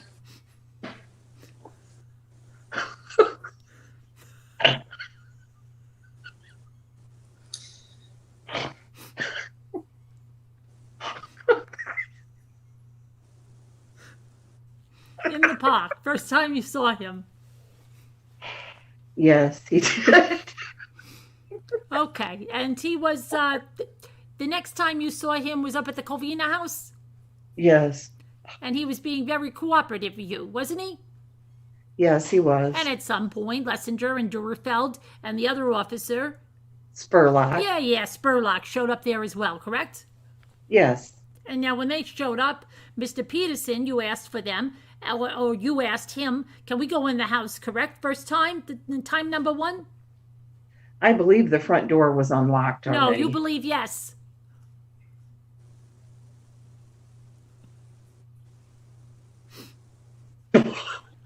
Your answer is yes, is it not? Yes. He said that's fine. How did you get in? Did he unlock the front door? There you go with you believe. I believe the front door was unlocked already. Okay, and did he direct you to where it was and tell you to go in? Yes. He didn't hesitate in any way about letting you go inside the house, did he? No. When he came back out, then the second time you went in, he was cooperative as well, was he not? Yes. And when he got the receipts, or when Bercini came, which would have been the third time, Bercini wanted to look inside the truck. Scott got the keys, he unlocked the truck. Isn't that correct? Yes. Okay. He didn't resist in any way, did he? No. Did Bercini get any back in the back of the truck as well? Pardon me? Did he get into the back of the truck? Right. No. Oh. I never saw him. You repeat it back to me. Did he ever get into the back of the truck? Right. I never saw him get into the back of the truck. Do you know what kind of truck it was? Is a tan Ford pickup truck. Like an F-150? F-150, yes. Were they parked where you could see right behind you on People's 38 down in the driveway? Yes. Two cars, two vehicles? Yes. Is that how they were parked that evening? No. Okay, so how were they parked that evening? Scott Peterson's truck was backed into the driveway, but it was in the same position, but backed in. Okay, now, did Scott have the keys to both vehicles on him when Broccini came? Do you remember? I don't remember. Okay, but they wanted him to get in. Obviously, Scott had to get the keys on them, or he had them on him. Is that a fair statement? Yes. Okay, and he opened up both cars, both Lacey's car and his truck, correct? Yes. Okay, and allowed Broccini to get in and search both of those cars, correct? Yes. I have to get to a picture which has been marked as Defense J. Is that how they looked that day? That was taken, I think it was on the 26th, so I don't want to mislead you, but they were parked that way on the 24th. No, they weren't. How were they parked on the 24th? Like I stated, Lacey's Land Rover was pulled in head first, and Scott's pickup truck was backed in. Backed in. Okay. Now, does Defendant J represent what the vehicles look like, the best of your memory? Yes. Now, after the search of the truck, did you see Broccini pull anything out of the truck?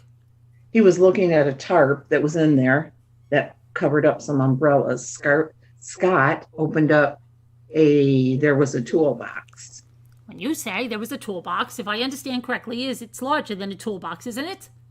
A carry-all, I guess. I'm not sure what you call it. It's not drawn in here, is it? No. Green in color? We could use green. It is actually green in color. It is? I don't know. I don't remember that. Goes right in there, in the area that I'm coloring green. Well, it's in the photo, I believe, if I could see. Sure. Looks like a shade of green. Okay, and it's in the back of the truck itself. Yes. Okay. Now, is that something that looked to you to be looking to be locking of some kind? I think it was locking, yes. So did he also have to lock that item as well? Unlock it. Unlock that item as well. I think he did, yes. Okay, and he did. He was cooperative in doing that as well. Pardon me? He was cooperative in doing that as well. He didn't resist in any way. No. Now, at a certain point, did you see, go back to that same question, Broccini take anything out of that in either the cab or the truck or the bed of the truck? Take anything out? Take anything out. Did you see him pull anything out of there? Out of the cab he was looking at, I think there was a jacket that was inside the back behind the seat.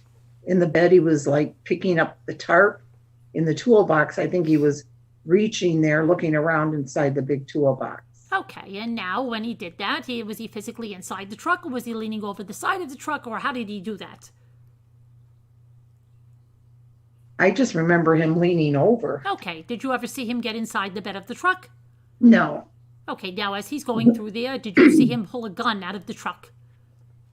I think he did retrieve the handgun out of the glove box of the pickup truck. Okay, did you see him do that? Yes. And did he give that gun to you? Pardon me? Did he give it to you? No. Did he tell you at any point, Broccini, I'm asking you to go retrieve either the buckets or the towels or anything else?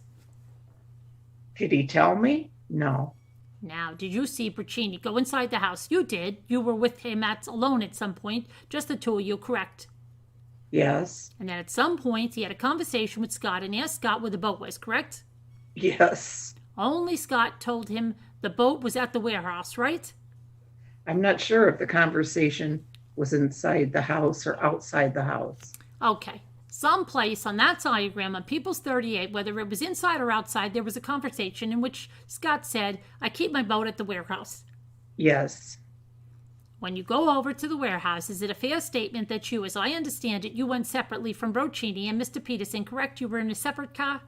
Yes. Okay. You guys parked in the parking lot, and that would be represented by someone to the right of the diagram, right? Yes.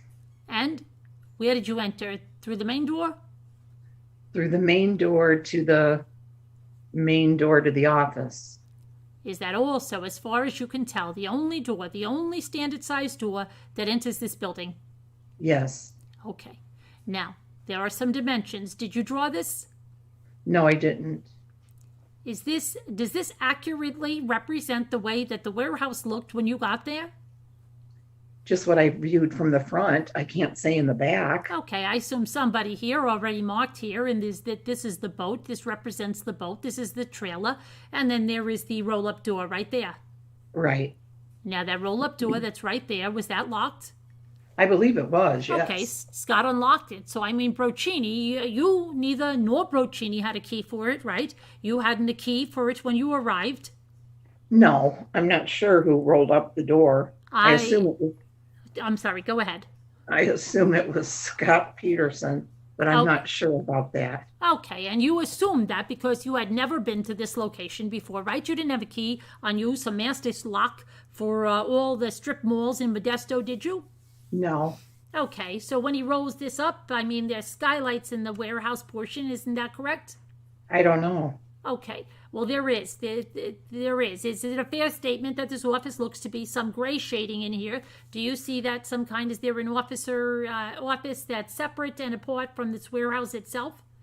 Yes. Okay, and then you went into that office first, correct? That's correct. Okay, and then you saw there was a fax machine, right? I did see a fax machine. You saw that there was a fax on the fax machine, right? No. There was some discussion between Broccini and Scott about a fax credibility. Yes. And Scott allowed him to pick up the fax and look at it. Did you see that? I don't remember who actually picked up the fax. But Scott didn't say, no, you can't look at it, did he? No. Okay, fax machine appeared to be on, didn't it? There was nothing on in that office. Wasn't there? There was some document that had been faxed over the machine, correct? I mean, that's why it was picked up. That's why we discussed that there was a document on that fax machine, correct? I don't know if the fax was actually on the fax machine or if it was on the table. I don't know. Okay, now, when you entered this roll-up door, can you tell me, was there enough room to drive either your patrol car or Broccini's patrol car into that warehouse? Like all the way, you mean, or what? Right, all the way. Can you drive it all the way? No. And the reason for that is because the warehouse itself was pretty much jam-packed with stuff and the boat was fairly close to the roll-up door. Yes. Do you understand what I'm... Yes. So the tip of the boat, once again, we're assuming that this boat that's right here, been identified, and this roll-up door that's right there, maybe 4 or 5 feet between the roll-up door and the tip of the boat. I don't know. You don't know. You couldn't drive all the way in, correct? Yes. Okay. Now, when you went in there, did you see, is it safe to see that you stayed in the doorway? You actually didn't go inside? At what part? When you first opened up the main door. I stepped inside the office. You stepped inside, and then where did you, at some point, Scott went into the warehouse portion? Well, to break up your question, I was just inside the doorway. Right about inside here. the office. No. Why don't you let him... Oh, I'm sorry. That's the judge. Where's our judge? Why don't you let him? Show me where? Just right in this area, right here. Okay, and did you ever see Scott or Broccini go into the warehouse itself? I don't remember. Do you remember what they did? Pardon me? Do you remember what they did? I remember the conversation about the light, no electricity, conversation about the facts. That's basically it. And you saw Broccini holding the piece of paper. Is that correct? Loyal? By the piece of paper, you mean? The facts. The facts.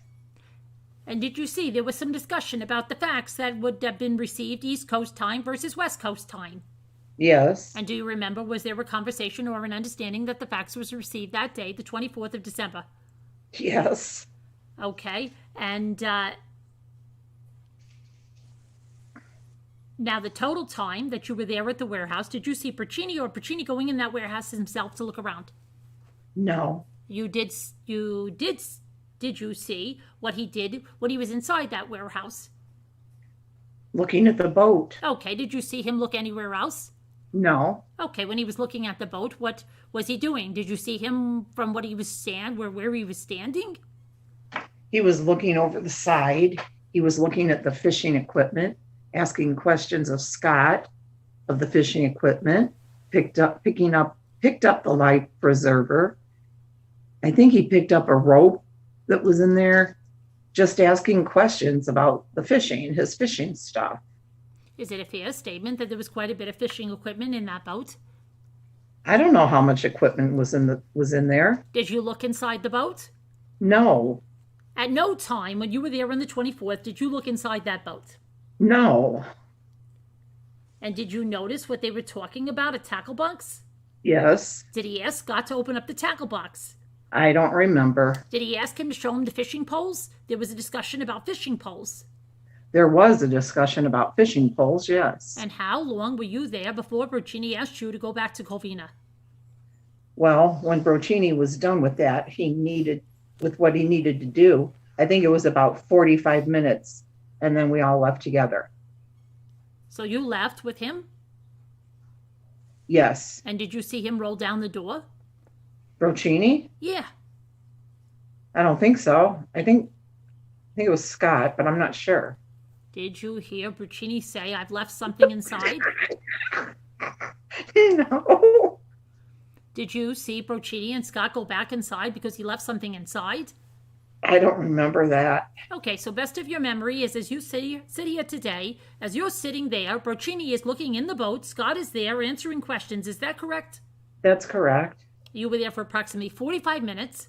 I think so, yes. During the 45-minute timeline, you asked questions, were asked, and everything else. Scott rolls down the door and then leaves, and Brocini, and you all leave at the same time. Is that correct?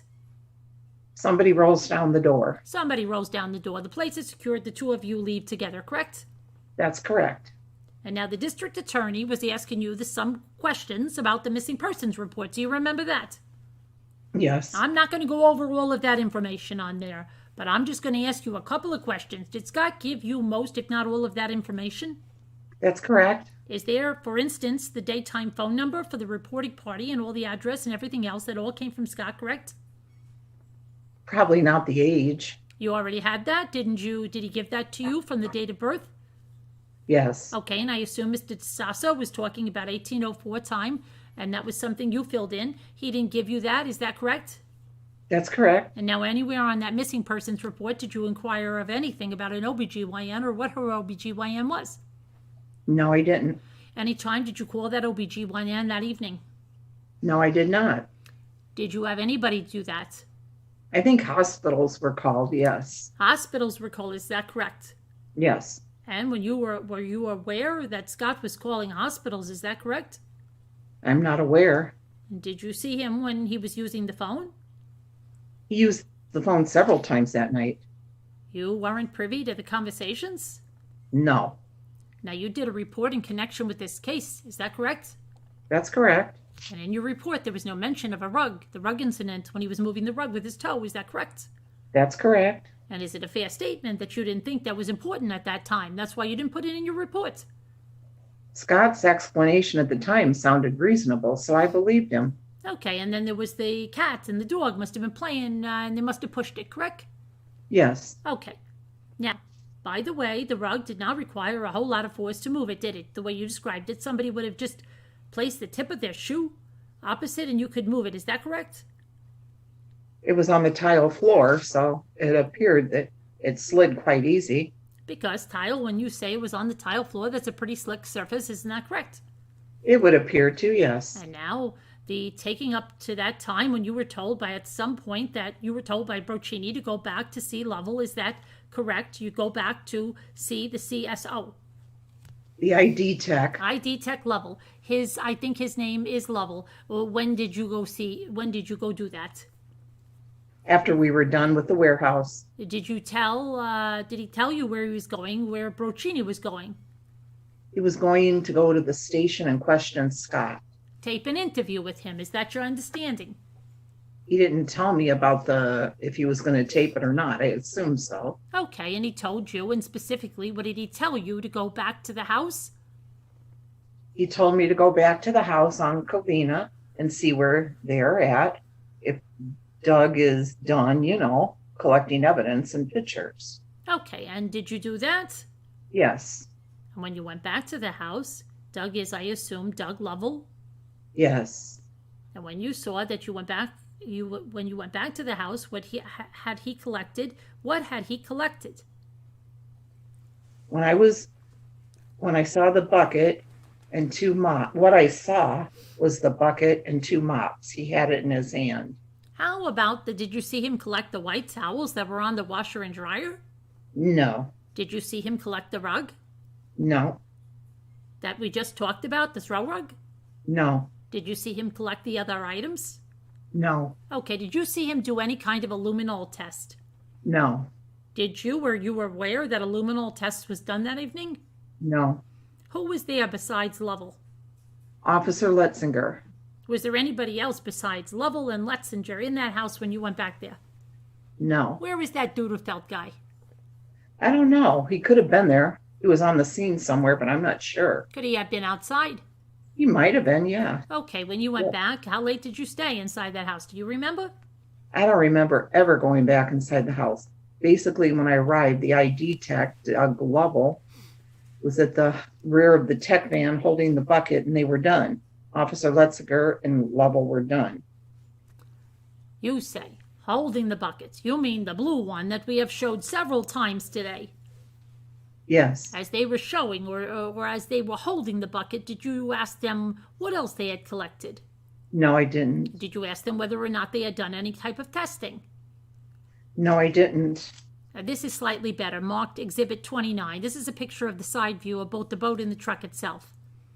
Yes. That's pretty much how it looked that evening, other than the fact that when you saw it, it wasn't hooked up. Yes. I'm going to show you one other item. It's been marked as People 7. Do you recognize that? I don't know if you can see it from here. Do you want to go up and see the actual picture? It doesn't really reflect up on the screen. I think that's the hamper that's in the master bedroom. Exactly. I think I already identified it as 7. Does that appear to be roughly how it looked when you were there that day? I don't remember specifically what clothes were in there. I do remember being a hamper in there, but I don't know specifically what type of clothes were in there. Okay, and the ID tech, that would be the person who had been taking the pictures. Yes. That was their job. What was the, you went down to the park, is that correct? And after that, you closed up the residence, or after you left? After everything was done, yes. Okay, and then you went down to the park. Can you tell me who was with you? I don't remember. Or did you see Duerfeld down there? No. Just one thing about the purse. I'm going to go back to that again. I'm sorry, I missed the question. I was asking you whether or not Brocchini was handing things to Scott, and asked, what's this? And did you see that? Things handed to Scott? With the purse, holding them on to him, holding them out to him and asking, what is this? I saw him holding things up and showing it to him. Do you remember him handing things to him? Brocchini handing things to Scott?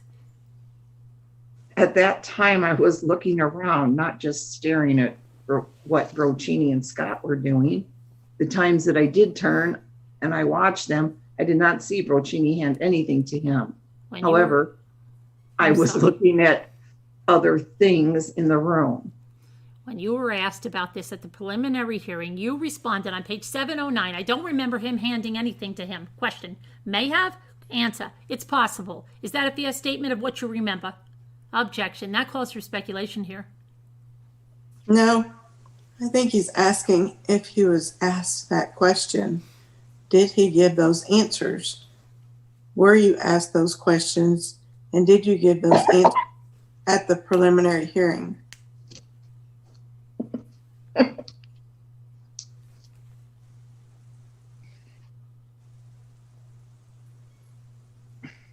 Yes. Actually, I object again. Move to strike because it's improper impeachment. It's speculative question asked at the preliminary. Then it should have been an objection at the preliminary hearing. It's not proper to ask him about it now. Overruled. Question was he asked those questions, and did he give those answers? That's the only issue. And your answer was yes?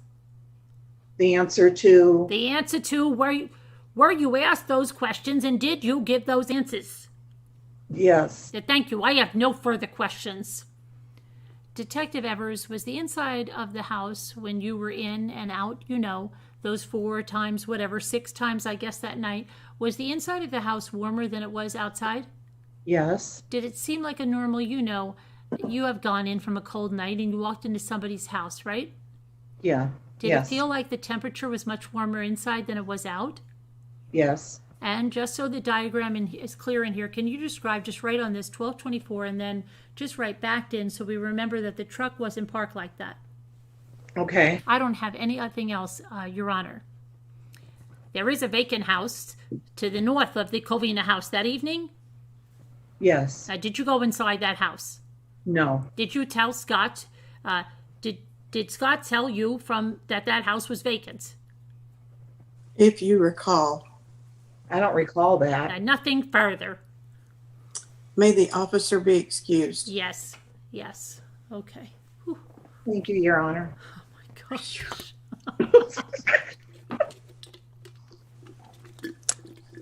You're welcome. Oh my goodness. There was some long ones tonight, huh? Yeah. Well, the officers are going to be long. That's oh my gosh. Okay. So I'm just going to go grab my thing and see what it is that I have over there, and then I'm going to show you something that I got. Okay, I love this little duck. I never that. thought he would ever be this cute, ever. He is like so adorable. He is cute. Isn't he? I couldn't look at him though because I was going to crack up while you were talking. I was like, if I look, I'm done. Mm-hmm. I was hoping you guys would both look at him and start laughing. Yeah, I knew you were. Look how cute he is, though. The little body shape, his little tail. He's adorable. And I love his lips. Or beak, I guess.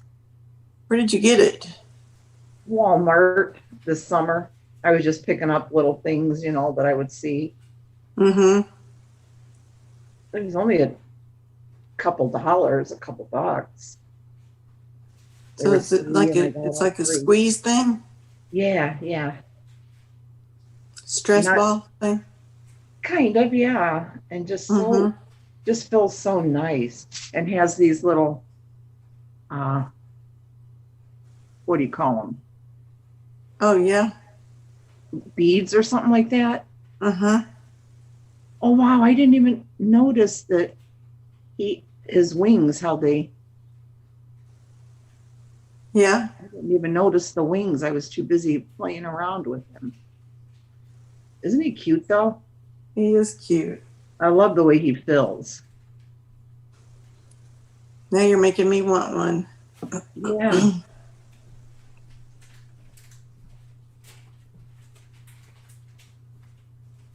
Yeah, I think you would like one. Mm-hmm. If I see any more, I'll buy some more. And I Okay. will send you one. Thank you. Mm-hmm. Wish I would have opened him a lot sooner. When did you open him? Just tonight.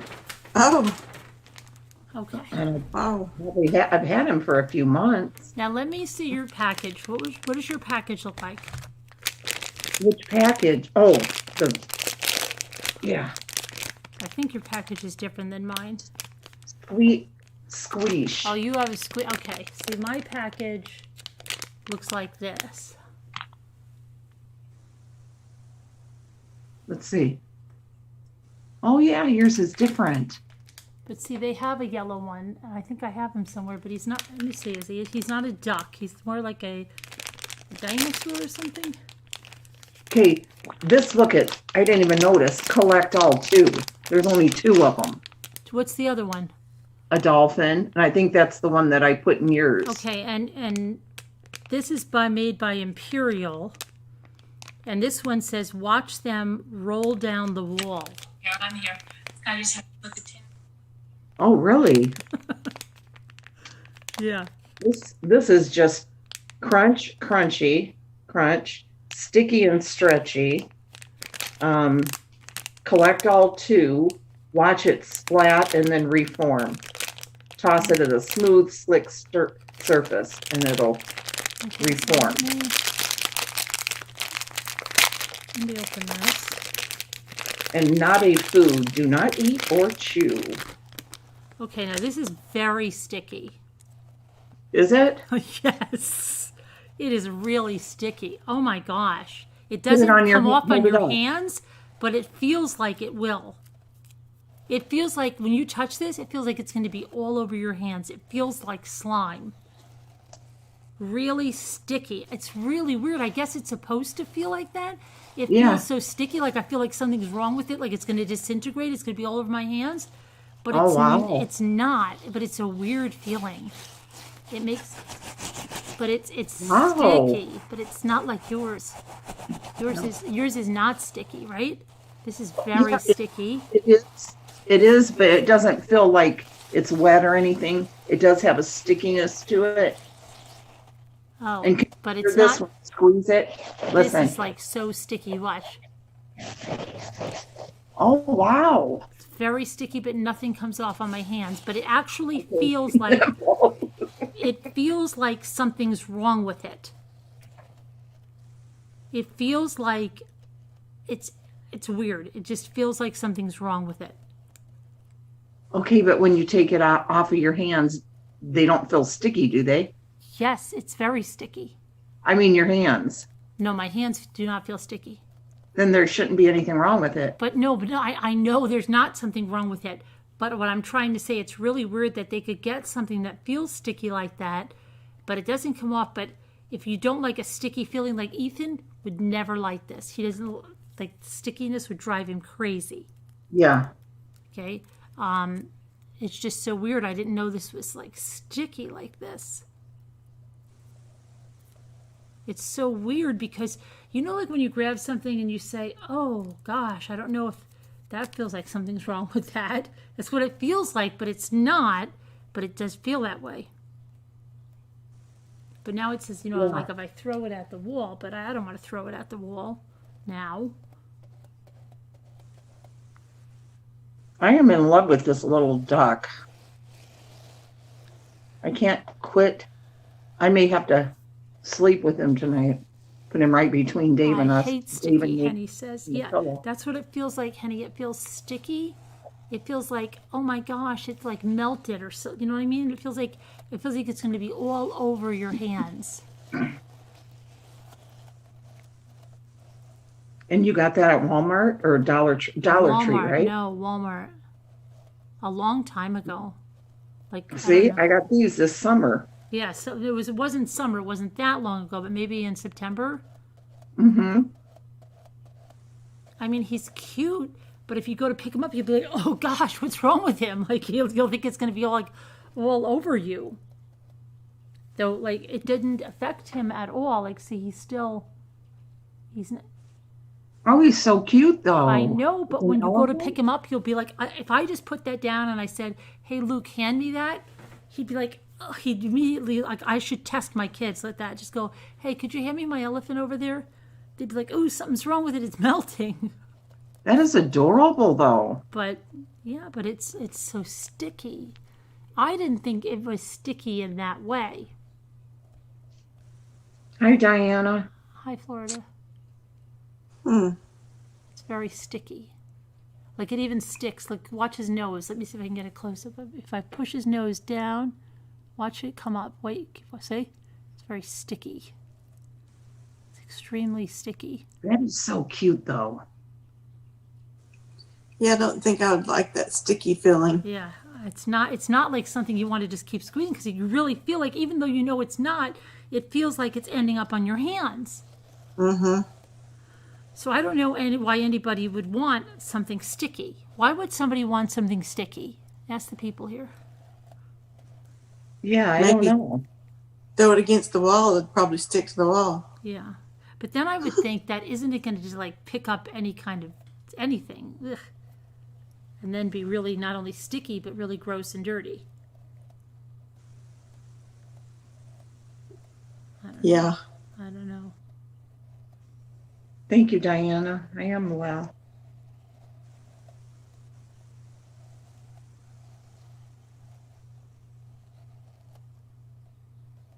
Yeah, this And that was a Squeezums or something? is Squish, Squeesh, Squish. Okay, but let me show you now what other things that I got today that are, we'll put Sticky Pet over there. Okay. I'll do a haul tomorrow, but I just want to show you they have all of these Barbie babies at the Dollar Tree in all different hair colors. Blonde, brown, light brown, and dark brown for $1. Those are cute. Oh my gosh. You gonna give them to Riley? Well, these I actually might use in my dollhouse. Yeah, yeah. Yeah, these I might do that. I do have another one that I got that I actually bought at Walmart. And just see. These are, they had a lot of these, and oh, there's something else. They actually remind me of the Sunshine Babies that I used to use in my dollhouse.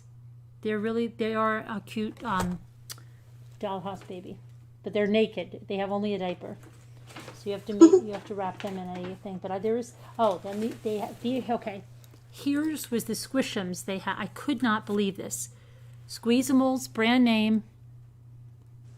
Okay.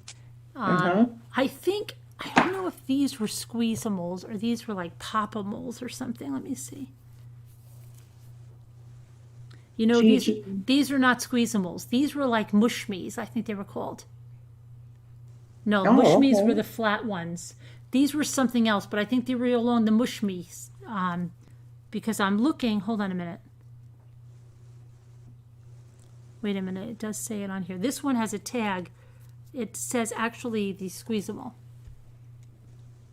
See on the tag itself? Yeah, yeah. Okay, the Squeezable. And this one that I got at Walmart says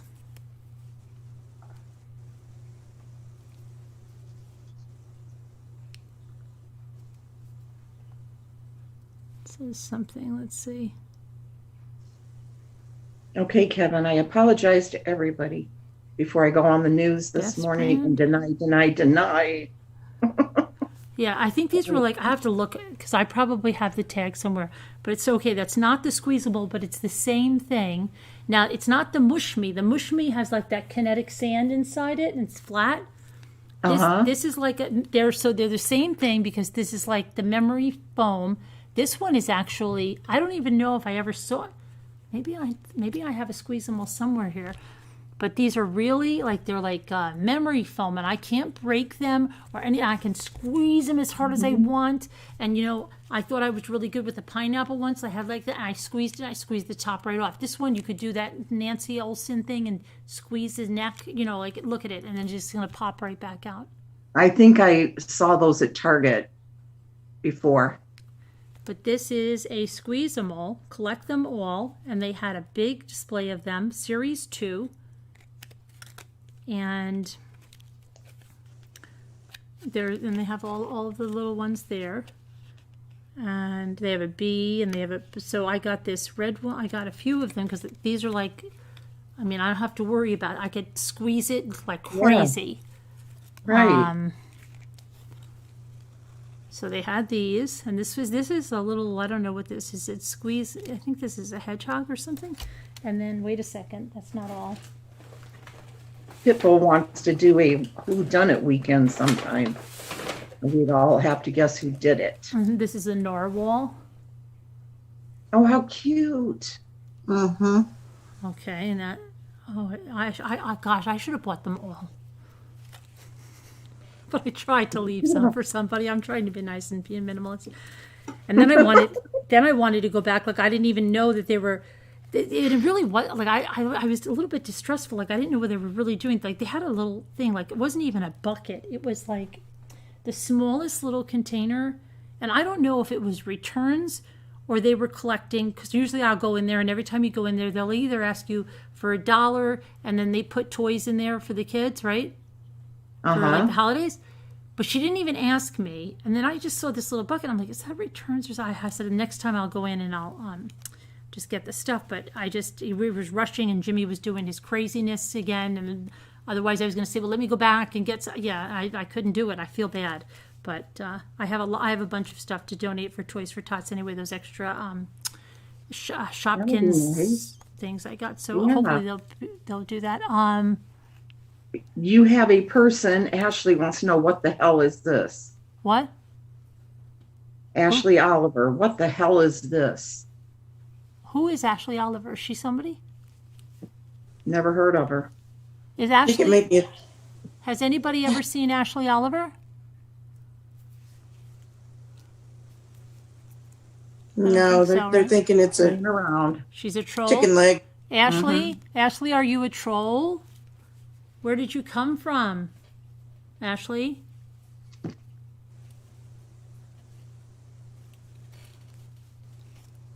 I'm not a troll. I'm human and male. Why? Oh, and your name is Ashley Oliver? Okay.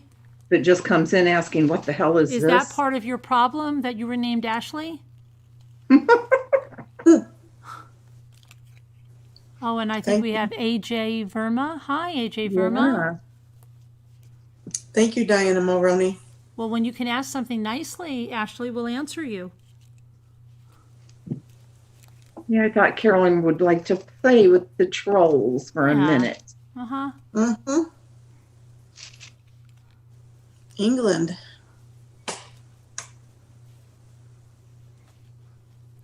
Oh, Ashley, you're English. You're in good company. There's a lot of English people here. Englishmen. There sure is. There is.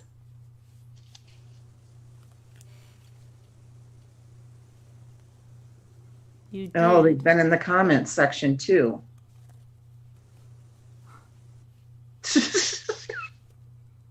Ashley, are you a very disgruntled little man? Like a boy named Sue. Yeah.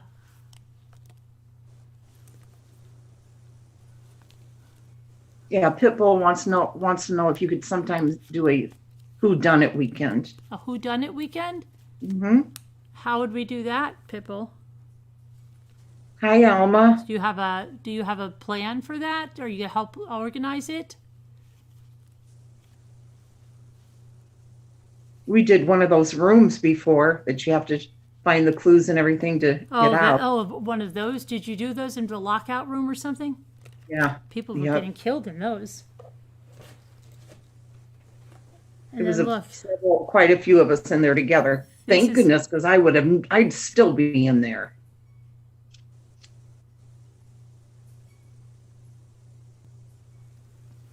he's got a little colorful hairdo. He's got like Very cute. just this little mohawk in the center. Super cute. I really like them. I don't know. I gotta look at my things. So I think I might have bought one of these, but I don't remember them feeling like this. I cannot believe these were at the Dollar Tree. I thought the delivery day was Thursday. So I don't know how these got in there, whether they just put them there. I bet you by like tomorrow they're gone. That's how those TY things were. The next day I got them and that was it. Then never saw them again. Yeah.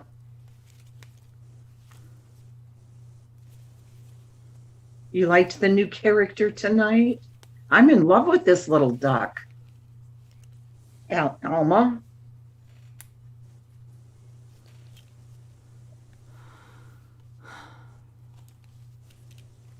I'm not sure how old people are in this chat. Normally it doesn't matter about living life.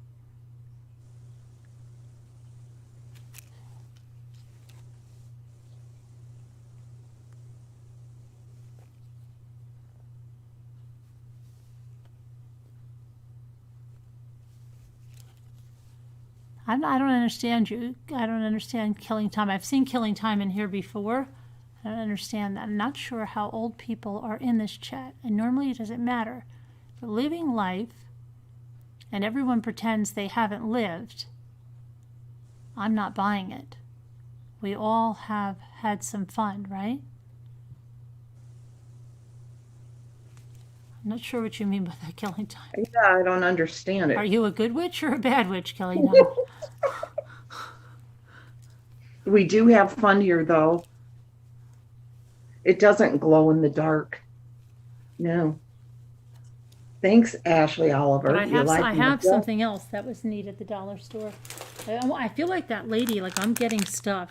Like, let me see. I couldn't pay attention to if these were made by Greenbrier or these were something that were made by someone else. And they are made by someone else. This is imported. Now, see, I would have probably got more of them. I thought they were a Greenbrier product. Let me see.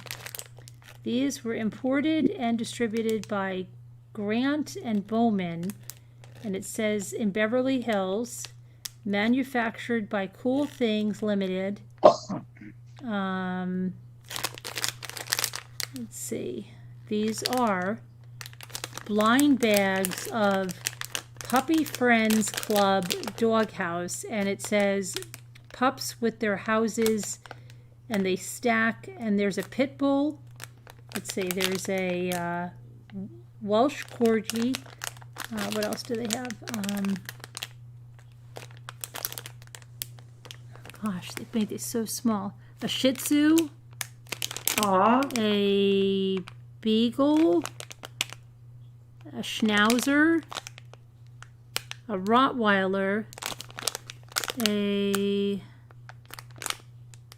Dachshund. Oh, I hope I got the Dachshund. I didn't even know that. Okay. I bought 6 of them, I think. The Pit Bull and the Border Collie. I think that's... And they look like this. Hold on. oh, wow. And they were there too, brand new. Brand new? Walmart? No, Dollar Tree.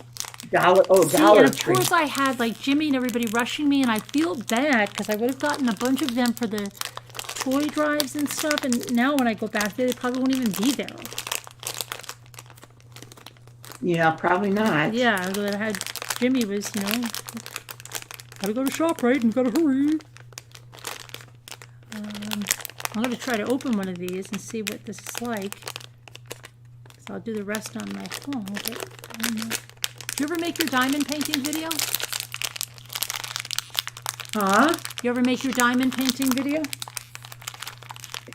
Did I? Did I ever? Yeah. No.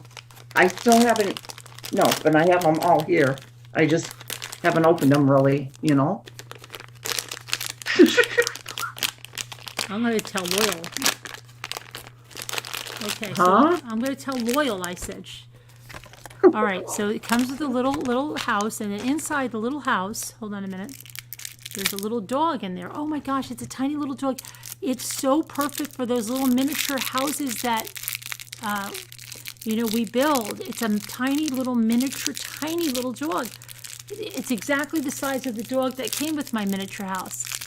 So Oh, it's probably like a wow. 112. I'm trying to get him out of the little package. I think this is the pit bull, and he's so cute. He's little gray with a white stripe. Let me see if I can get him in there. He's like flocked. Oh, that's cute. Yeah. Really cute. Okay, and then he comes with a little dog house, and the dog house is stack, and they have stickers that you put on the dog houses. So, let's see. Really nice. It's little windows and a door, and then you can put the dog's name on there, and then they stack together, and then little dog can stay in the little dog house. See? Oh, Oh. that's really cute. That's cute. And they Yeah. stack. Oh, they're so cute. I really thought it was a Dollar Tree thing. I'm kind of beating out that lady in your state. I'm getting a lot of newer stuff before she does now. I've Yeah. been watching. She's pulling stuff like a week or two after me now.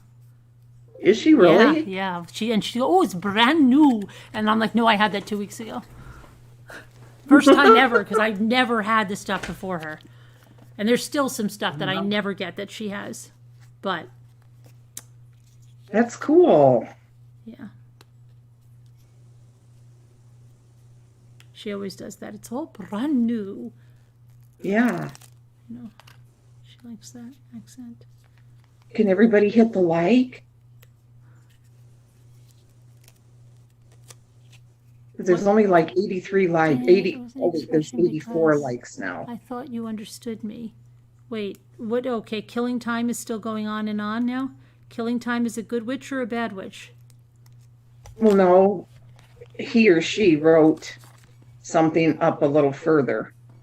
Carolyn, I'm just saying, some people in chat become silent when talking about real life. You know, sex, love, life, mistakes, successes, regrets, wishes. Augie, really?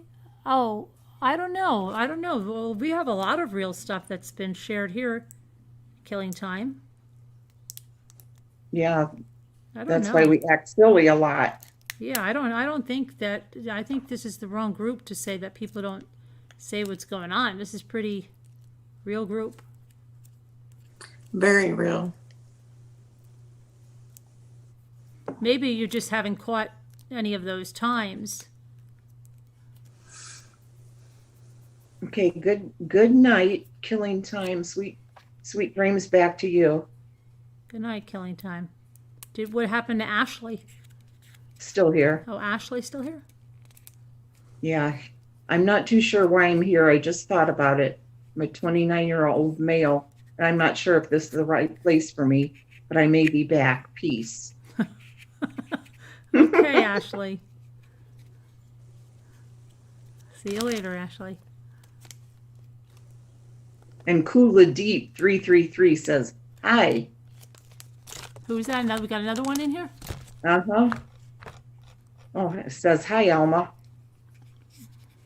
So there are trolls that know us and trolls that are obsessed with us because they know the right people already, and so they've been watching us for a long time. And I probably could take a stab at who they are.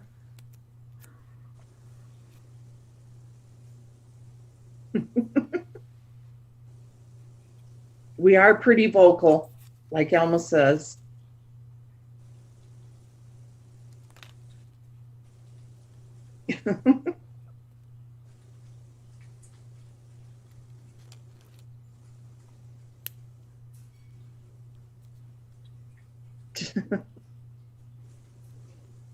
What is happening here? Oh, we have another troll? Or is it the same same troll? Kula. Oh, you're the same troll. Hi, who's that? Kula Deep. Oh, 333. They're definitely obsessed person with us. Oh, we missed the 333. What happened, Kula Deep? You were somebody that we had to block out of here or something? You were making threats or stuff? Are you one of those people? And then, you're so upset you can't be here, so you had to make up a new name and come on in here and pretend you know Alma and everybody else, right? Or what? You're one of those people that came in the comments to attack us because you can't create your own content and you have to come here now? What is it, Kula? Do you feel good about yourself?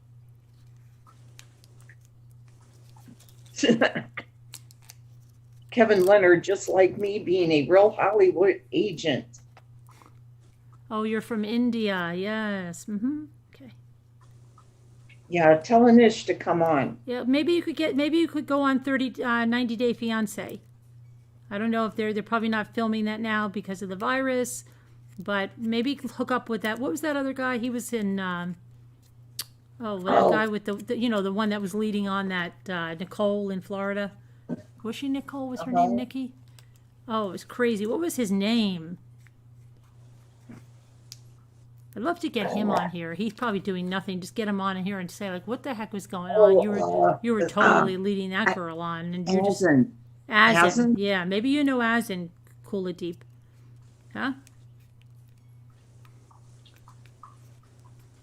Maybe you could get Azin to come on and speak with us. 333 High 61 says, Ashley said the exact same thing. What the hell is going on here?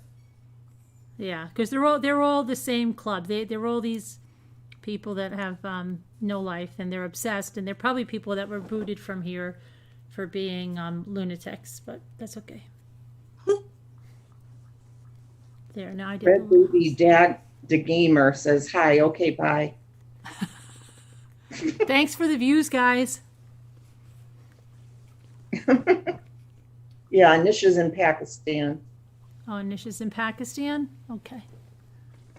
The other guy's in Morocco, right? Isn't that where he is? Yeah. Uh-huh. Yep. Azin. Azin. You don't even know who Anisha is.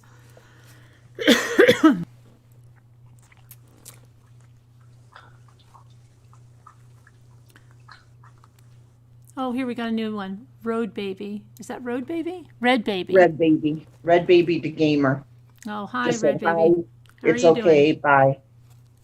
Let me And I'll guess. be What's saying going hello. on here? Oh, on which topic are you talking on? I don't know. Listen and see if you can figure it out. Good luck with that.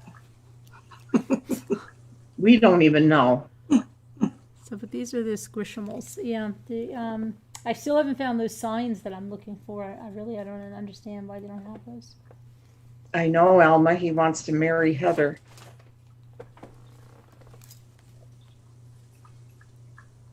Oh, I'm sure Heather's all over that. Yeah. Not. I'm sure she's probably, that's what she's doing, picking out dresses and things and planning a small but intimate wedding where she's gonna have a maximum of 10 people. Mm-hmm. Maybe she'll be able to live stream it. It's going to be such a great thing. I bought everything I need. I'm going to make my son pumpkin pie, and then I'm going to bring it down and wrap it up in this because that goes onto the pie plate, and then you can put that on. That would be nice. That up. Yeah, there's 2 of those. And I'm just going to act like, oh, you probably didn't get a good pumpkin pie yet, did you? No. How did you know, Mom? I bought one at ShopRite the other day. It was horrible. What do you do to your pies that they love them so much? I don't know. I couldn't believe, he said that the one time. He's like, oh, that was the other girlfriend. She got one at this bakery, and it was it was this really very well-known bakery. I was like, it was horrible. I couldn't even eat it. I'm like, this is not my mother's pumpkin pie. It's neat though. But you just follow a recipe. It's just like It's a normal recipe that I've been following for oh my gosh, 30 years, maybe more. Really? Yes. I used to bake 3 pumpkin pies a week when my older kids were really little because they loved it, and it's a lot like a vegetable, and just if they were going to eat something sweet, I would start the end of September, and I would make pumpkin pies all the way through through Thanksgiving, and then that was Wow. it. But I was baking 3 a week. It was crazy. It sounds really good. My mom always made the best pies. Mm-hmm. The only thing I use that I always get the pre-made pie crust because I don't use lard, and if you don't use lard or shortening, your pie crust comes terrible. And I can't do it, so I get the one you roll out, the Pillsbury that's pre-made and you roll it out. Yeah, my mom always made a homemade crust for years, and then probably the last 10 years or so, or even more, she went to the, pre-made. Yeah. Like we're talking about. Yeah, that's She the was one. so sad when I'd say, because I'd be so excited. Oh, your pies, she'd have pecan, cherry, pumpkin, Uh-huh. peach, and I'd be like, oh, and you made your homemade crust, and she'd always go, like she was. Oh my And I'd be God. like, Mom. She's like, well, Debbie, these are so easy. Morning, J Bells. J-Bills, Morning, we J. just opened Bills. this sticky pet. We had no idea the sticky pet is actually, it's really sticky.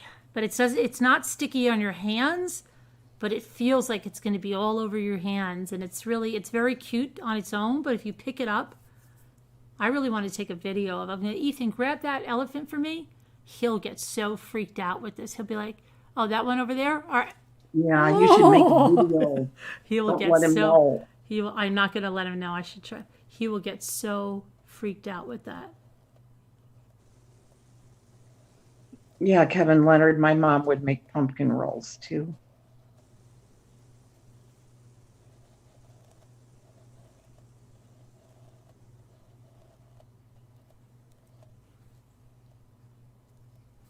Alma just heard a noise outside her window. She What? said, "Grab the Stabbed? gun." What are they? What are Proud Boys? 4 Proud Boys stabbed. Oh, what's Proud Boys? I don't know. You were really freaked out? Oh, yes, that's what I'm just saying, J-Bells. I didn't open them, but I thought they were something like Scooter got. She was freaked out by it. Wow.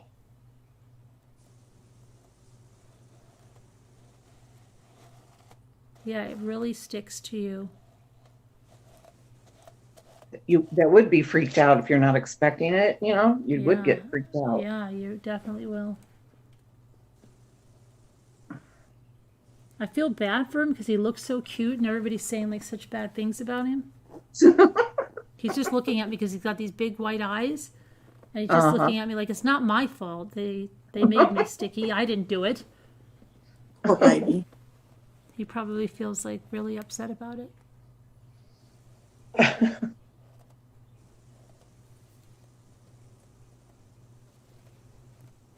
It does sound good, Knobshots Jenkins pumpkin pie. Oh, is that what they are? And they were stabbed? Oh.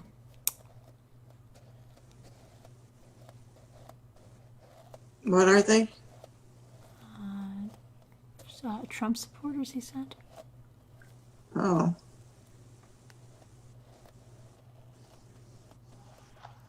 No, she doesn't want to have a private chat with you, Kula. Would you leave Diana alone?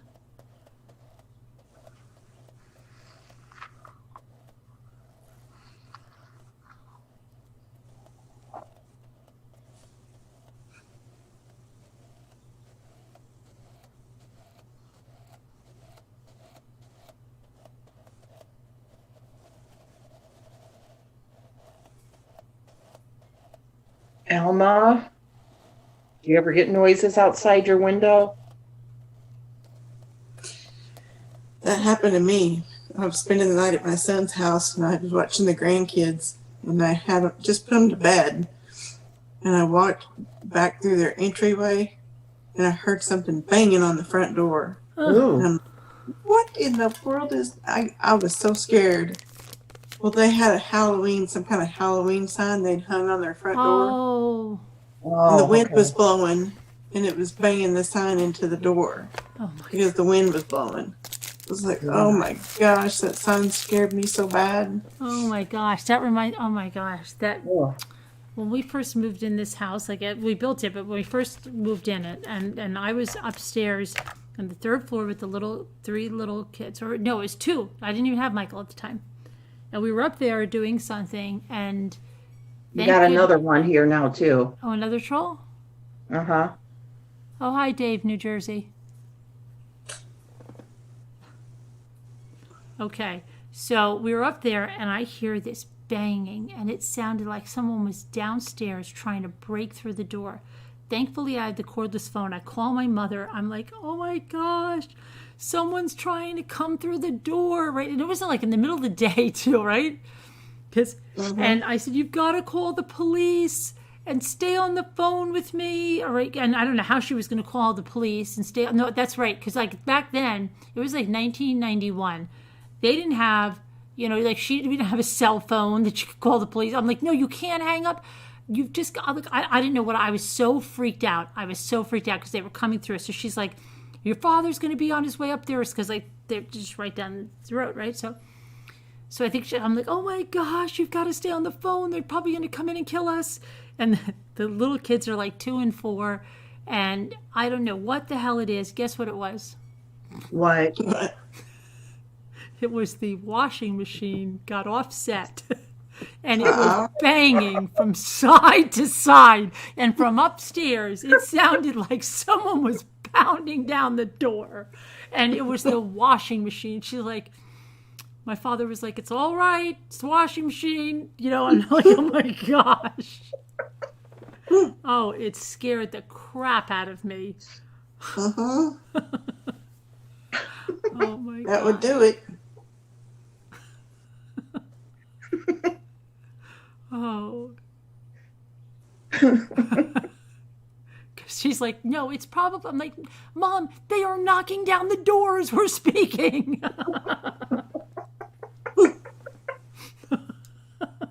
We're all going to be killed. Yep. Did you see what Red Baby DeGamer said? He's a hot dog. Oh, you're a hot dog? Okay. Thank you, Kevin Leonard, about talking about my fans trying to knock the door down. Oh, he's taking you on instead of Scooter. He's cutting her loose. I think so, right? No, I'm his first one. Yeah, but he said He you took me were on a patio dependable on and a stuff, and few you were nights a ago. loose cannon, and he's tired of dealing with divas and stuff like that. Hi, Newfie. Found a guy sitting inside your truck on the passenger side. Ew. That would be creepy. Ew. Time to burn the truck. Mm.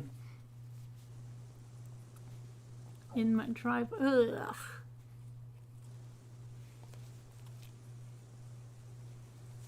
Did you leave it open, Alma? Or he...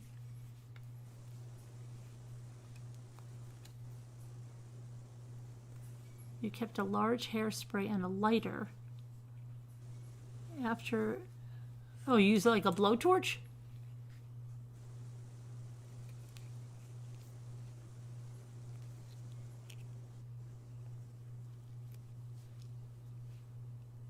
Diana kept a large hairspray and a lighter next to her. That's what I just said. I think she kept Oh. it as a blowtorch.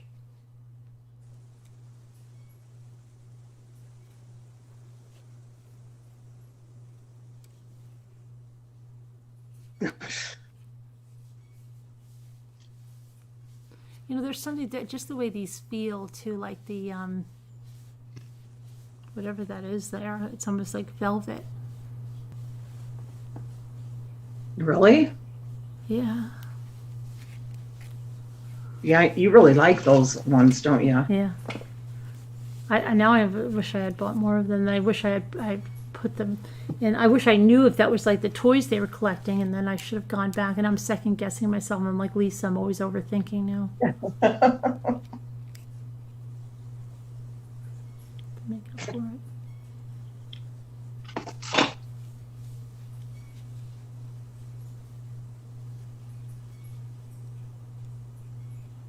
It's tomorrow, Wednesday.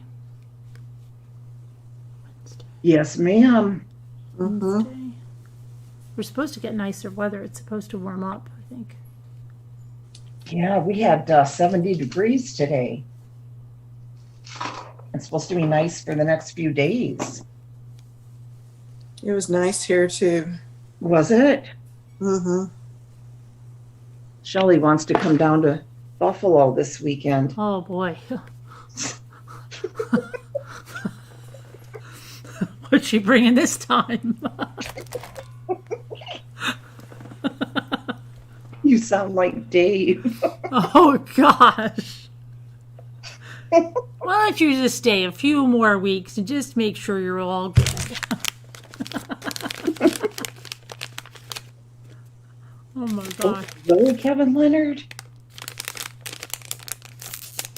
You took to living in your living room in the center of your home?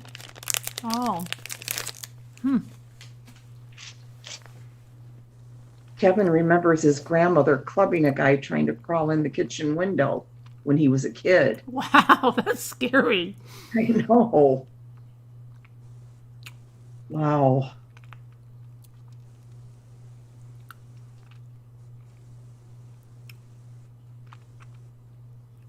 That is scary. I'll be right back. I'm gonna go use. Paintball gun.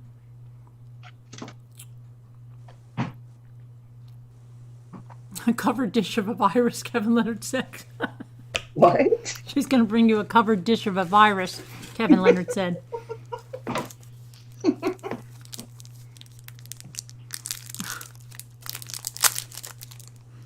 Or right after that, she'll be like, you know, I'm not feeling too well. I didn't think it would die. Oh my gosh. Be okay, Scooter. You gotta go get tested again. No, her husband's fine now. Mm-hmm. But Dave said she could still be bringing it with her. That's not possible, though. Yeah, it is. Yeah, it is. But she was tested negative. You can be a carrier. Oh.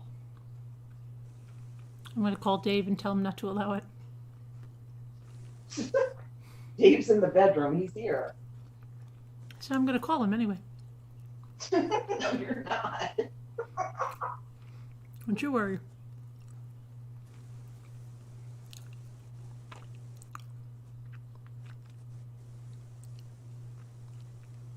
Hi, I see you. You see me. Your sis got mad at your brother once and threw a butcher knife in his back. Wow. The sisters that live in with you, don't take her off.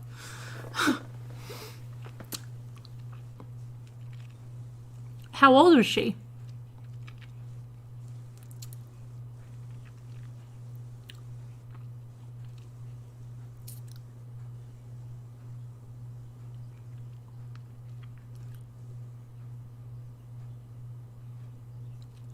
I have to check something in real quick. Let's see.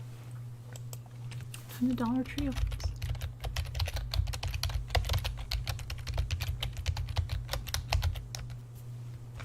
Hmm. 8 a.m. Look at that.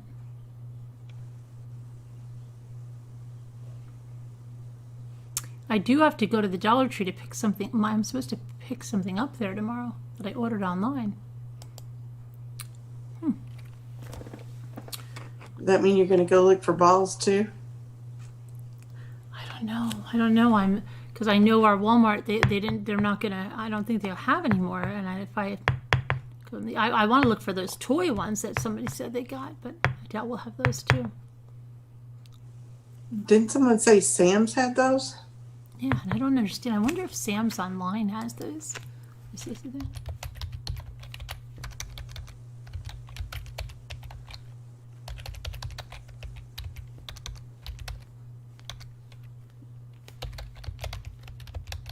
Pitbull Sleuth said, I got into the passenger seat of a woman's car one time, stopped off for coffee, and instead of my friend's car, I got in the one behind.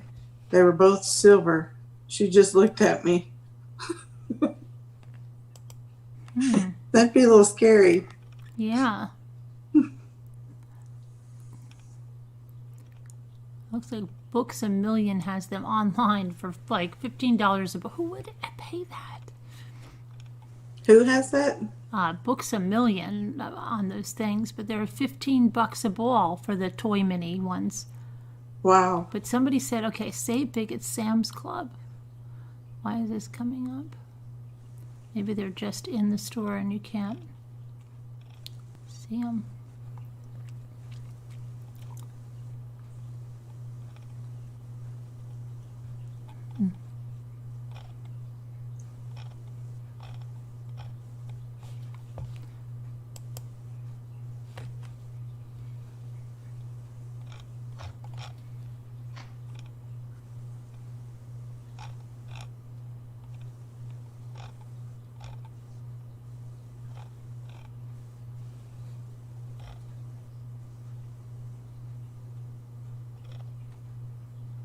Yeah, 5 surprise. What are like toy mini brands? 5 surprise.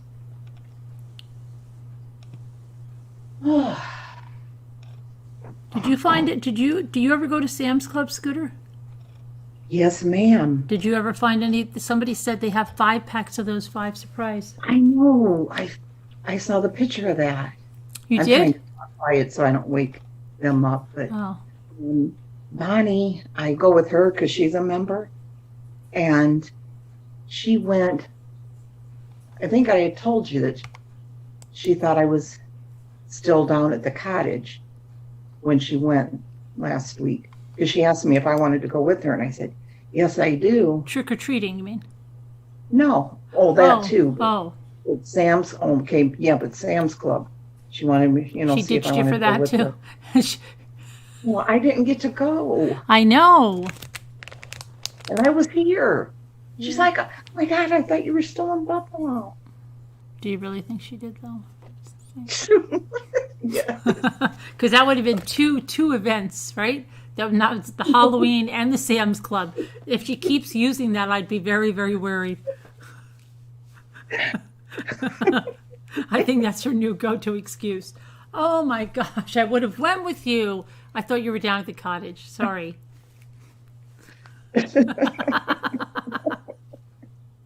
It sounds like it, but no, she wouldn't do that. Has she been near you since Shelley? Yeah. Uh-huh. Oh, she has? Yeah. Okay. Yeah.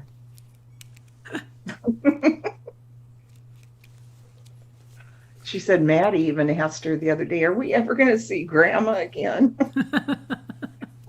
Yes, on a Zoom call. Just as good. You can almost reach out and touch her.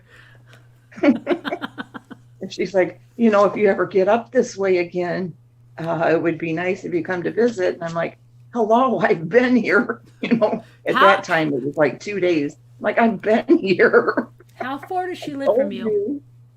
Huh? How far does she live from you? Oh, gosh. 5 miles. We're not far at all. She's 5 miles from you? Here, yeah. Uh-huh. Yeah, we live in the same town. Oh my goodness. Yeah. And Nikki lives a mile and a half. Yeah, we're all right by each other. Different parts of town, but all in the same town. Mm-hmm.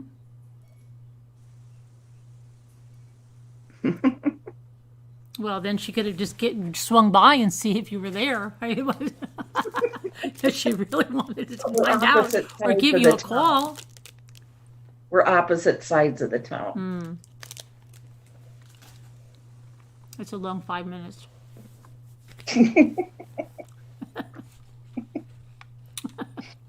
And the house that they lived in before the one they live in now was even closer, a lot closer, maybe 2 miles.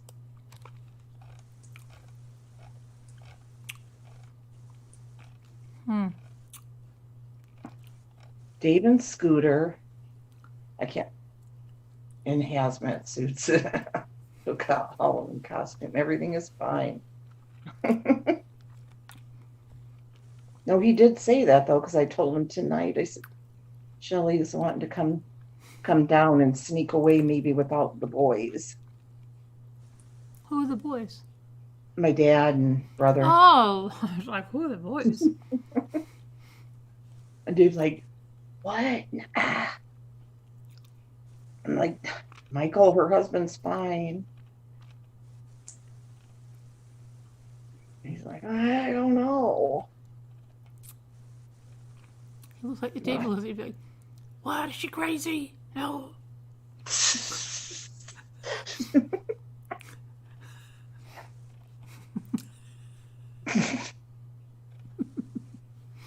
Oh my gosh.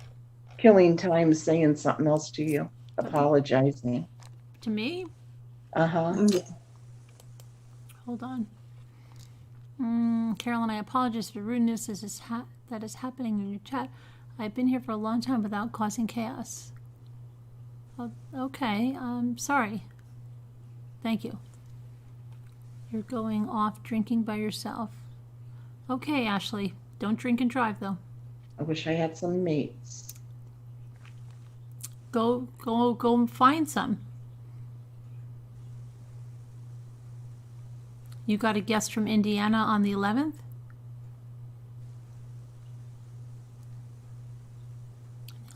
Oh. Mommy, did you ever play the murder game that you showed us? Yeah, we played it, but we have to finish it. We only got to, like, I think the 3rd episode, and then we have to get to finish that now that it's coming to be winter. It's one of the things that's on the agenda, Pipple. We should start it over. We could do a recap, but yeah. You don't. I remember I couldn't understand it the first Really? time. either. Potter was really into it. Potter was so into it that it was like, can you put that map up there? I think I need another view of that. I'm like, oh my gosh, Potter, you're so into this. Yeah, I had a hard time trying to follow it. Yeah, and then some people were really into it. And they're like, no, you've got to look over here for the clue. It's over here. I'm like, how do you know this? Are you cheating? Are you looking at something? Yeah. We didn't say you were a drunk, Ashley Oliver. Oh my gosh, Ashley. No wonder you don't have any mates. If you act like that, who wants to be around you? Sorry. We Someone's said gotta go give have you- fun. Someone has to give you a dose of reality. Yeah, just be nice. Be a nice troll.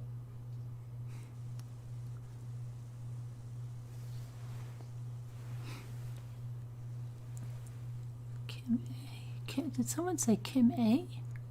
Kim. I'll send you a couple more pictures tomorrow, so try to check your messages once in a You're while. not allowed to have visitors from Thursday. I will have to virtually help my daughter to wallpaper her bedroom. That should be fun. Oh, wow. Oh. You should make a video of that. That would be funny. Yeah. Who's doing that? Pitbull. Oh, wow. Do we know if Pitbull's a man or a woman? I don't. Pitbull, are you I a would man or a call woman? him, but-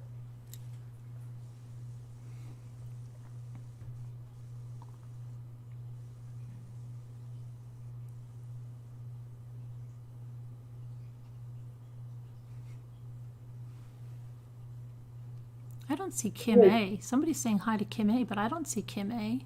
Is Kim A someone that used to be a Rambler a long time ago? I can't see. Let me get my glasses out. It sounds so familiar, but I don't see the person.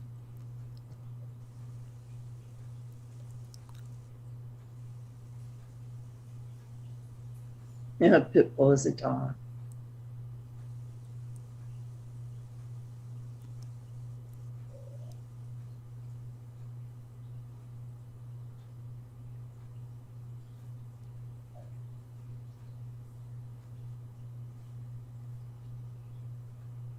Hmm.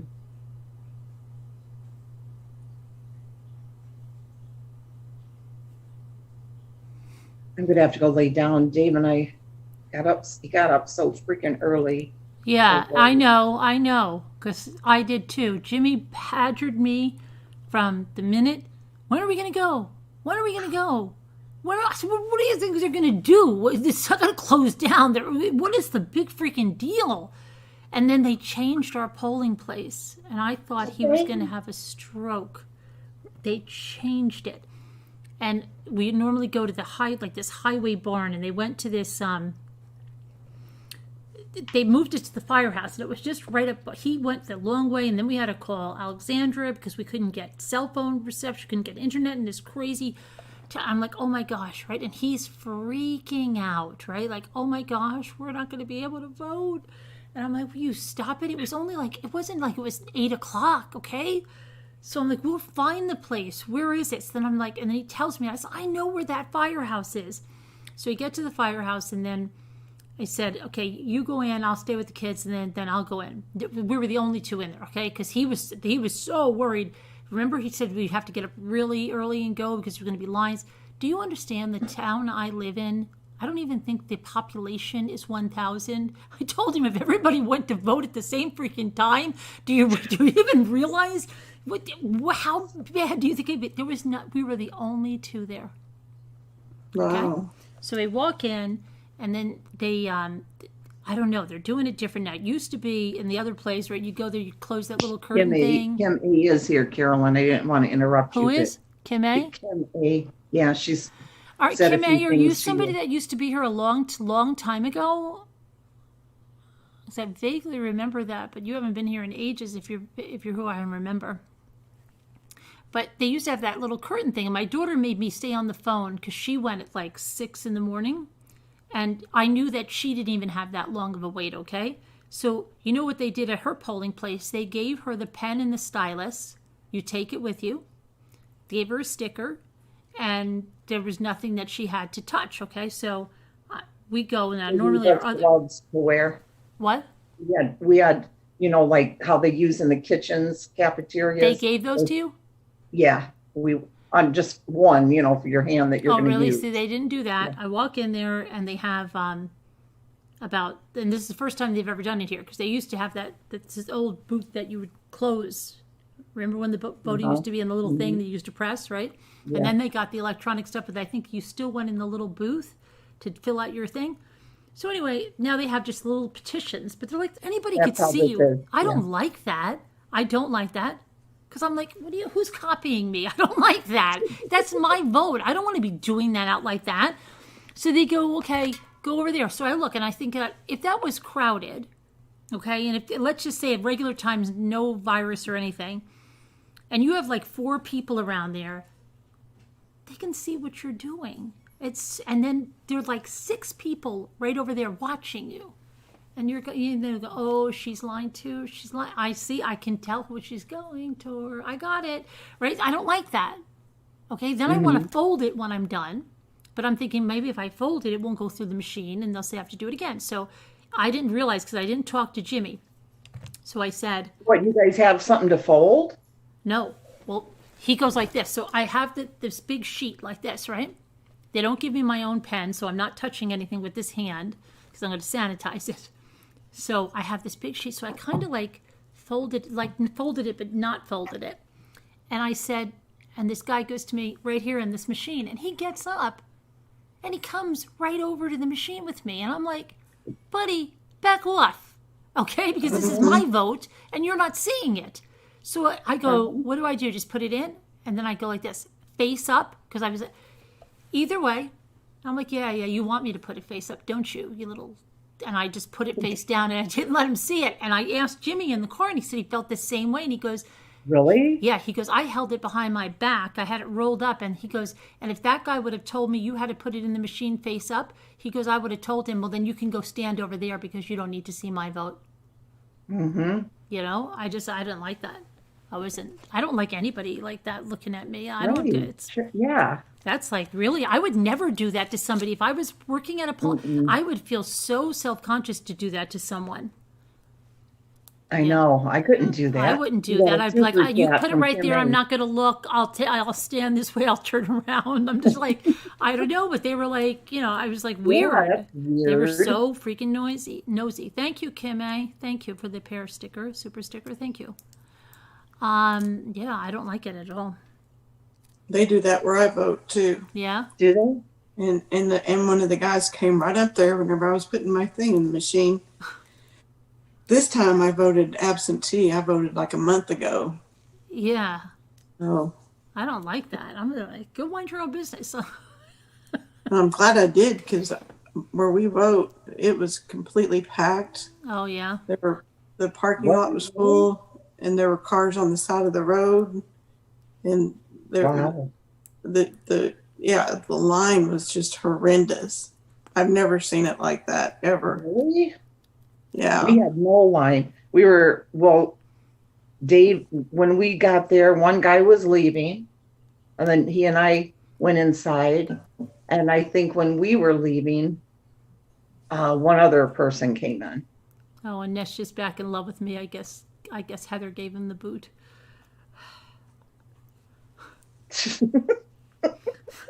I wanted to make confession. I love you. Oh my gosh. I never loved Heather. Knob Kim A. shots. gave- Then you gave can you go. super There's chat. a lot of other knobby channels you can go to. Knob shots. Did you see your super chat? Yeah, Kim A. Mhm. Yep. I said thank you for the super sticker, Kim A. You love me now, Anish. You loved Alma too. What happened to Alma and Heather?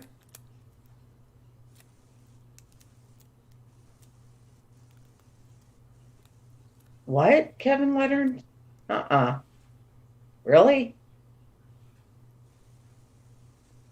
100 million voted before election day. What? Yeah. No. There were a lot. There were Really? a lot. I know there was a lot, but that many?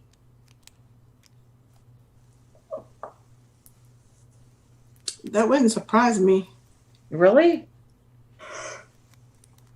That's a lot, though. That really is a big number. Kevin usually knows his stuff, though. Mm-hmm. Oh, but yeah, we better go to bed. So I Yes. was falling asleep before, like when we got home from voting, because my daughter had me up with her. Then Jimmy, we gotta go. It's like, oh my gosh, this is so crazy. Okay. Mm-hmm. And then he was rushing me. Then we get there and he's rushing me, and we got to go here, we got to go there. Okay. So anyway, but everybody, you folded yours and put it in no machines. Well, yeah, I don't know, and whatever. But thanks, guys. Yeah, well, it's just a button. You can't stay without us, Anish. Okay, well, behave like a normal person, and you won't need to be blocked. Okay. All right. Oh, Thanks wow, to the thanks, moderators. Kevin. Thanks to everyone. Thanks to Nana Patty, loyal. Thanks to loyal Nana Patty. Thanks to Scooter. She's on probation. We'll see how she behaves. Kevin's dropped her as a client, so I don't know. Could be He has bad, not. but we'll see. He has not dumped me. What? He did. has I not think he's dumped taken me. Nana Patty in your place, but No, she was already with him. I don't know. All right. Over a few nights ago. Here's for all that need. Then God bless you guys. Love you guys. See you tomorrow. Love you. Love ya. Love you. Bye bye. Bye, everyone. Good night.